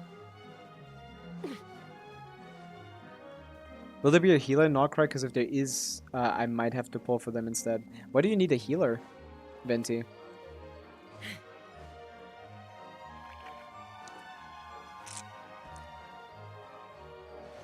You have 0 healers.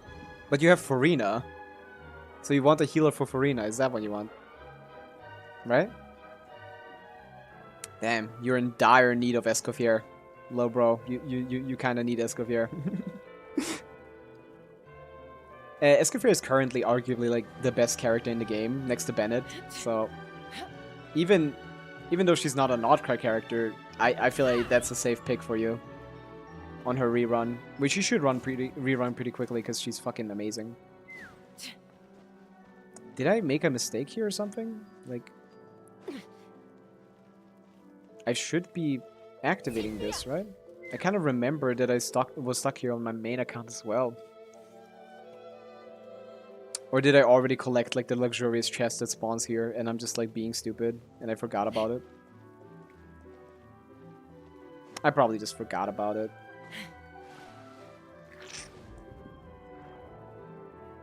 I'll go check, but like, there's really... I doubt I made a mistake here.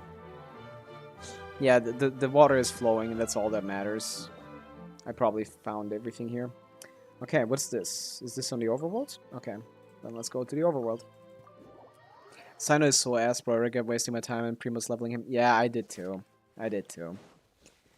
Sino is, like, literally the worst character on my account, probably.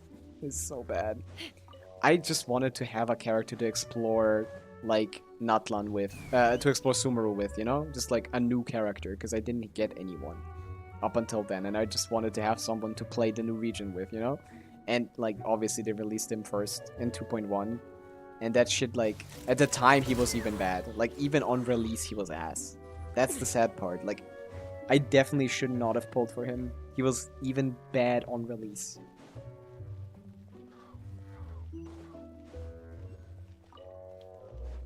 Let's fly.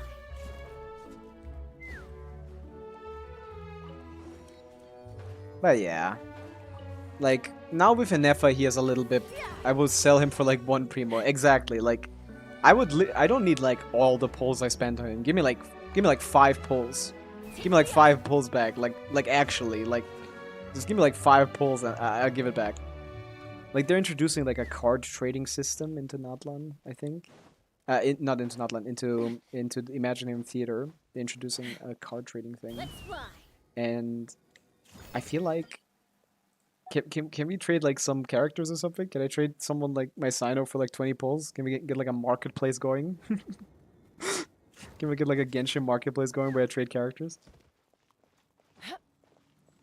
That would be too good for players, because like you could just try a character and then sell them or something.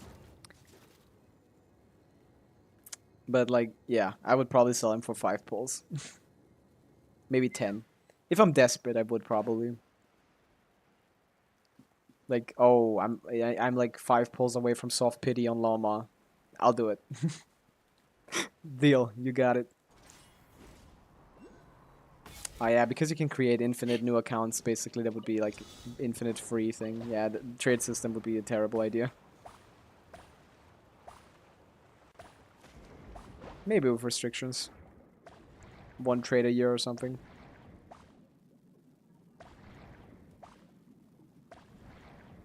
But yeah, I've wasted a lot of my Primo Gems throughout my gameplay. Like, I've pulled like most characters, I guess. I have like 70% of the characters. Remember the Ayato and Sino banner? I remember I had soft pity and got Ayato, then somehow managed to get 74. You pulled Ayato too? Man, you love wasting your pulls. Jesus Christ. Like, Ayato is not much better than Sino. There's two characters that are basically dead slots. Yeah, I didn't get baited by Ayato. I basically didn't pull anything in 2.x. I just saved. And then I pulled everything in 3.x, which was a waste. I should have saved then as well. But yeah. Oh, this is just gonna get me to the Oculus. Okay. At the time he was okay, but like when Nivi came out, it was absolutely shit. But he wasn't even that great on release. He was okay on release, sure, but like he wasn't considered good. He didn't have any stronger teams than any already existing teams, you know? Like he was never considered good even on release. Obviously the meta people were completely like ignored back then. Back then people didn't care about meta because the hardest thing was Abyss 12 and Abyss 12 was like piss easy. Back then, you could do it 4-star only with like the fucking 1.0 4 stars only, you know? And that was like not even bad. Like you could do Sucrose, Sincho, Fischl, Beidou, and then on the other side do Bennett, Shangling, Kaya, and like Diona or something. And that has been able to clear every Abyss up until like 3 point something, 3.7 probably. Like, basically, you never had to pull any characters back in the day to clear Abyss. If you just knew how to, like, properly play the game, which most people didn't, to be honest, to be fair. I didn't know how to play back then, at all. I was much, much, much worse at the game. Okay. So I need to hit these guys all at the same time. But the bubble that I'm shooting doesn't have enough strength to hit them. Can I move it around? Oh yes, you can move it around with this. Right. I can not only just move it around, I can make it bigger as well, right? There's a fucking fly here that's absolutely trying to destroy my life. And it kind of, yeah. Jesus Christ. Who's the best free 5-star standard to go for my account? Whatever is the closest one you have to C6. Because getting any standard constellation doesn't matter, but getting yourself getting your like transformative reaction characters from 90 to 95 matters a lot. I mean that's more for like end game players. You're AR-55, right? So maybe you could actually take advantage from some of the constellations. What are your current cons? I don't want C16 though. Like I mean, even if you don't want it, that's like basically the opti. I'm sorry. That's what is good now, sadly. But you don't have to play like that because like you aren't close to end game. You probably don't even have a Hyperbloom trigger. You probably don't even have a Hyperbloom team, right? You don't have like Kuki or Raiden level 90 or something, right? Then it won't affect you that much to get the level. So, well, I guess you can pick whoever you like. None of the characters are particularly good. None of the cons are particularly good. I mean, C6 Tichnari is pretty okay. My Hyperbloom team is Raiden, Sincho, Nahida, Kazuo. That's not a bad team. If you replace Kazuo with like Yelan or basically any Hydro. Or anyone that does something more than just grouping. That's actually a good team. And do you like the Raiden Hyperbloom teams? Like, do you enjoy playing Hyperbloom? Because I could replace Kazuo with Farina. Yeah, but then you don't have a healer, so it would be kind of tough. You could replace Kazuo with Llama, who is a Hydro, who shreds Hydro and Dendro resistance, allows Dendro cores to crit, and has a personal damage where she hits like for 150k on her skill charge once you have enough dewdrops collected. So you could pull for Llama, invest into like, well yeah, forget her. Do you want to get Llama? Like, out of the two 6.0 characters, would you rather get Llama or Flins?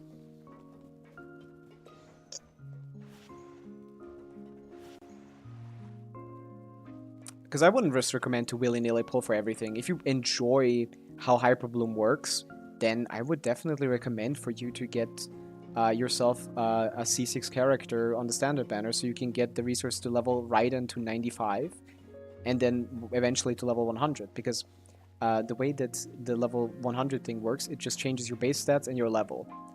And for most characters, that's not a big increase. The base attack increase for attack scalars from level 90 to 100 is like enough to increase your team DPS by like maybe like up to like 2 to 5% or something, depending on how good your base attack is.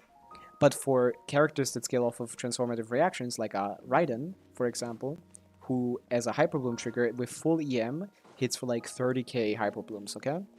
At level 90. At level 90, full EM hits for like 30k Hyperblooms. If you now leveled her to level 100, with the resources that you can get by getting characters beyond C6, you can increase the damage by 40%. So instead of doing 30k per Hyperbloom, you would be doing 42k per Hyperbloom.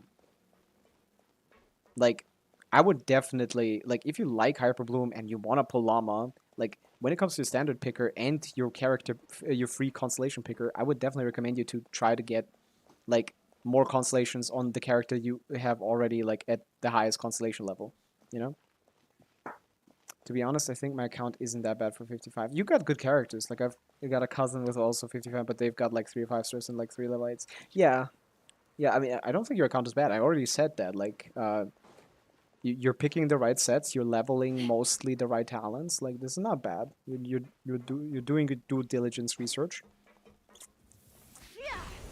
I definitely don't think it's a bad account. I need to somehow, like, fill this bubble up. Like, make it bigger. There was a tech for that. You could make... Oh yeah, you could push one bubble into a second bubble. So it means I could probably get a second bubble by going through here. Maybe. But yeah. If you... none of... I knew it. We got a second bubble over here. Push this off. I see. I see. But yeah, I mean, your count is not... Oh my god. Oh, it fell through. Nice. And you can push these into each other to create a mega bubble. And then it should be positioned so you can hit all of them. Which it does. Nice. But yeah. Shiny. Unless you really want, like, one of the characters, I mean, you should always just pick whatever you like, you know? Like, whatever you think is gonna give you the most fun. That's always the best choice in Genshin, because, like, the point of a game is to have fun. Optimally speaking, you should probably go for, like, materials that make your Hyperbloom team even stronger. And if you pull for Llama, like, Llama is the Hyperbloom, like, Llama is gonna make Hyperbloom come back as, like, a really strong reaction, you know?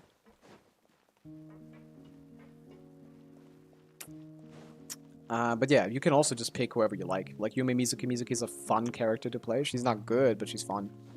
But with what I've recommended, you could, like, spend more time on the characters you already have instead of trying to build a new character or something.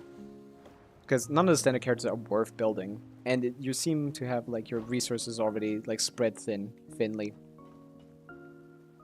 Like, you know, for endgame stuff, every character should be level 90, every weapon should be level 90, all of their talents should be like 9 or 10, and all of their artifacts need to be at least have 24 good rolls for, like, endgame stuff, you know? So, like, if you want to get there, you need to, like, focus on a few characters before you, like, spread your resources too thinly. I'm kind of lazy. I get that, though. Like, most people don't care about this. I'm just saying this is what you're, like, technically supposed to do if you want to get there, but you don't have to. Like, you just enjoy the game. You're not missing out on anything. Siege and also, you're getting, like, reroll materials. Who cares? And, like, theater, like, that's Primo Gems, but that's just like a do you have enough characters check. And Abyss should be easy enough anyway. And not building the ones I have already. Yeah, yeah. That seemed to me to be the issue of the account, if there was one, you know. I recently had gotten Navia, but I got Skirk, so I dropped Navia. Exactly, that's the thing. Like, more people pull a lot more than they build, and that wastes a lot of pulls. Cause like that Navia pull could have been an Escoffier pull once you finished building your Skirk, you know. If you just didn't get that at all, that would be like. That would be a good amount of resource saved. Like, you need to, like, I think it's always best to just, like, be more conservative with who you pull for. Not just pull for anything, any new banner just because you're bored. It's like, Mora makes a lot of problems go away. So you can never have too much Mora. But yeah. I also had to learn that lesson the hard way when I started playing. So it's not like it's like a bricked account or something, no.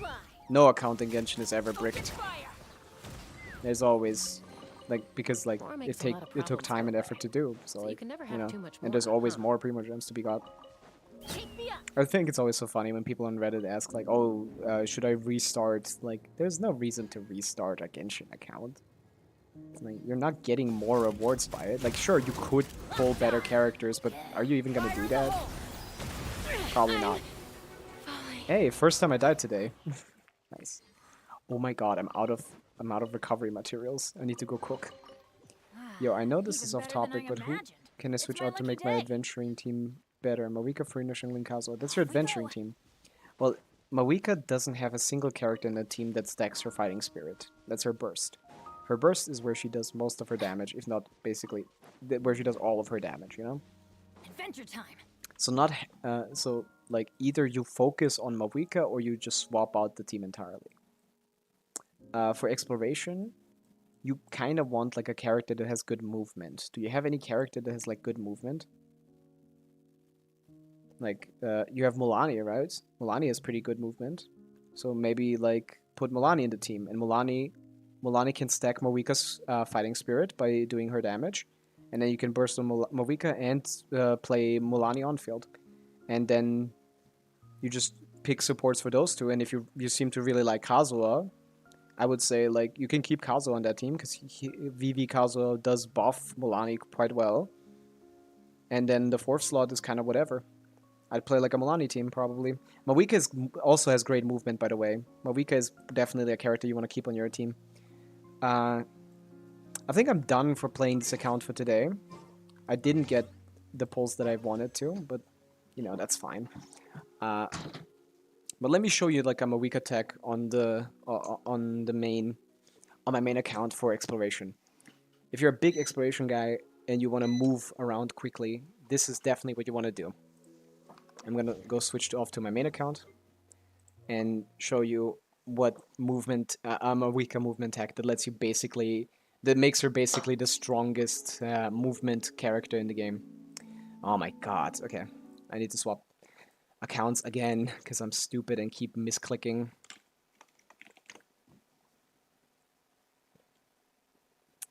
Okay, Hoyo.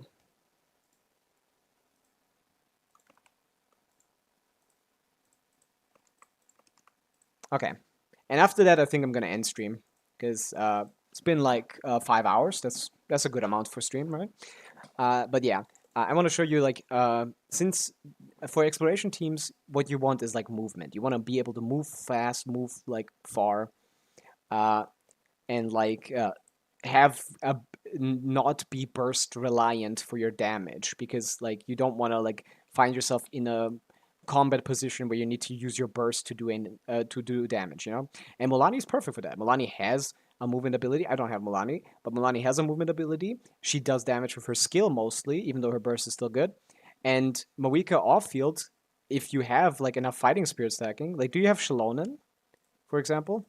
Because that would be the best character for that, but like I assume you don't have Shalonen. Yeah, but like you can basically put anything. Like this is let me see some flat ground. There's this Mawika tech that basically lets you ride or like rather fly on her more than is intended. Because when Mawika starts her flying, her Night Soul bar is actually capped or like stuck for a little bit. When you jump, the Night Soul bar is stuck for a little bit. So the tech is to do this. The tech is to press space 3 times. It's buffered, so it might seem like it's not happening, but it's happening. You jump, press space, and give up. Jump, press space, and give up. Jump, press space, and give up. And you're conserving your energy bar. So you're moving faster than running. You're moving faster than running by pressing space 3 times. I moved like from that flower to over here, basically. Because this is what you get. This is how far you get if you just drive fast. And obviously, this is what I just did. And if I just drove normally, I could get further. But like, it's basically not even faster than running if you just drive normally. And it also doesn't get further, so you can use. Yeah, it doesn't get further than the tech. So the tech is simply just you are Mawika. You press her skill. You hold her skill. You jump, and press space 3 times. Oh my god! Why didn't you say this so earlier? I'm so sorry. Okay, now I can show you. I'm so annoyed at that. Ugh. Hey Gabriel, you managed to show up right when I ending stream. I'm so sorry. Hey, what's up? I'm trying to show like I'm a weaker tech for a movement because Har, aka Venti over here, asked about like a best exploration team, and I think for them it's like Milani, Mawika, Kazuha, and like the reason is like let me do this again. Okay, what normal from this flower we start? We're gonna run. Boom. We got to this rock, basically. We got to this rock from that flower. Okay, that's not very efficient use of the skill, of the movement, right? Okay, the second thing you can do is just not dash. It's slow. Quite late, didn't I? Yeah, a bit, but like... I was thinking like, oh, it was really late for you at the time, so I was like, I would start stream a little earlier. But yeah, so with just going normally, we didn't go very quickly, but we got to here. Okay? Let's go back to the flower. And the tech that you can do with Mawika is a tech that basically lets you... when you jump with Mawika, her Night Soul bar gets stuck at a level for a little bit during the flight. And we're gonna abuse that to keep as much of the bar as possible active for the longest time.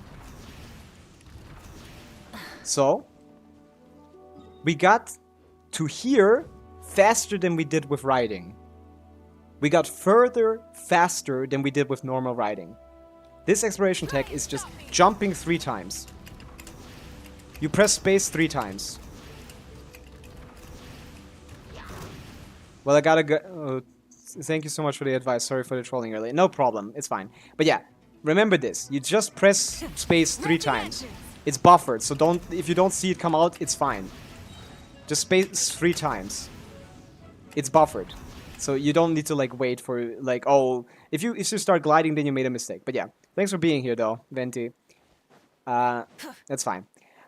But yeah, Gabriel, you missed, like...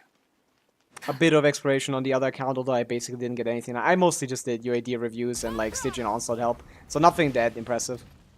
But yeah, I hope... did you know about this tech, Gabriel? About this Mawika tech? How to make her like movement last much, much longer. Try and stop me. And basically make her like the best... basically make her the best exploration character in the game.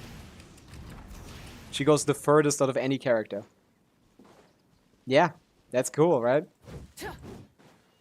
That shit lasts forever. And if you do it perfectly... yeah, that's the perfect way. See that?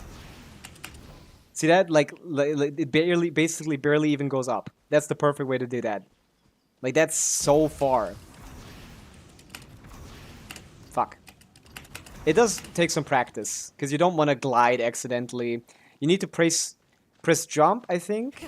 Rev the engine. I think the optimal way is pressing jump and then quickly press 2 space bars. Like, jump space space. Yes, jump space space. Yeah, jump space space. That's the one. Look how far I'm getting.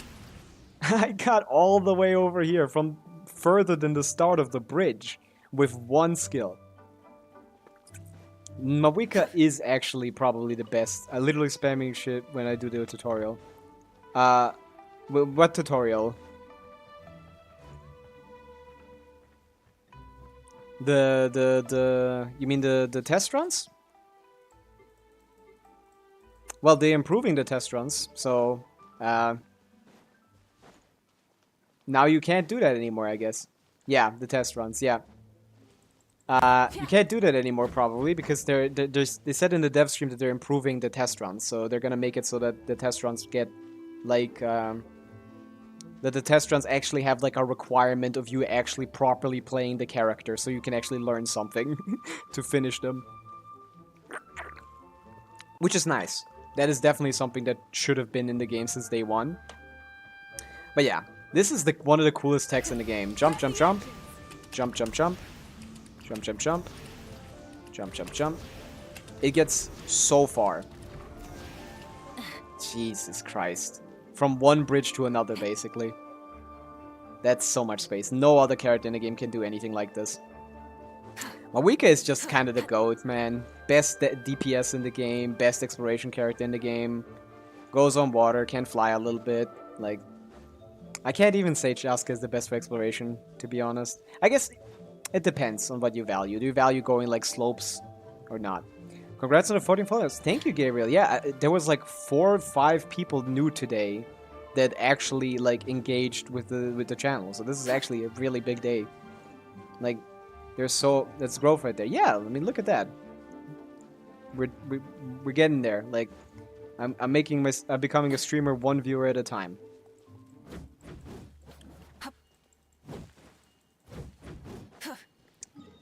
But yeah, I did play on the second account a little bit, but since Flins is now in the second half of the banner, I think it's gonna be pretty easy to get myself a C1R1 Flins, especially with 60 pity already built up. So I don't think I need to grind too hard. But yeah, still, that was a fun stream. Unless you have like any questions related to Genshin, I think I'm gonna actually call it a day. No. But I could help you still. I'm still energetic. Like I could help you with like anything. Full throttle. Nothing so far. Well, I'll be streaming tomorrow again, so maybe you can witness that. Or I guess check out the VOD, but it's not that interesting. Light of the blazing sun. Light of blazing sun. But yeah, okay. Well, thanks for showing up anyway. And I'm gonna call it a day. And I'll be back tomorrow. It's 6 hours diff. What do you mean 6 hours diff? From last time? From yesterday or?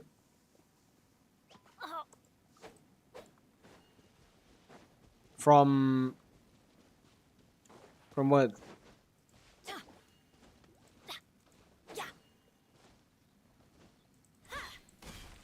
Currently for you it's 11 p.m., right? Off we go. Okay, well then this is actually a pretty decent time to stream, right? Adventure time. Cuz like my stream time was like Off we go. from like what, like 6 p.m. to 11 p.m. for you, right? I feel like that's like opti, no? Try and stop. I don't want to keep you up till 1 a.m. though. So I went a little earlier. I mean, I wanted to go early anyway because like I only streamed that late because of the live stream. And I feel like next time I might react to it myself. But yeah. I think this is more of what I would prefer to stream at when I can. Like more of like from your perspective, I guess, like from like 6 to 11 p.m. Burn it down. But yeah. But yeah, thanks for being here. I'm gonna still call it a day now because it's been 6 hours and it's been 5 hours only. Only a 5-hour stream. I'm getting rusty. But yeah, today I had my like max viewership of 5 concurrent viewers, so that's cool. And I'll be seeing you tomorrow at around the same time. Thanks for watching. Bye.